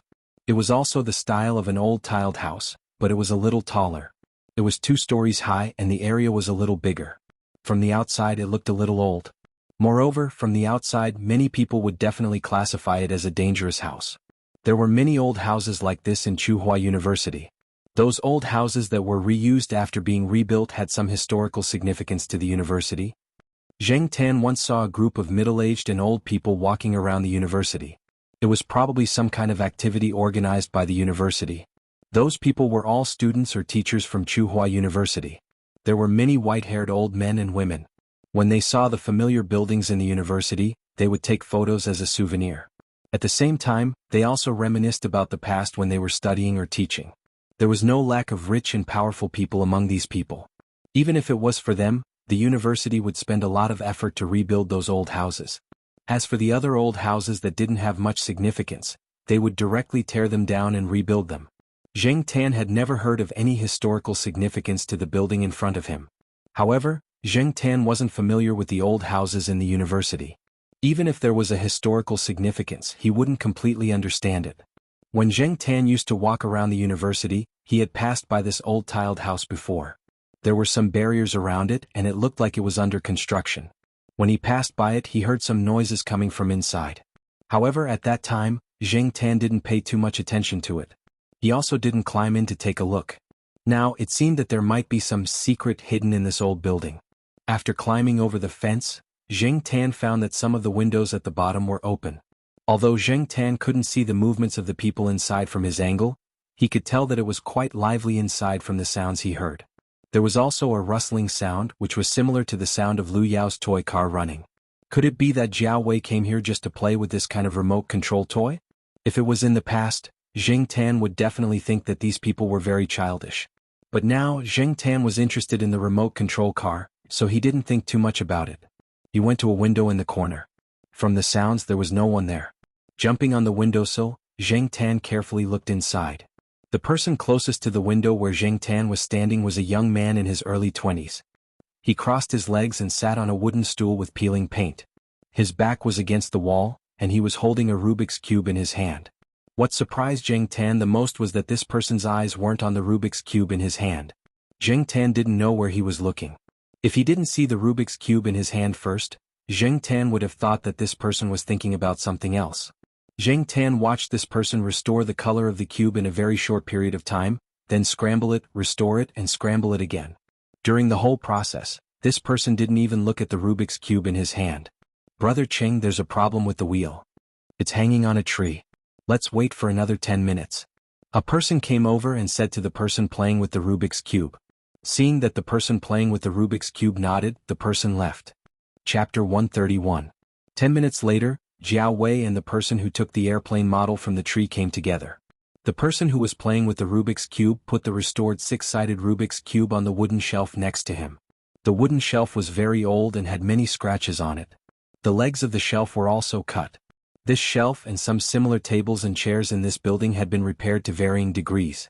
The repaired places were much newer than the original places, but they were also worn out. It seemed that this place was frequented by people. "Since everyone is here, let's start." Senior Cheng stood up and said. Zheng Tan stood by the window and looked at the people taking out model cars one after another. There were some differences in their appearances. Some looked like miniature sports cars and were very exquisite. Some looked like miniature off-road vehicles. There were also some that looked like unfinished products with incomplete shells or no shells at all. Some of the parts inside were exposed. These people were really playing with toy cars. Zheng Tan didn't have time to look down on them. To be honest, Zheng Tan was jealous because he didn't even have a toy car now. There were several circular runways in the cleared field. Each circular runway was different. Some were flat, some were sprinkled with sand, and some had small stones thrown inside. Moreover, some of the circular runways were sloped, as if to simulate different road conditions.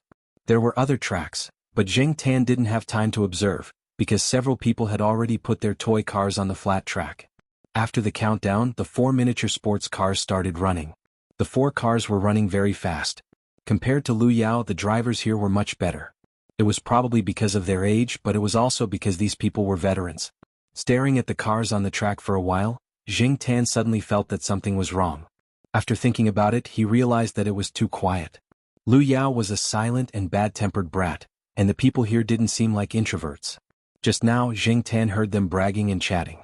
But now, when it should be noisy to liven things up, it was strangely quiet. Of course, the sound of the car running was the clearest. There were no cheers as Zheng Tan had expected. Could it be that all older children looked like this when they played with toy cars? Why didn't they shout excitedly like a child?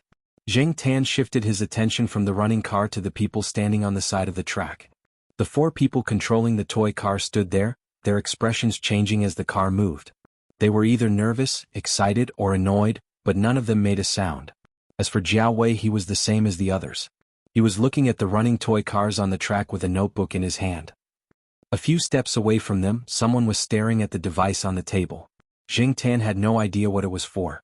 About 10 minutes later, Jing Tan heard senior brother Cheng yell, "Stop!" Only then did the 4 cars stop. Finally, after 10 minutes of silence in the sports car, it became noisy again. It was quite intense, much livelier than before. However, Jing Tan heard very little about the speed and ranking of the cars. These people were talking about coefficients and equations. Jing Tan didn't understand some of the theoretical and technical things. Even when he saw the data on the pages in their hands, Jing Tan felt like he was reading a heavenly book. It seemed that these people weren't playing with toys. Instead, they were going deeper into the research. Jiao Wei was probably a newcomer, so he didn't talk much. Most of the time, he was taking notes and listening to other people's explanations and suggestions. When he raised his head and was about to talk to someone, he suddenly saw the black cat standing by the window in the corner. It was craning its neck to look at them. Jiao Wei. He didn't even need to look at it closely or call out its name. He could recognize the cat at a glance. Why was it here? Jiao Wei suddenly had a bad feeling. The people next to Jiao Wei noticed him and looked over. They also saw Jing Tan. "Ha, another cat is looking at our sports car," said the person. "Again?" Jiao Wei looked at the people around him, puzzled. He thought that these people would be surprised. He didn't expect most of them to be so calm. Well, the surrounding houses are all old. There aren't many people living here now. There are often cats wandering around. Occasionally, curious cats will come over, but not many. After all, most cats are quite timid, explained the person. Because of this, when people saw Jing Tan squatting by the window and looking at them, no one was surprised. But this cat was different. Jiao Wei muttered to himself. Since he was already discovered, Jing Tan didn't hide anymore. However, he didn't jump in either. He moved closer to the window and continued to watch. These people had run a few rounds. Every round, the car model was different and the track was different as well. Even though they talked about the results after the race, most of them talked about the technical aspects of the race. Jing Tan was a complete amateur. When Jing Tan was still a human, someone gave him a car model when he bought a car. He kept it as a toy. That kind of thing, many people kept it as a collection. Most people still thought that people who used remote controls to drive toy cars outside were children. At least, that was what Jing Tan thought. Jing Tan didn't know how much progress car models would make in a few years. He didn't spend much effort to understand. However, seeing these people play with model cars, he was very interested. After that day, Jing Tan often came to this area in the afternoon. He would sunbathe on a low-tiled house not far from the old house. When he heard the noise inside, he would go over to watch. After 2 weeks, Jing Tan knew that these people would come here every Monday and Thursday at 3 o'clock in the afternoon. These people came from different departments. Some were from mechanical engineering, some were from electronic information, some were from mathematical statistics, and some were from physics, chemistry, and other departments. They gathered together because of a common hobby. And the leader of these people was that senior brother Cheng. As for the details, Jing Tan didn't know. It was too difficult to find out. Every time these people came to the sports car, they would bring some simple and portable equipment. After the race, they would take what they needed to take away. Those that they were too lazy to take away were placed in cardboard boxes on high shelves. When they left, they would close the doors and windows of the building and lock the door. The things left here weren't too valuable, so they weren't worried. These people also learned about Jing Tan's background from Jiao Wei. They knew that he was the cat of a teacher at the Institute of Biological Sciences. They were familiar with Jiao Wei, so every time they saw Jing Tan watching, they would give him some snacks. Unfortunately, Jing Tan didn't appreciate it. He glanced at the snacks and didn't look at them anymore. There were also people who wanted to tease Jing Tan. They played with a rope or threw a tire to attract his attention. Jing Tan looked at them as if they were idiots, then turned his eyes back to the model cars running on the track. Even if he couldn't get a car, he could at least look at it. After getting familiar with these people, Jing Tan didn't stay on the windowsill anymore. He went into the house and stood on the high shelf, looking down at the situation below. At 5 o'clock, these people finished and began to pack up. Jing Tan jumped down from the high shelf and was ready to leave. When he jumped onto the windowsill, Jing Tan suddenly heard people talking about him. He slowed down. "Why do you think a cat would be interested in this kind of toy car?" Someone looked at the black cat on the windowsill with its back facing them and asked. "Cats are always interested in small moving things. There's nothing strange about it." "That's not true. My sister's cat will jump away when it sees this kind of thing, let alone watch from the side. Don't all cats like furry things? There's a pile of hard materials or parts here." My uncle's cat likes to sit on the side and watch my nephew play with the remote control car, but it doesn't get close to it. Hearing these people's discussion, Jiao Wei's mouth twitched. These people were not familiar with the black cat. They looked at him like he was a normal cat, but he knew that the black cat was probably listening to these people's conversation. Didn't you see that the cat's ears were tilting towards him? And the rhythmic twitching of its tail meant that the cat was thinking about something. However, Jiao Wei could not say what he was thinking. Associate Professor Jiao had talked to him before, and Jiao Wei clearly remembered the things to pay attention to when it came to cats, so he could only say it in his heart. After Zheng Tan returned to the Jiao family for dinner, he thought for a while, then decisively ran out. His goal was the old tiled housing area. For the past few days, Zheng Tan's mind had been filled with those running model cars. To be precise, it was the miniaturized cars. Some of the model cars in the hands of those people could no longer be called toys. They were all high-end products full of technical content. Recently, Zheng Tan had been thinking about cars. One day when he was lying on a tree branch and sunbathing, he heard two college students walking by below talking about car models. His first reaction was car models, not car models. It wasn't until he heard the two college students talking about cool and glamorous girls with hot bodies that Zheng Tan realized that the car models they were talking about were not the car models.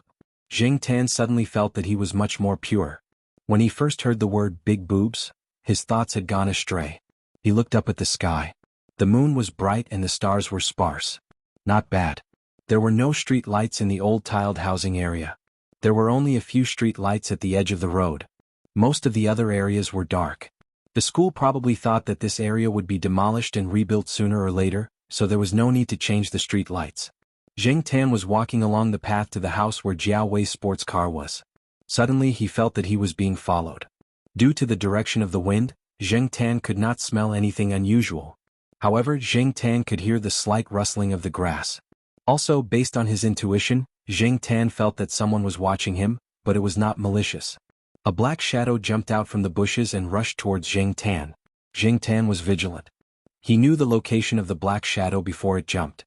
Seeing that the shadow was rushing over, Zheng Tan jumped away and slapped it a few times. He did not use much strength, just like when cats were playing with each other. Chapter 132. Seeing the sheriff didn't change Zheng Tan's route. After pausing for a while, he went straight to the old tile-roofed house where Jiao Wei's sports car was. The sheriff looked at Zheng Tan, who was walking away, and then looked at the two cats in the grass. He wagged his tail and ran after Zheng Tan. However, the cats in the grass also followed. For these cats, they didn't have a specific destination. They were just there to play. As Sheriff followed Zheng Tan, he would also turn to the side and play with the cats. The sounds of the cats playing attracted more cats to come out to play, and more cats gathered around. This phenomenon wasn't because of a leader. In the cat family, only lions lived in groups. Many people said that cats were more independent. Perhaps it was because of this independence that cats' personalities were formed. Sometimes their thoughts were different and unpredictable. Of course, cats living in the human world also looked for companions to play with. As for why there wasn't a regional power here, Zheng Tan thought about it. It should be because of the place itself. It wasn't their nest. It was just a place to play. The cats weren't fixed. For example, the sheriff was probably a newcomer. Zheng Tan ignored the cats running around. He walked along the path and paid attention to the old tile-roofed houses around him. He once heard a few of the school's sanitation workers talk about it. Although the school didn't do much in the area of the old tile-roofed houses, they would still send people to clean up after a while. One of the tasks was to clean up stray cats. Once, a worker in charge of cleaning found a litter of kittens in one of the tile-roofed houses. He didn't see the mother cat, so he didn't know what to do. In the end, a sanitation worker brought the litter of kittens home to feed. After that, he didn't hear the mother cat meowing around. He guessed that the mother cat had gone out to look for food. Also, during the time that Zheng Tan wandered around the area, he gradually found that many of the old tile-roofed houses were not empty. In addition to Jiao Wei's group, there were some people who applied for temporary use. They were all student clubs that couldn't find a suitable place. The school encouraged students to be self-reliant and innovative. It also supported many clubs and associations. The old tile-roofed houses were all inspected. Even if they looked dangerous from the outside, they could still be used for a few years if they really wanted to use them. The other houses that were marked couldn't be used. Those were really dangerous houses that were prone to accidents. In this way, with people around, the probability of stray cats settling down here was even lower. Therefore, the cats that came here to play were not the cats that had settled down here, but the cats that lived in the surrounding areas. Some of them were from the west side courtyard, and the one that had been chasing the sheriff the most was one of them. Because of this, Zheng Tan wasn't afraid of being besieged by a group of cats. If that really happened, even if Zheng Tan was stronger, the result wouldn't be good. Zheng Tan climbed over the construction fence outside and came to the old tile-roofed house where Jiao Wei's sports car was. He looked around and saw that the door was tightly shut. The door was a kind of thick wooden door that looked a little old.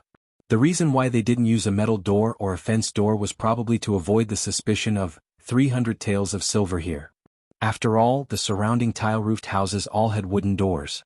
Zheng Tan didn't go in through the door. There was a window next to it that didn't have glass in the upper right corner. After Zheng Tan jumped on the windowsill, he climbed in through the broken window. After Zheng Tan, the sheriff climbed in. For cats, climbing through windows wasn't necessarily less than walking through doors. It was easy and very familiar. Although some of the other cats had followed them over, only 2 of them had managed to climb into the house.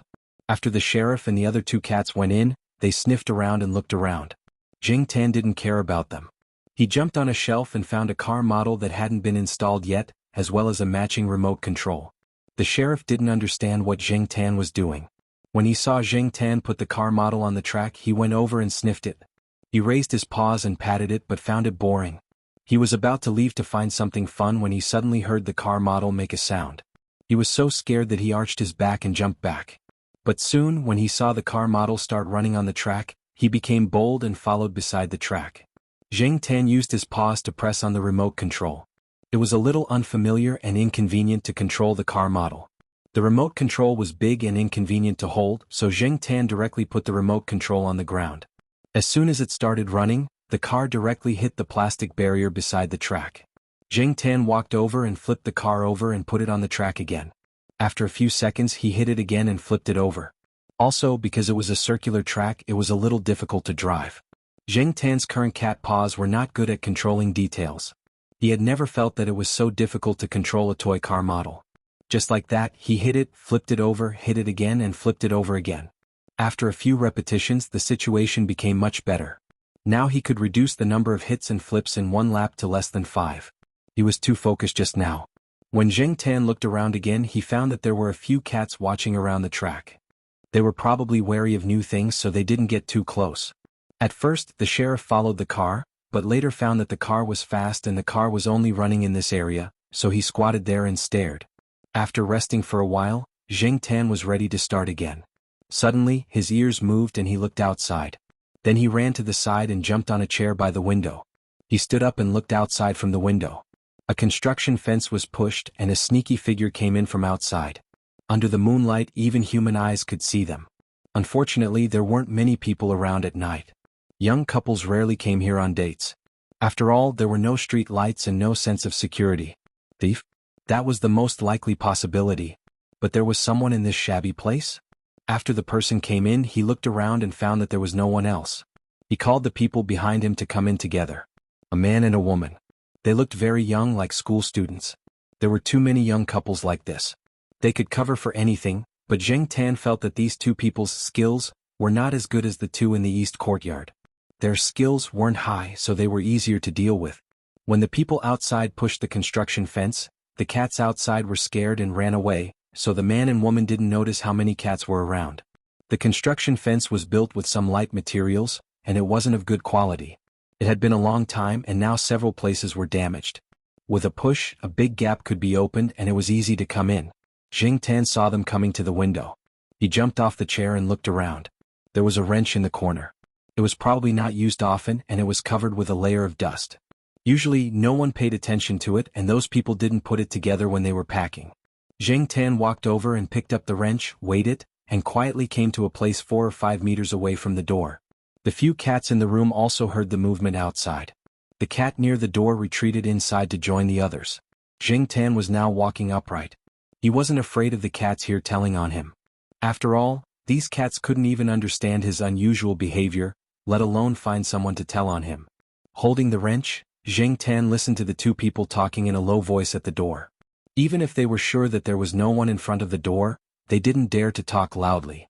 After all, at this time, they couldn't be sure if someone would pass by on the other side of the construction fence.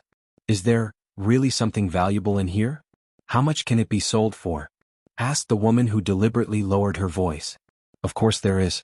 As long as we sell the things that those people play with, we can definitely get a few hundred yuan, maybe even 1,000 yuan. The money can be used to buy you a few more clothes. Last time when you were shopping, didn't you see a bag in a specialty store? If we sell it for money, we can have that bag. We can also sell branded perfume, said the man. Can you open the door without a key? The woman was doubtful. The sound of the door lock was heard. The people outside were probably picking the lock. Because of some things that happened in the East Courtyard, Zheng Tan had a very bad impression of thieves. Could be said that they were extremely bad. According to Zheng Tan's personality, although he was too lazy to care about other people's business, when it concerned himself, he would deal with it every time. When he was in the East Courtyard, he could borrow Niu Zhuangzhuang and the others' mouths, but now he had to solve it himself. The cats inside didn't make any sound. At this time they were just alert and ready to respond and escape at any time. The wooden door gradually opened with a long creak, and the silver moonlight shone in. Hey, I told you this door lock can't stop me, said the man proudly. Be careful, don't suddenly run out. The woman seemed to be a little scared, but the temptation of branded clothes, bags and perfume was too great. She still followed in. It's okay, there's definitely no one. The voice stopped abruptly because they saw pairs of shining eyes. In the silent night, under the silvery white moonlight, in the old tile-roofed house, especially when both of them were guilty of something, suddenly seeing these shining eyes would always make one feel terrified. Ah! The woman wanted to scream, but just as she made a sound, the man covered her mouth. Don't be afraid, it's just a cat, not a person. Although he was also shocked just now, but probably because he had done this kind of thing more often, the man's psychological quality was stronger than the woman's. However, before he could finish his words, he felt a sharp pain on his face. Bang! Blood splattered from his nose and one of his front teeth fell out. Someone once lamented that when a thief met a cat, what could the cat do? A dog could still warn the thief and bite him, but the cat would probably have run away or curled up in a corner to sleep. Yes, most of the time that was the case. Unfortunately, this thief was unlucky today. The blood-stained wrench fell to the ground with a crisp clang. Chapter 133. Zheng Tan didn't run away like the other cats. Before the man could react, he picked up a stool and threw it at him. Bang! Another blow. Blood flowed from the man's nose. It was sticky between his fingers. The man felt dizzy, but even so he knew one thing. There was definitely someone inside, and judging by the strength of the thing that was thrown, it was definitely not a child. Damn, how could there really be someone inside? In the dark, Zheng Tan changed his position and stood next to another stool. If the man was still able to pick up the wrench from the ground, he would not mind swinging the stool as hard as he could. The reason he did not do so was because Zheng Tan was not sure whether it would kill the man or not. Compared to the thieves at the Eastern Courtyard, Zheng Tan did not have that much hatred toward them. He wasn't afraid that the man would discover him. As long as he didn't rush out and throw the stool, no one would associate him with the stool. In fact, Zheng Tan wanted to jump over and kick the man, but he didn't want to be discovered, so he tried to hide as much as possible. He just wanted to create the illusion that there was someone inside. As for the woman, she had a lot of crooked thoughts, but she didn't have much courage. What happened just now really scared her. She wanted to find some long tools on the ground to defend herself. The cats looked at the Trojans. But when she lowered her head, she directly met a pair of bright cat eyes. She saw that the cat was standing 2 steps away from her. It didn't move and just stared at her. She couldn't see much emotion from the pair of bright eyes because of the reflection of light. Whether it was friendliness, curiosity, or vigilance, they were all covered by the light. The woman was very scared and didn't care so much. She took something out of a small satchel and threw it at the cat in front of her. She didn't pay attention to what it was. In such a situation, the only cat in the East Courtyard who dared to confront people directly was De Pang, except for Zheng Tan. Unfortunately, the fat man was at home. If Huang encountered him, he would run away without hesitation. However, the woman was facing the sheriff, so he would also run away. But if there was a chance, he would first scratch the woman with his claws before running away. And the sheriff did exactly that. He had no idea what it meant to have tender feelings for the fairer sex. After Sheriff finished scratching, he quickly ran back and jumped onto a shelf. For him, it was safer to hide on top. At the same time, he pressed down on his ears and looked at the woman with his fur puffed up. Like the other cats, he let out a low growl. Hearing this kind of roar in broad daylight wouldn't cause much of a reaction, but in this kind of environment, when all the cats in the house were roaring at the same time, it made people's hair stand on end. Zheng Tan glanced to the side and saw that the woman was covering her face. She screamed, turned around and ran out. Based on the woman's height, it was possible that the sheriff had jumped up and scratched her face, but he did not know to what extent. Could it be that the sheriff learned this trick when he peeked at the girls fighting and scratching their heads? No matter what, this guy's behavior was getting more and more aggressive. As soon as the woman ran away, the man who was about to fight back also turned around and ran away. His mind was finally clear, but the situation in the house was not clear. He did not know how many people were in the house. Now that he was alone, he did not know what to do, so he might as well run away. As soon as the two people who blocked the door ran away, some of the cats in the house ran out as well. Zheng Tan did not chase after them, nor did he run away immediately. He squatted down and thought for a while. It was getting late. According to his usual habit, he should go home. If he was late, the Jiaopa and Jiaoma would have a problem with it. They were afraid that something would happen to Zheng Tan again. But now, there were bloodstains on the ground. Even if he closed the door, the Jiao Wei and the others would probably be shocked the next time they came. No one would know what had happened. If they really wanted to investigate, they would not be able to find anything after a long time. It would be too late to take preventive measures. Today was Thursday. There were still 3 or 4 days until the next time they came. No one knew if there would be more thieves in the next 3 or 4 days. If there was a first time, there would be a second time. The things left here were not worth much, but that was only relatively speaking. Even if they could only be sold for a few thousand yuan, the thieves would still remember them. Most of the people who played this game were probably not short of money. People like the Jiao Wei were in the minority. However, those people had spent a lot of effort to tidy up the place. If they messed up and lost some parts, they would definitely be unhappy. Should he remind them, or should he just stay out of it? He could just walk away. The people here knew that although there were not many cats living here, there were many cats around. They would not think that it was Zheng Tan. Besides, there were thieves here, not the cats. If they wanted to blame someone, they should blame the thieves, not the cats. Zheng Tan did not want to be nosy, but if he could make those people thank him this time, even if he damaged their cars in the future, they would not be angry, right? Instead of thinking about asking for help, it was better to let people owe him a favor. This was the conclusion that Zheng Tan came to after meeting some people and experiencing some things. For people like He Tao and Yi Hao, if you asked them for help, even if you took out some benefits in exchange, they would at most satisfy your request temporarily. However, it was different to let them owe you a favor. That was a long-term investment. After making the decision, Zheng Tan put the cars and remote control that he had just played with back to their original places, and then walked to the side of the circular track. In order to set off the atmosphere, there were some small flags in the inner and outer circles of the circular track.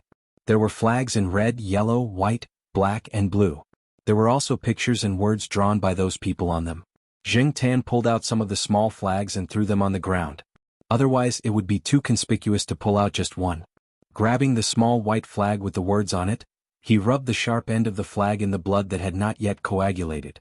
Then Zheng Tan carefully held the clean flagpole in his mouth and ran out. The sheriff ran out after him, but after just a few steps, he could not see Zheng Tan's shadow. He wagged his tail and turned back to have fun. Anyway, there were still a few cats inside, so he could continue to play for a while. Zheng Tan ran to Jiao Wei's shop with the small flag stained with blood in his mouth. During this period of time, Jiao Wei's small restaurant had been doing well. Jiao Wei would help there at night and not return until after 10 o'clock. At this time, Jiao Wei was helping to wipe the table. The last group of people had just finished eating and left. While he was wiping the table, a figure suddenly rushed over and jumped onto the table, leaving a few footprints. Zheng Tan put the small white flag in front of Jiao Wei, wondering if this kid could tell the origin of the small white flag. Jiao Wei looked at the small flag in front of him and was stunned. After noticing the words and blood on it, he looked at Zheng Tan, then looked at the small flag. He lifted Zheng Tan up to check and found that he was not injured. Whose blood is this? No, wait, isn't the flag in the house over there? The words on the small flags were written when they were joking.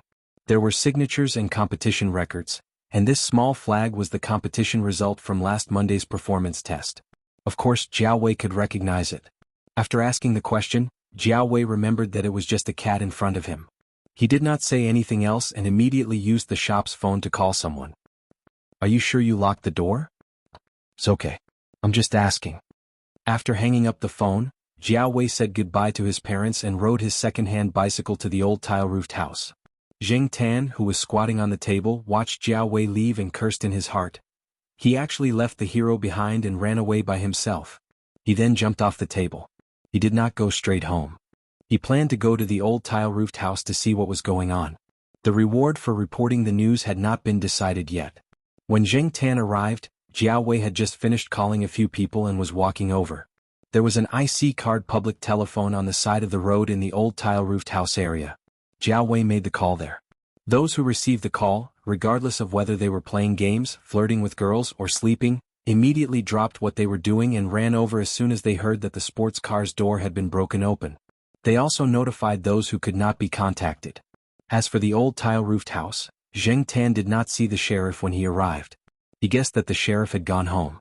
The remaining cats probably ran away after seeing Jiao Wei, so the house was now empty. The lights were on and the blood had dried. However, the bloody wrench and the stool at the door were still there. Jiao Wei did not touch them. When the others rushed over, they immediately saw the wrench and the stool at the door. F***CK. Was there a fight here? There's blood. Jiao Wei, are you hurt? Someone asked. It's okay. It's not mine. It was like this when I came. Jiao Wei briefly explained the situation when he came over. The door lock was broken open. Although it's not obvious, there are some scratches, another person standing at the door said. Zheng Tan quietly squatted by the side, listening to their discussion. When Jiao Wei told them about how he had carried the flag, a few people gathered in front of Zheng Tan, praising him and asking him questions. However, Zheng Tan maintained a blank expression, pretending that he did not know anything and did not understand what they were saying. He looked no different from the other cats. He finally made up his mind. As long as these people did not deny his contribution, it was fine. Forget it. We can't get anything out of a cat. It's already good enough that it tipped off Jiao Wei, that Brother Cheng said. The person next to him nodded. That's true. F***CK, if I find out who broke open the door, I'll beat him to death. I didn't expect this place to be remembered. Tisk, people nowadays are willing to do anything for a little bit of profit. But our school is so good, ability and character are not proportional. No matter how angry they were, they still had a lot of things to do. They tidied up the things on the ground, checked what was missing and changed the door lock. When they were done, they realized that it was already 11 o'clock. F***CK. It's already 11 o'clock and the dormitory is closed. We'll be criticized by the building manager again. Do you close at 11 o'clock? We close at 11:30. That's because you're a master's dormitory. Our undergraduate dormitory closes at 11 o'clock. Brother Cheng, you have to help us this time. Otherwise the old guard will nag for a week. Why do you need Brother Cheng to help? Jiao Wei was a little confused. The person who spoke just now was in the same school as Jiao Wei in the same dormitory building, but he was in his 3rd year. He's just trying to show off his face. He'll treat people according to their preferences. Someone at the side interrupted. We can't afford to offend the building manager. He looks like an ordinary old man, but he might be a relative of some school leader. In the past, a student in our building quarreled with the building manager. He thought that the building manager was just a stinky old man in charge of guarding the door, a low-class employee. He didn't expect to be called by the counselor for a talk the next day.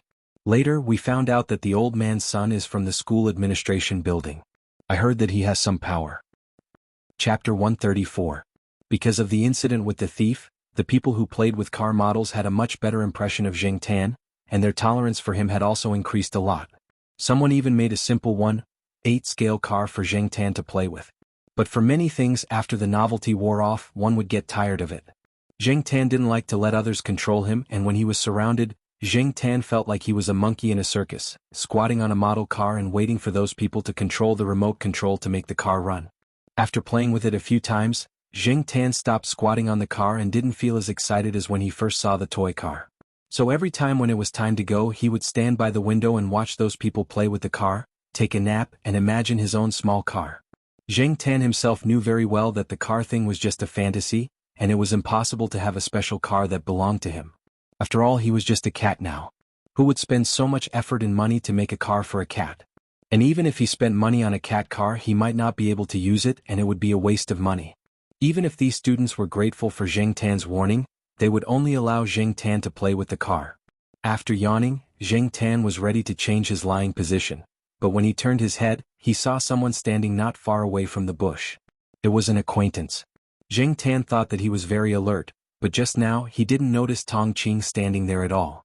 This person's presence was really weak, and because of this he couldn't be underestimated. Otherwise he wouldn't have become Fang Xiaokang's driver. When did Tong Qing come? How long has he been here? Or has this guy been watching here for a long time? Looking around, Zheng Tan didn't see the car with 4 laps, nor did he see Fang Xiaokang. While he was thinking, someone in the old tile-roofed house called Zheng Tan over to play with the car, which distracted Zheng Tan. When he looked back out of the window again, Tong Qing was no longer there. Puzzled, Zheng Tan didn't stay there for long. He jumped out of the window and ran toward the east courtyard. When he passed by the guard, Zheng Tan deliberately slowed down to let the guard see him. If Fang Xiaokang had been here, the guard would definitely say something. Not only Zheng Tan but also Huang, the sheriff, Sahara and other pets passed by the door. When the guard saw them he would say a word or two or call their names. He was probably lonely here and had no one to talk to. Whether it was the security guards or the building managers, they all had sharp eyes and good memories. They would remember who had come and who they were looking for after just one visit. Therefore, as soon as the security guard saw Fang Xiaokang's car, he knew that he was looking for Teacher Jiao's house in Block B. Unfortunately, the guard only said, "Oh, you're back so early today." He continued reading the newspaper and didn't mention the 4 circles at all. This made Zheng Tan even more puzzled. If he didn't come to the courtyard to look for someone, why would Tong Qing appear at the old tile-roofed house? Tong Qing wouldn't act at will without Fang Xiaokang's instructions. In other words, Fang Xiaokang must have known that he went to the old tile-roofed house to look at people playing with cars. Then, would the third master Fang buy a car model and send it over? Zheng Tan lay on a sycamore tree and thought about the possibility of the third master Fang buying a car model. Over the next few days, Zheng Tan deliberately observed and didn't find Tong Qing. He also didn't hear Jiaopa mention Fang Xiaokang and the car model. Now Jiaopa was busy again and EXN didn't see anyone. As for Su Chu, he stayed in the laboratory all day in order to shine at this year's annual academic meeting. It was the end of the semester again and the 2 children were preparing for the final exam. The people around him were busy running around. Zheng Tan felt that he was really bored out of his mind. Depang was napping on the balcony. Huang had diarrhea and was resting at home. He didn't know where the sheriff went again. When he was bored, Zheng Tan liked to walk around and see new things. Otherwise, Zheng Tan really felt like he was just waiting to die. It had been a long time since he went to the Jiaoyuan school. Zheng Tan decided to walk there. This time he wanted to walk a little further to see. On the way to the side door he passed by a sports field. There were many people running on the basketball court. There were also people cheering and shouting. There was probably a basketball game going on. Zheng Tan jumped up a tree and prepared to take a look. Before he could stand firm, he heard a loud voice shouting, "Brothel men! Come on!" Hearing this, Zheng Tan almost slipped down from the tree. When he steadied himself and looked over, he found that it was the G Institute. There was a sign next to the basketball court. G Institute 04 vs 04 Economic Management. Compared to middle school and elementary school students, college students were much more relaxed. After experiencing the devastation of the college entrance examination, this kind of college exam was nothing to them. Recently there were still many people on the basketball court. Especially in this situation, the players on both sides seemed to have been injected with chicken blood because there were beautiful girls from the School of Economic Management standing around them. There were many men in the School of Economic Management and many girls in the School of Economic Management. Regardless of whether they were from the School of Economic Management or the School of Economic Management, the players on the basketball court were full of energy to show off. In the rest area, a student wearing the G Institute 04 uniform took 2 sips of mineral water and said to the person next to him, "In middle school I always liked to wear the uniform of my idol in the NBA. Now I always like to wear the stupid uniform with my name and school printed on it. I even get a little excited wearing it." As he said this, he shouted to the court, "Boys from the School of Economic Management, beat the School of Economic Management." The School of Economic Management standing on the opposite side of the court glared at them. The guy who shouted became more and more cocky. No matter what, the girls on the opposite side were looking over, right? Just as Zheng Tan and the boys from the School of Economic Management were looking at the girls together, in an office on a certain floor of the Department of Engineering, Qing Zhong looked at a contract in front of him and felt a little conflicted. It was very common for graduate students to take on private jobs. Although graduate supervisors always hoped that their students would devote all their time and energy to their projects, with their meager salary and state subsidies, they couldn't even afford to buy a bag for their girlfriends. Therefore, those who could afford to take on private jobs would do so. Cheng Zhong started taking on private jobs when he was an undergraduate. He wasn't afraid of being criticized by his supervisors. After all, the supervisors knew in their hearts and just pretended not to know anything. At this moment, the contract in front of Cheng Zhong was very attractive, but this job was a little puzzling. Mr. Fong, I've never done this kind of car model before. It's okay. I believe in your ability. I've seen all the jobs you've taken in the past. They're very good. But this model? According to the information, it was bigger than an ordinary 1/8 car model. It was not suitable for children. Who was this for? Cheng Zhong didn't understand, but the other party didn't want to reveal too much. Fang Xiaokang knocked on the table. I don't need you to answer me right away. I'll give you time to think. Cheng Zhong breathed a sigh of relief and nodded. Seeing that the other party didn't do anything else, he considered his words and prepared to send him off. Then tomorrow? Okay, time's up. Have you thought about it? What's your answer? Fang Xiaokang looked away from his watch and looked at Cheng Zhong seriously, waiting for his decision. Cheng Zhong. So, was this person's first sentence a fart? Moreover, Fang Xiaokang's serious expression that said, I'm not joking, made Cheng Zhong feel as if he was suffocating halfway through his exhalation. From the moment Fang Xiaokang said, I'll give you time to consider, to the moment he said, time's up, the interval between these two sentences was only 15 seconds. 15 seconds to think my A**s. This kind of unruly approach made Cheng Zhong feel helpless. He wiped his forehead with his fingers. If he didn't know that the person in front of him was a big shot, someone that even his own teacher had to give face, Cheng Zhong really wanted to go up and slap him. As if he knew what Cheng Zhong was thinking at the moment, Fang Xiaokang explained slowly, in the business world there's a saying called the 15-second war, in the advertising war. 15 seconds is the most common version of advertising. In a limited 15 seconds, you can forge an unlimited amount of influence. 15 seconds is enough for a person to calm down from anger and adjust their emotions. In marketing, an excellent salesperson can make a customer fall for it in 10 seconds. Now, I believe that with your brain, 15 seconds is enough for you to make a decision. Cheng Zhong picked up the contract in front of him and read it again. He quickly flipped through the materials and said, okay, I'll take this. Since he decided to take this job, Cheng Zhong raised a few questions, and Fang Xiaokang answered them one by one. As for why Fang Xiaokang looked for Cheng Zhong, it was mainly because this kid had been in contact with car models for a long time. In terms of theory and practical knowledge, he wasn't inferior to some so-called experts. Plus, he was close enough to the east side courtyard, so if there was a problem with the car, it would be easy to find someone. Zheng Tan didn't know what Fang Xiaokang was doing. He had already left the basketball court and was outside Jiao Yuan's school. Standing on the wall and looking around, Zheng Tan found that some of the paper on the windows had been torn off. Now that the temperature had dropped, many people wanted to bask in the sun, so there was no need to cover the windows with paper. This way, Zheng Tan could see the general situation in the classroom from the wall. It was a pity that Fu Lei was no longer sitting by the window. Perhaps it was because of his achievements in the sports competition and because he got along well with Jiao Yuan and the others. The homeroom teacher also took care of him a little and moved him forward by 2 rows. He was in the middle group. Since he didn't know anyone by the window, Zheng Tan didn't go to the windowsill. He stood on the wall and continued to walk forward. After passing by the school gate, he walked for about 10 minutes and arrived at a small neighborhood. It was a very ordinary neighborhood. There were many neighborhoods like this in the neighborhood. Originally, Zheng Tan didn't plan to stop here, but he couldn't stand the constant meow meow meow meow calls from below. Hey, where are you from? I don't think I've seen you before. You're not from around here, are you? A 17 or 18-year-old student wearing the 20th high school uniform said to Zheng Tan.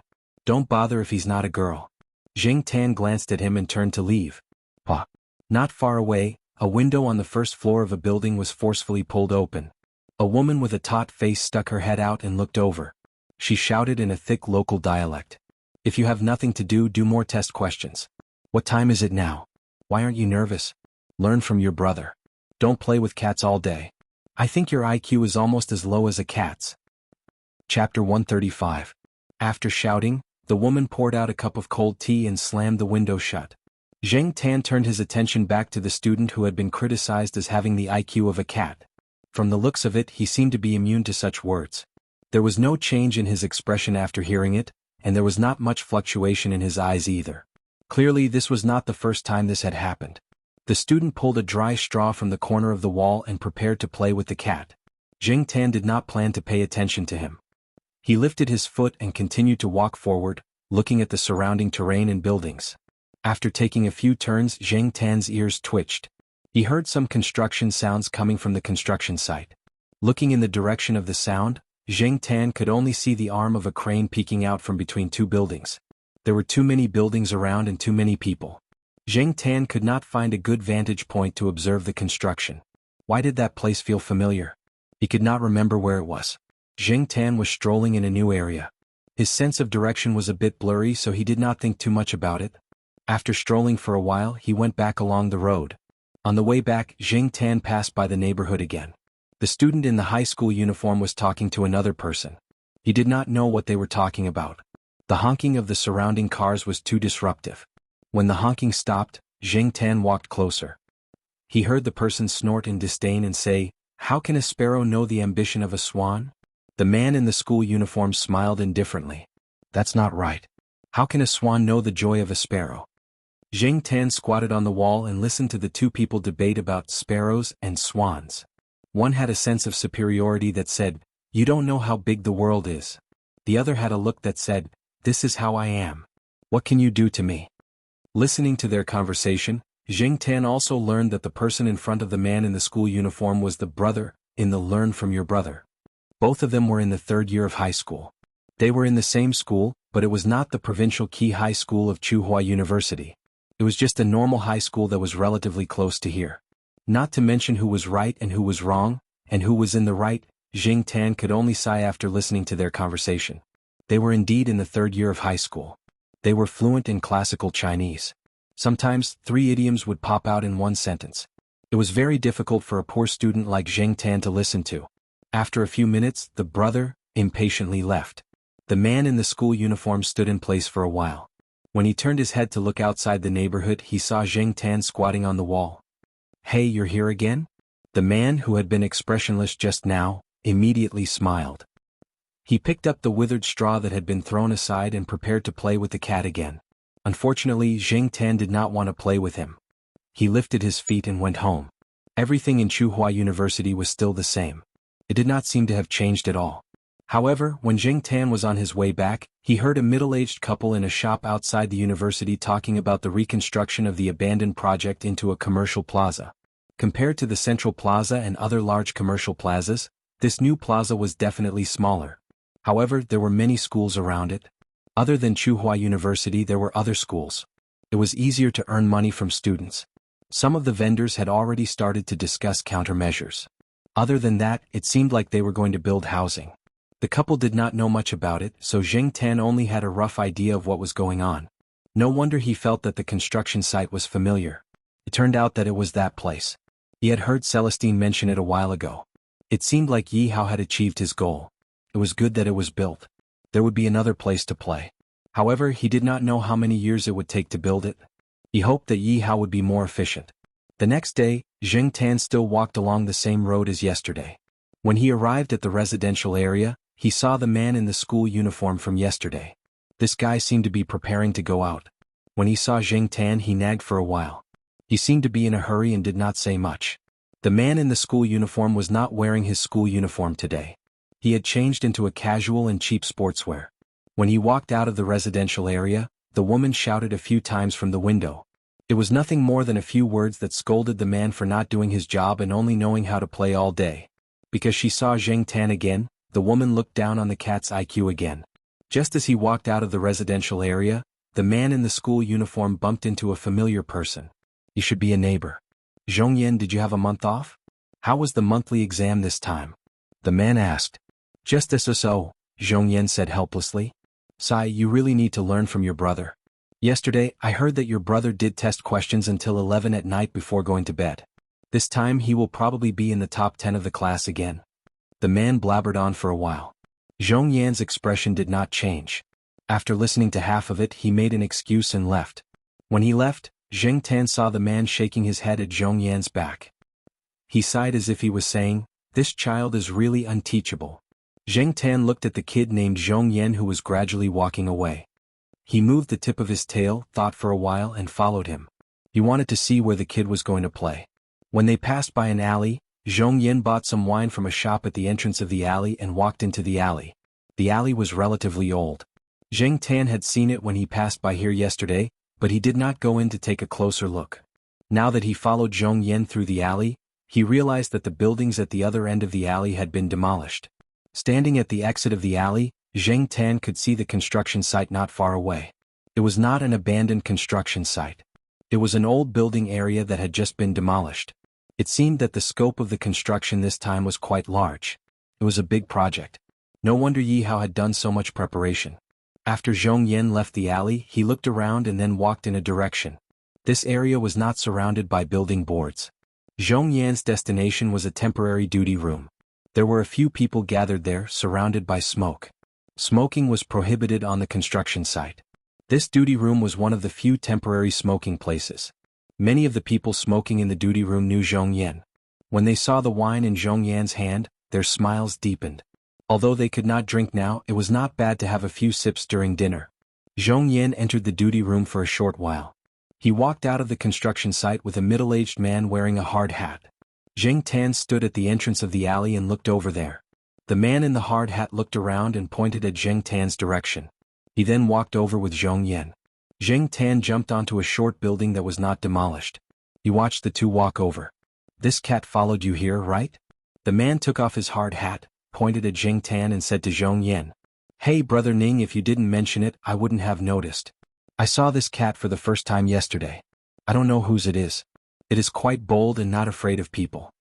Zhong Yan looked at the black cat on the short building and said. Brother Ning just smiled and shook his head. He did not dwell on this issue. Instead he asked, "How was your monthly exam?" "Not bad," Zhong Yan answered. Compared to the resident of the community, Zhong Yan seemed to be more sincere when he answered. "What do you want to do this time?" Brother Ning asked. "I really can't hide anything from you." Zhong Yan scratched his hair and said, "Winter vacation is in a month. Anyway, I have nothing to do. I want to find some work to earn some living expenses." "Brother Ning, are you short of people at the construction site?" Hearing Zhong Yan's words, Brother Ning frowned. "Why do you want to work here? Does your mother not give you living expenses? Even if she is biased, she should not be so biased. She doesn't like her own son, but fawns on other people's children." Zhong Yan rubbed his palms again and did not say anything. "Well, you'd better put more energy on your studies. Next year you can get into a good university. Don't be like us. As for the construction site, during the spring festival, some people must go home. There is still some work here that can't be stopped. If you are not afraid of hard work, you can have a try. They are all simple coolies. I don't have the ability to arrange other things." "Thank you, Brother Ning." Zhong Yan was very happy. "Don't mention it. Don't worry about the construction site. There must be work. But the most important thing for you is to get into a university. People like us who have a junior high school education can't wait to envy you. Brother Ning, aren't you doing well now? In the past 2 years you have bought a house and a car. You also have a wife and children." Although Brother Ning and the others were not knowledgeable, skills could not be learned well from books. Brother Ning and the others had been in this line for several years. They had become familiar with it and made some money. "You don't understand. Even if we have money, those people in the society still look at us with contempt. Although they are very polite in front of us, they may belittle us in their hearts.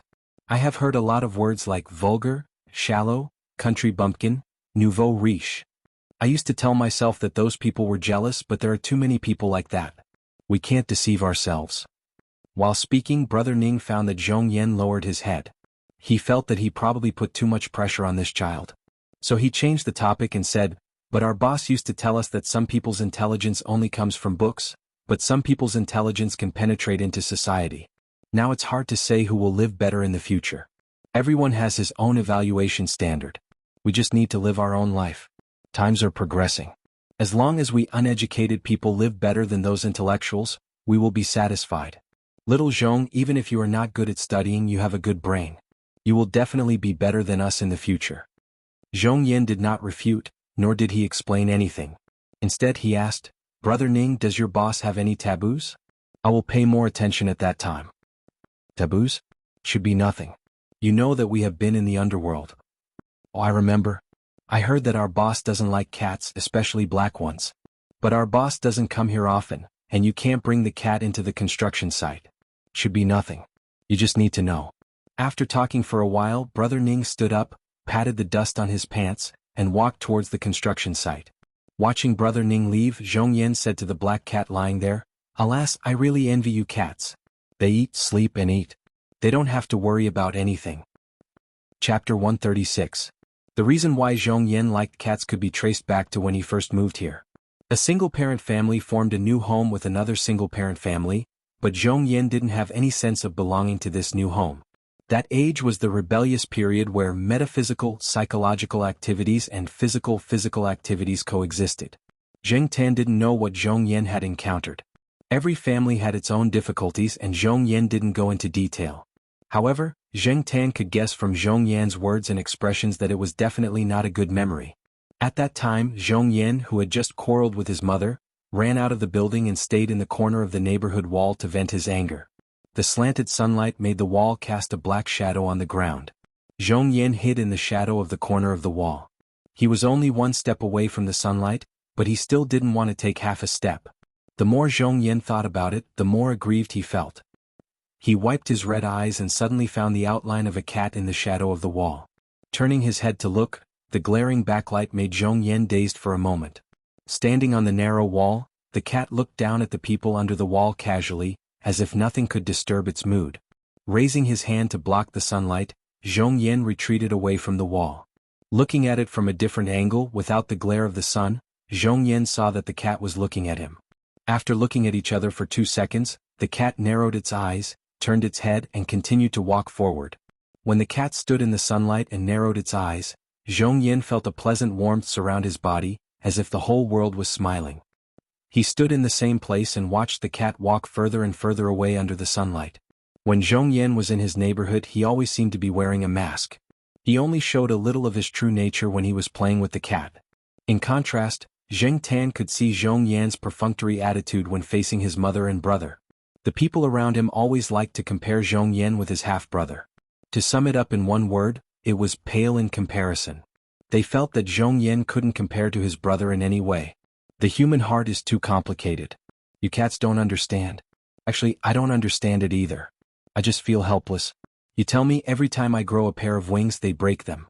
Why do they despise me for not being able to fly high or far? Little kitten, can you understand how I felt when I desperately studied to prove my ability and happily showed my middle school exam results to them, only to be told that I was not allowed to go to Chuhua affiliated high school and had to go to another ordinary high school with my so-called brother? When it came to science, I wanted to choose liberal arts, but the man said that it was not good to study liberal arts. As a well-known physics teacher, he would lose face if he said that, so I was called a science student. So later on I thought, why should I be in such a hurry to prove myself? What was the point of letting himself fall and bleed? Sometimes being too outstanding might not be a good thing. With that said, Zhongyan picked up a small stone next to him, looked at Zheng Tan and asked, "Do you know the speed of the universe?" Zheng Tan. Cosmic speed? What the hell was that? It sounded very profound, but it sounded a little familiar. Zhongyan casually threw the stone in his hand up. The stone drew a parabola in the air and fell to the ground. This speed can only allow it to do this kind of movement. An intercontinental missile can cross thousands to tens of thousands of kilometers and land in another place. An artificial Earth satellite that has reached the first cosmic speed can leave the ground and orbit the Earth. When it reaches the second cosmic speed, it can get rid of the shackles of the Earth's gravity. When it reaches the third cosmic speed, it can get rid of the shackles of the Sun's gravity and leave the solar system to enter the wider universe. When it reaches the fourth cosmic speed, it can get rid of the shackles of the Milky Way's gravity and fly out of the Milky Way. However, before it leaves, it has to consider aerodynamic heating and atmospheric resistance, as well as other factors that may affect the result, to reduce the risk. Zhongyan was talking to himself, but Zheng Tan was a little scared when he heard it. And to talk about the cosmic speed to a cat, Zheng Tan felt that the kid in front of him was quite similar to Jiaopa. And these words obviously implied other meanings, but he didn't know who this guy was alluding to. At the same time, Zheng Tan could also tell from these words that Zhongyan, this kid, was definitely not a pure and harmless person. This kid was very likely hiding his true strength, and he had been hiding it for 3 years. He really could hold it in. Zheng Tan couldn't imagine that such a teenage kid had been hiding his true strength since the first day of high school. There were many things that Zhongyan couldn't let others know. Even Brother Ning, who had helped him many times, didn't know.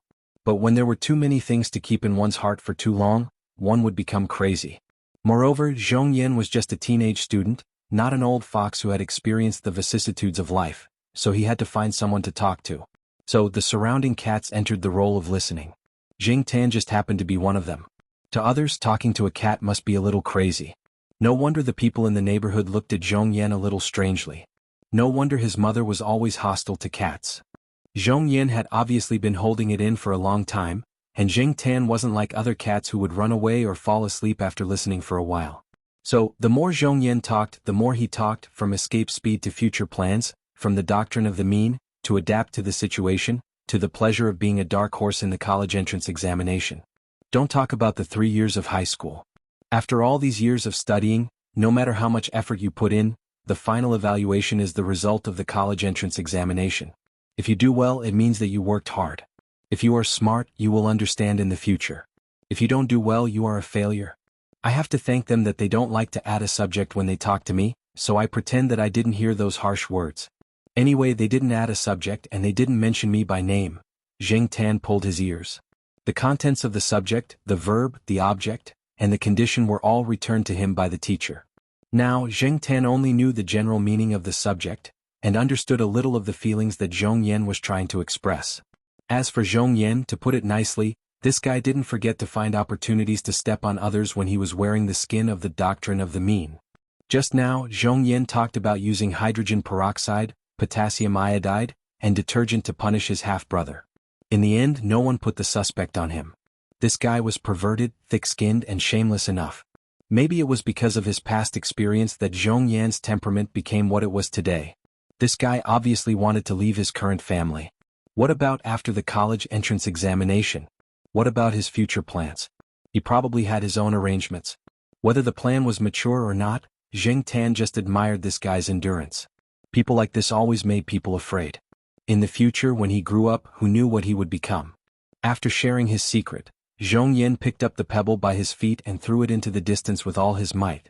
The stone left Zhong Yan's hand and drew a long parabola in the air before landing behind a temporary worker's house. F***ck, who the F***ck threw it? Zhong Yin turned and ran when he heard the voice. After running 2 steps, he stopped and looked at Jing Tan. Run. Jing Tan only heard the noise over there. Seeing Zhong Yan's nervous look, he knew that he probably hit someone not to be trifled with. He got up and ran out of the alley with Zhong Yin. He really didn't know if this guy's luck was good or bad. Even like this, he could hit a hot-tempered person in charge of the construction site. After running out of the alley, Zhong Yin leaned against a telephone pole and panted. He looked at the black cat that was looking left and right and said, "That person has a bad temper. I heard that he was somewhat famous in the underworld. So my luck is really bad. I didn't expect to hit that guy. Fortunately, I wasn't caught. Otherwise, my plan to come work during the winter break would be ruined." After resting for a while, Zhong Yin patted the dust off his clothes, looked at the sky, and walked towards the neighborhood where his family lived. Jing Tan jumped onto the wall.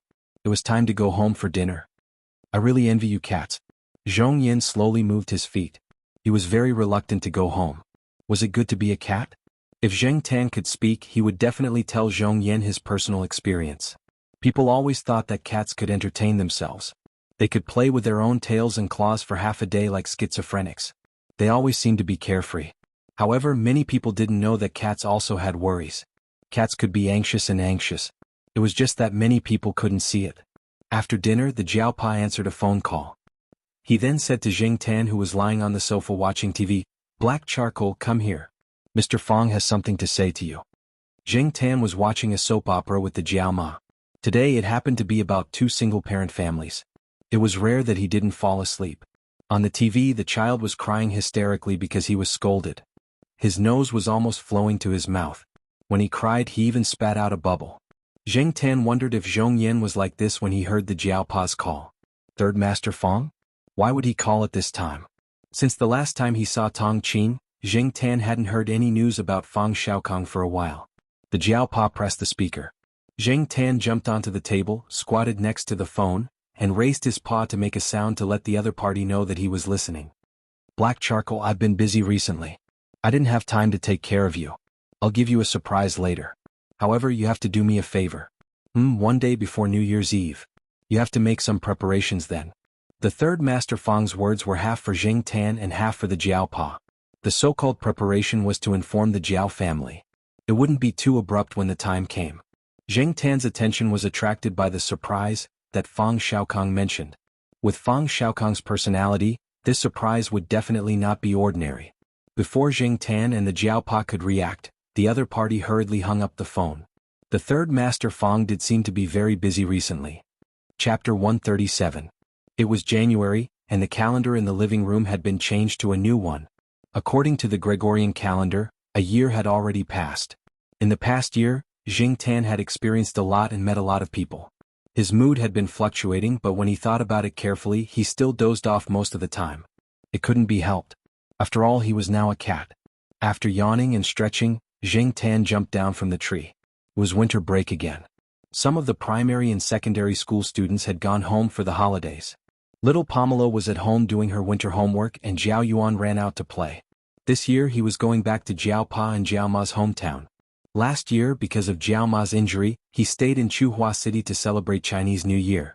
According to Jiao Yuan, celebrating Chinese New Year in Chuhua City didn't feel like the Chinese New Year. Zheng Tan didn't know what the so-called more Chinese New Year meant. He was looking forward to driving to that small town to celebrate the Chinese New Year. He wondered what the little guy he saved from the human traffickers looked like. TSK, forget it. It's better not to meet him. A naughty kid will be a naughty kid. As he thought about it, Zheng Tan looked at the courtyard. Depang was taken to visit relatives. Huang and the sheriff were staring at a Xingyao. Not far away, a gray magpie was jumping. Huang and the sheriff ignored it. They probably thought that Xingyao was rare, so they changed their target to this bird with a long beak. As for gray magpies, who knew how many of them were caught throughout the year? Many birds in the school were harmed by them. Zheng Tan wasn't interested in catching birds. After thinking about it, he decided to take a walk around the construction site. He would just treat it as an after-lunch stroll. Originally, he could have taken a shortcut and taken the other side door, which was the one he had taken with peanut candy. However, Zheng Tan thought about it and decided to take the road to Jiao Yuan's school. Although it was a long detour, Zheng Tan wanted to see how Zhong Yan was doing. During this period of time, Zheng Tan often went there, but he didn't meet Zhong Yan. The third year of high school had a tight schedule. Other than the monthly holidays set by their school, Zheng Tan left home early in the morning and returned home after evening self-study. During these two periods, Zheng Tan stayed in the Jiao family and didn't go out. It was difficult for him to meet Zhong Yan. But that kid should be on vacation now. Perhaps it was because of the cold weather and lack of sunshine, but there were fewer cats outside. Zheng Tan walked on the wall and didn't see many cats. Jiao Yuan's school was much quieter. Walking past the middle school, Zheng Tan arrived at Zhong Yan's neighborhood. He looked at the kid's house, but it seemed like there was no one there. He didn't hear any sound. Forget it. If I can't touch him, I won't touch him. After Zheng Tan left the neighborhood, he walked along the alley to the construction site. In 2 or 3 weeks, there were obvious changes in the area. Although the building wasn't built yet, it wasn't like before where there were signs of demolition and debris everywhere. Blue construction boards were also erected. Zheng Tan looked at the advertising billboards next to him. There was the name of Yi House Company on it, but Zheng Tan's main purpose wasn't to look at the company's name. He wanted to find a suitable place to observe from afar, but after looking around he didn't find a suitable spot. Last time a suitable billboard had been moved, and today he couldn't find a replacement. The construction site was definitely not a safe place for cats, and they might be caught by the workers to drink with them. However, Zheng Tan didn't have too many scruples. If any of them came over, Zheng Tan wouldn't mind making a big deal out of it.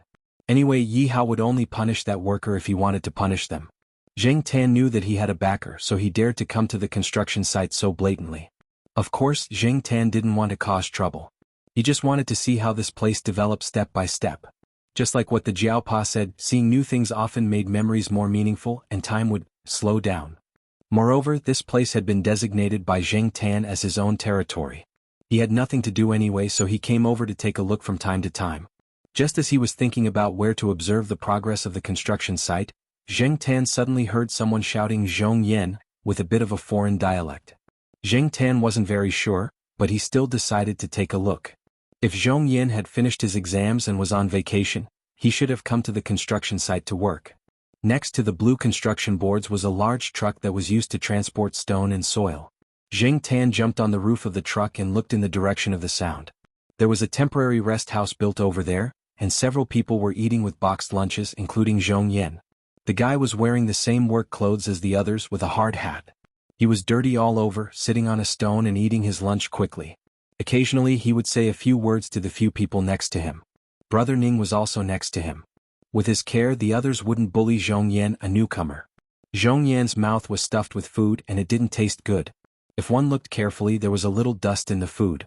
This was the case on the construction site. No matter how clean the food was, it would be dusty after a while. Today the wind was still a little strong, and this situation was even more serious. Things had just been moved in the rest house, so there were suspended particles everywhere, which was worse than outside. This was also the reason why they all sat outside to eat. Of course, when one was hungry, everything was delicacies. Today's work was rushed, so the mealtime was delayed. Now everyone was very hungry and no one cared about the dust in the food. When Zhong Yan was eating, he noticed Zheng Tan. The truck outside was taller than the other side of the road, so Zhong Yan could see the black cat looking in his direction. After seeing Zheng Tan, Zhong Yan quickly ate a few mouthfuls, wiped his mouth and threw the empty lunchbox aside. He said goodbye to Brother Ning and then walked towards Zheng Tan. The truck outside was about to drive away. Zheng Tan originally planned to leave after a few glances, but he didn't expect to see Zhong Yan, and this guy was walking over here.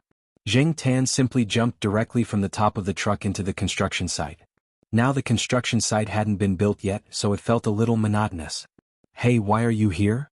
Zhong Yan recognized the black cat in front of him. Although he had seen more than one black cat, this one left the deepest impression on him. Later, because he spent most of his time in school, he didn't see this cat again. "Hey, this cat is here again?" Brother Ning came over and said. "Again?" Zhong Yan was confused. "Yes, this cat has been here several times this month. A few days ago, the billboard in the south hadn't been torn down yet, and this cat was squatting on it and staring at the construction site, like a supervisor." Brother Ning joked. Several times when they had dinner and drinks at the construction site, someone had proposed to catch this cat to go with the drinks. Anyway, no one knew. It was he who recognized this cat so that the people below would not have any bad ideas. But this cat is too conspicuous to stay at the construction site like this. It's easy to get into trouble. You know, some people who work here often do this kind of thing. Fortunately, this cat is in my area, or it would have been caught and drunk in another place. Brother Ning said. Zheng Tan glanced at Brother Ning and continued to observe the construction site. Brother Ning was talking and laughing, but after being glanced at by the black cat in front of him, he felt a little uncomfortable. What was this cat's look just now? Despise? Did cats have such a look? Shaking his head, Brother Ning thought that he must be too tired recently. It must be an illusion just now. It was just a cat. Several cars outside were dragging things in, and dust was flying everywhere. There was still some rest time. After Zhong Yan told Brother Ning, he took Zheng Tan to the temporary resting place, poured a glass of water and put it in front of Zheng Tan. Zheng Tan looked at the disposable plastic cup, and then looked at the water dispenser. It was clean. After running so far, he was indeed thirsty. Zheng Tan put his head into the plastic cup to drink some water, and observed the layout of the temporary resting place. There was nothing special, but the surrounding air was really bad and everywhere was gray. "Hey, isn't this the cat that looks like a supervisor?" Several people sitting in the room said after seeing Zheng Tan. Although they felt that it was a waste for Zhong Yan to pour water from the water dispenser to a cat, they would not say anything because Zhong Yan was protected by Brother Ning. These were all small things and there was no need to care about them. A person who had not finished his meal threw a fish tail in the bowl over, but Zheng Tan did not even look at the fish tail. "Hey, this cat doesn't even eat fish? It must be a pet given by a human. It will eat it after a few meals. Raising such a cat is really wasteful."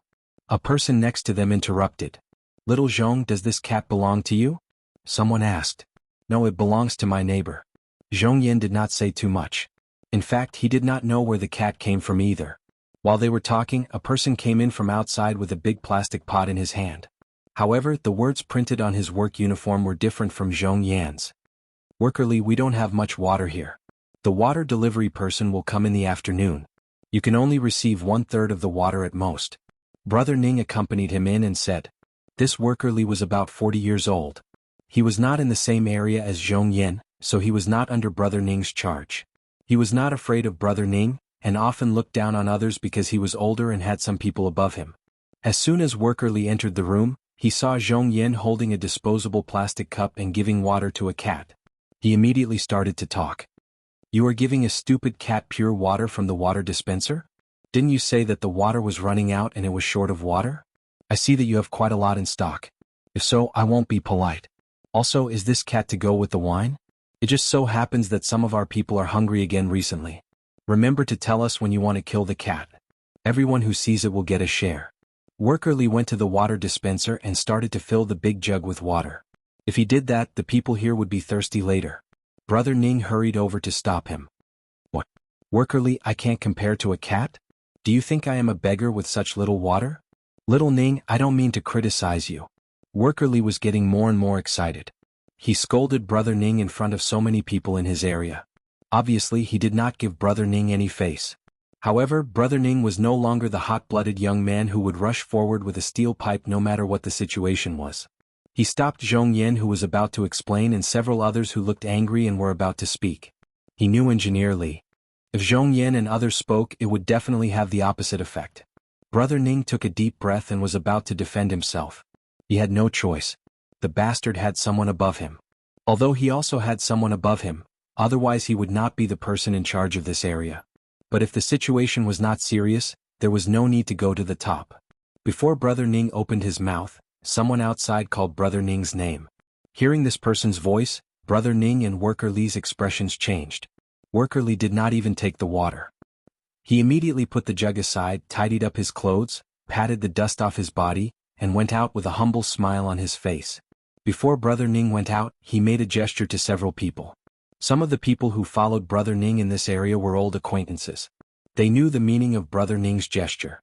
The people who were angry just now and looked like they would rush up and start a fight the next moment changed their attitude instantly. Zhong Yan, who had only worked here for a few days, was a little confused. The people next to him whispered to him that a big shot was coming and he should behave himself. Little Zhong the cat. Someone reminded him in a low voice. Was it the boss that Brother Ning mentioned? Thinking of Brother Ning's words, Little Zhong was anxious and was about to put the cat into the cardboard box in the corner. Zheng Tan avoided Zhong Yan's outstretched hand and came to the back of the square table made of wood in the middle. Zhong Yan wanted to go over again, but it was too late. The people outside came in. The person who came in first was also in his 40s. He said a few words to the people next to him and asked about the recent progress here. Judging from the voice, it was this person who called Brother Ning's name just now. Is this the big shot? He seemed to be easy to talk to. Little Zhong was a little nervous. He knew that he could not judge a person by his appearance. The first impression was not everything. He only hoped that this person would leave as soon as he saw him. Unfortunately, things were different from what Little Zhong thought. The people outside all came in. Brother Ning was not as strong as before. Worker Lee also put away his arrogant look and was a little respectful and careful. And the person who was surrounded in the middle was the boss that Brother Ning once mentioned to Zhong Yan. When Zhong Yan saw this boss, his first impression was that this person was not easy to deal with.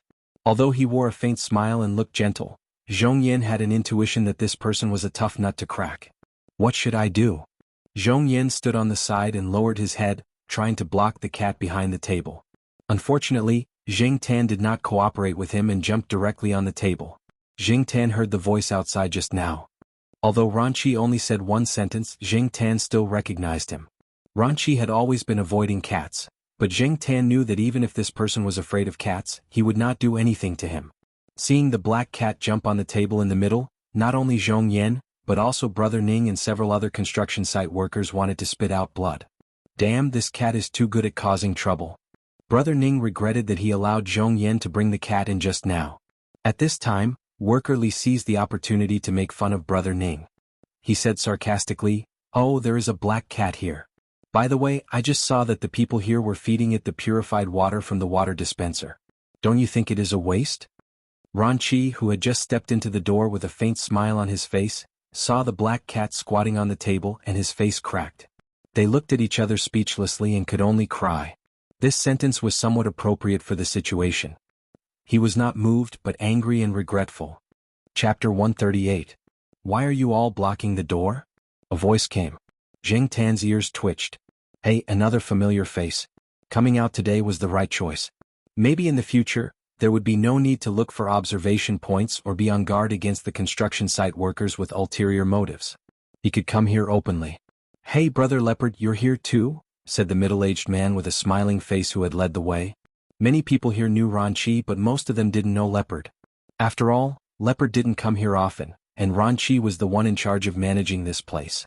"What's going on?" asked Leopard. Leopard's expressionless face made the people around him very nervous. The people who had been crowding around the door all backed away, leaving only Ran Chi standing in the middle of the door. Without waiting for the man to explain, Leopard had already strode in. As soon as he entered the door, he saw the black cat standing on the table in the middle of the room. "Black charcoal? Why are you here?" Leopard looked around and didn't see Celestine's shadow. According to the usual pattern, Celestine shouldn't be free today. "Brother Leopard, you know this cat?" the middle-aged man leading the way asked doubtfully. "Yeah." Leopard didn't explain much. Leopard had only come today on a whim. They didn't know much about construction, but Yi Hao had said that now they were all outsiders and insiders. All they had to do was go around and supervise them. Whether they knew the industry or not was one thing, whether they went to check was another. This was a matter of attitude. Therefore, Ran Chi, who didn't know much about construction, and Leopard, who happened to be free today, came to wander around. They didn't expect to meet Jing Tan. There were a lot of people around. Even if they didn't know the details, they could guess the general situation from Leopard's attitude. Leopard was expressionless just now, but now he was smiling. The others did not know, but Leopard and Ran Chi, who were always by Yi Hao's side, knew very well that the black cat had played an important role in being able to come into contact with the third Master Fong. Although it could not be said to have contributed much to the project in terms of social interaction, it was thanks to the cat. Even Master Tang the Seventh had spoken. At that time he had said, "You have to pay more attention to that black cat. Who knows, you might need its help in the future." Leopard did not quite understand how much help this cat could provide. No matter how great a cat's influence was, it would not be able to affect such a large project. But since Master Tang the Seventh had already spoken, all Leopard needed to do was to obey. Master Tang the Seventh and Yi Hao both had the same attitude, so it would not be wrong to do as they said. Jing Tan ignored Leopard and Ran Chi. He stared coldly at Engineer Li. Leopard, who knew a little about the cat, could tell that the cat was not in a good mood. He glanced at the pale-faced Engineer Li and did not say anything. He just asked the surrounding workers to leave. It was time to go to work, and it was not a good idea to squeeze in here. Zhong Yen was also pulled away by Brother Ning. Only a few people who accompanied Ran Chi were left in the room, as well as Brother Ning, who had gone out to make arrangements for the work. The person who led the way told them what had just happened. Brother Ning added a few words. He did not exaggerate and was just telling the truth. Ran Chi kept a straight face and sat in the seat furthest away from Jing Tan. Leopard did not care about it now. Although he used to think that the cat was evil, he did not care about anything else as long as it could help his people. After understanding the whole story, Leopard did not say anything. Ran Chi was the main person in charge here. Even if Ran Chi did not like cats, he could handle things well. After staying here for a few minutes, Ran Chi and Leopard went to check other places. Jing Tan followed them. After the inspection, Leopard bought Jing Tan a roast chicken. Jing Tan only ate a bit of the drumstick. Although Jing Tan was in a bad mood, a roast chicken was not enough to buy him over. Jing Tan knew that Ran Chi and Leopard would solve the problem. He did not throw a tantrum. Everyone benefited from each other. There was no need to fight over a small matter. Jing Tan knew this clearly. Leopard sometimes said a few words to Jing Tan. This was all thanks to Celestine. Celestine had told Yi Hao, "When facing this cat, you have to speak human language. You can't fool it like a pet that doesn't know anything." Ran Chi and Leopard were next to him at that time. They also heard this, but one had never practiced it and the other was practicing it for the first time. Could a cat understand human language? Leopard did not think so before, but now he was hesitant. After eating and drinking, Jing Tan went home to sleep. Ran Chi and Leopard, who had finished their inspection at the construction site, also went back to report to Yi Hao what had happened today. "That cat is everywhere." Yi Hao rubbed his forehead. 2 days later, Celestine drove Leopard to the eastern courtyard. It was almost New Year's Eve. Although New Year's Eve did not mean much to the people in the city, it gave some people an excuse to solve some interpersonal problems. Leopard was ordered by Yi Hao to come and take a look. With Celestine there, it was more convenient. After all, the Jiao family did not know Leopard. However, when Celestine's car drove into the courtyard, he saw a car parked in front of Building B. The third Master Fong was standing there, proudly saying something. Early in the morning, the Jiaopa received a call from the third Master Fong, saying that he would come over. Jing Tan looked at the calendar. Tomorrow was New Year's Eve. He was on time. When the third Master Fong came over in the car, he did not go upstairs. Instead, he asked Jing Tan to go downstairs. When the third Master Fong opened the car door proudly, Zheng Tan saw a small car. He could not take his eyes off it. It was smaller than the kind of car that children drove. It was designed to look like an off-road vehicle. It was convertible and the steering wheel was relatively big. He did not know how it would look like. Zheng Tan was happy. He suddenly felt that the third Master Fang was a good person. He was very considerate. No wonder Tong Qing appeared at the place where the Jiao Wei and the others had their sports car. He knew that Zheng Tan liked cars, so he asked someone to make it for him. What do you think? Not bad, right? Do you want to drive it out? The third Master Fang leaned against the car door, shaking his legs. He was as smug as he could be. Leopard and Celestine's jaws almost fell out. Was this the third Master Fang? Was this really the third Master Fang? Fang Xiaokang glanced at Celestine's car, but he did not plan to pay attention to it. Instead, he said to Zheng Tan, "The weather is good today. Let's go for a drive. But you have to do me a favor." Zheng Tan was very happy with the car in front of him. The car was in the back seat and the space was too narrow. Zheng Tan squatted on the car to feel it. He could not drive and his heart was itching. Besides, he was very grateful to Fang Xiaokang. Since he could help, he would do it. As long as it was not life-threatening and he did not have to do anything perverted, it was fine. Celestine and Leopard opened their mouths and watched the four cars drive away. As for Zheng Tan, he did not notice Celestine and Leopard at all. Tong Qing had blocked their view, and after getting in the car, he only cared about the car. He completely ignored Celestine. That little bastard who despises the poor and loves the rich. Celestine scolded jokingly. Celestine was only joking, but Leopard was already irritated. He never knew that the third Master Fang had such a side to him. He treated him like a familiar person or a friend, and not like a business partner. Fang Xiaokang sat in the front passenger seat and told Zheng Tan what they were going to do today. There was nothing else. In summary, drive around and play with the children. Their destination was Old Lu's house. Old Lu's house was a large villa, and the backyard was big enough for Zheng Tan to drive around. Lu Yao's little friend did not seem to be doing well recently. Old Lu was annoyed. Today, Fang Xiaokang said that he would bring the cat over to play. Old Lu purposely turned down some work and waited at home. When they arrived at their destination, Old Lu and Lu Yao both came out to greet them. Steamed Bun followed behind them. After not seeing him for so long, Steamed Bun had grown a lot, but Zheng Tan still felt that this guy looked a little silly. When Lu Yao saw Zheng Tan, his eyes lit up. Today his dad told him that the black cat would come over to play with him. Early in the morning he took out his favorite toy car. It was big enough for two cats to run around on it. However, when Tong Qing pulled out the custom-made car from the car, Lu Yao's expression became surprised. He looked at the car and then looked at the black cat that could not wait to jump into the car. Was this a competition? Zheng Tan did not think too much about it. There were no outsiders on private property, so he could let loose. The usage of the car was actually very simple. Zheng Tan used to play with cars, so even if he was driving a toy car, he could handle it. He put two paws on the steering wheel and the brake was just a button. He did not need to use his legs at all. It was an electric car. After pressing the start button, the car began to run. Zheng Tan controlled the steering wheel and excitedly drove the first exclusive cat car since he turned into a cat. Lu Yao recovered from his surprise and immediately controlled the remote control in his hand to let his toy car catch up. As for Steamed Bun, he ran happily and jumped between the two cars. Tong Qing followed behind them just in case. He had previously doubted that a cat could drive such a car, but now it seemed that he had underestimated the ability of a cat. This cat could drive a car on its first try. No, it could drive a car on its first try. It had to be said that this cat was really amazing. However, this cat was special and could not be judged by common sense.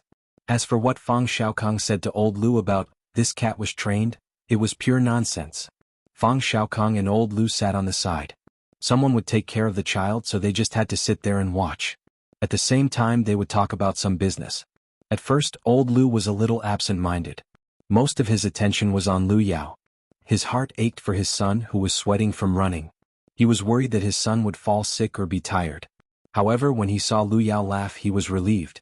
He was very pleased. People always said that they despised naughty children, but in their hearts, they still felt that children at this age should run and jump. They were a little naughty, but they were healthy. On the contrary, children who were too obedient would make people feel uneasy, especially when Lu Yao was silent and gloomy. He did not look like a child at all. Children should be more naive. How could they have such an expression?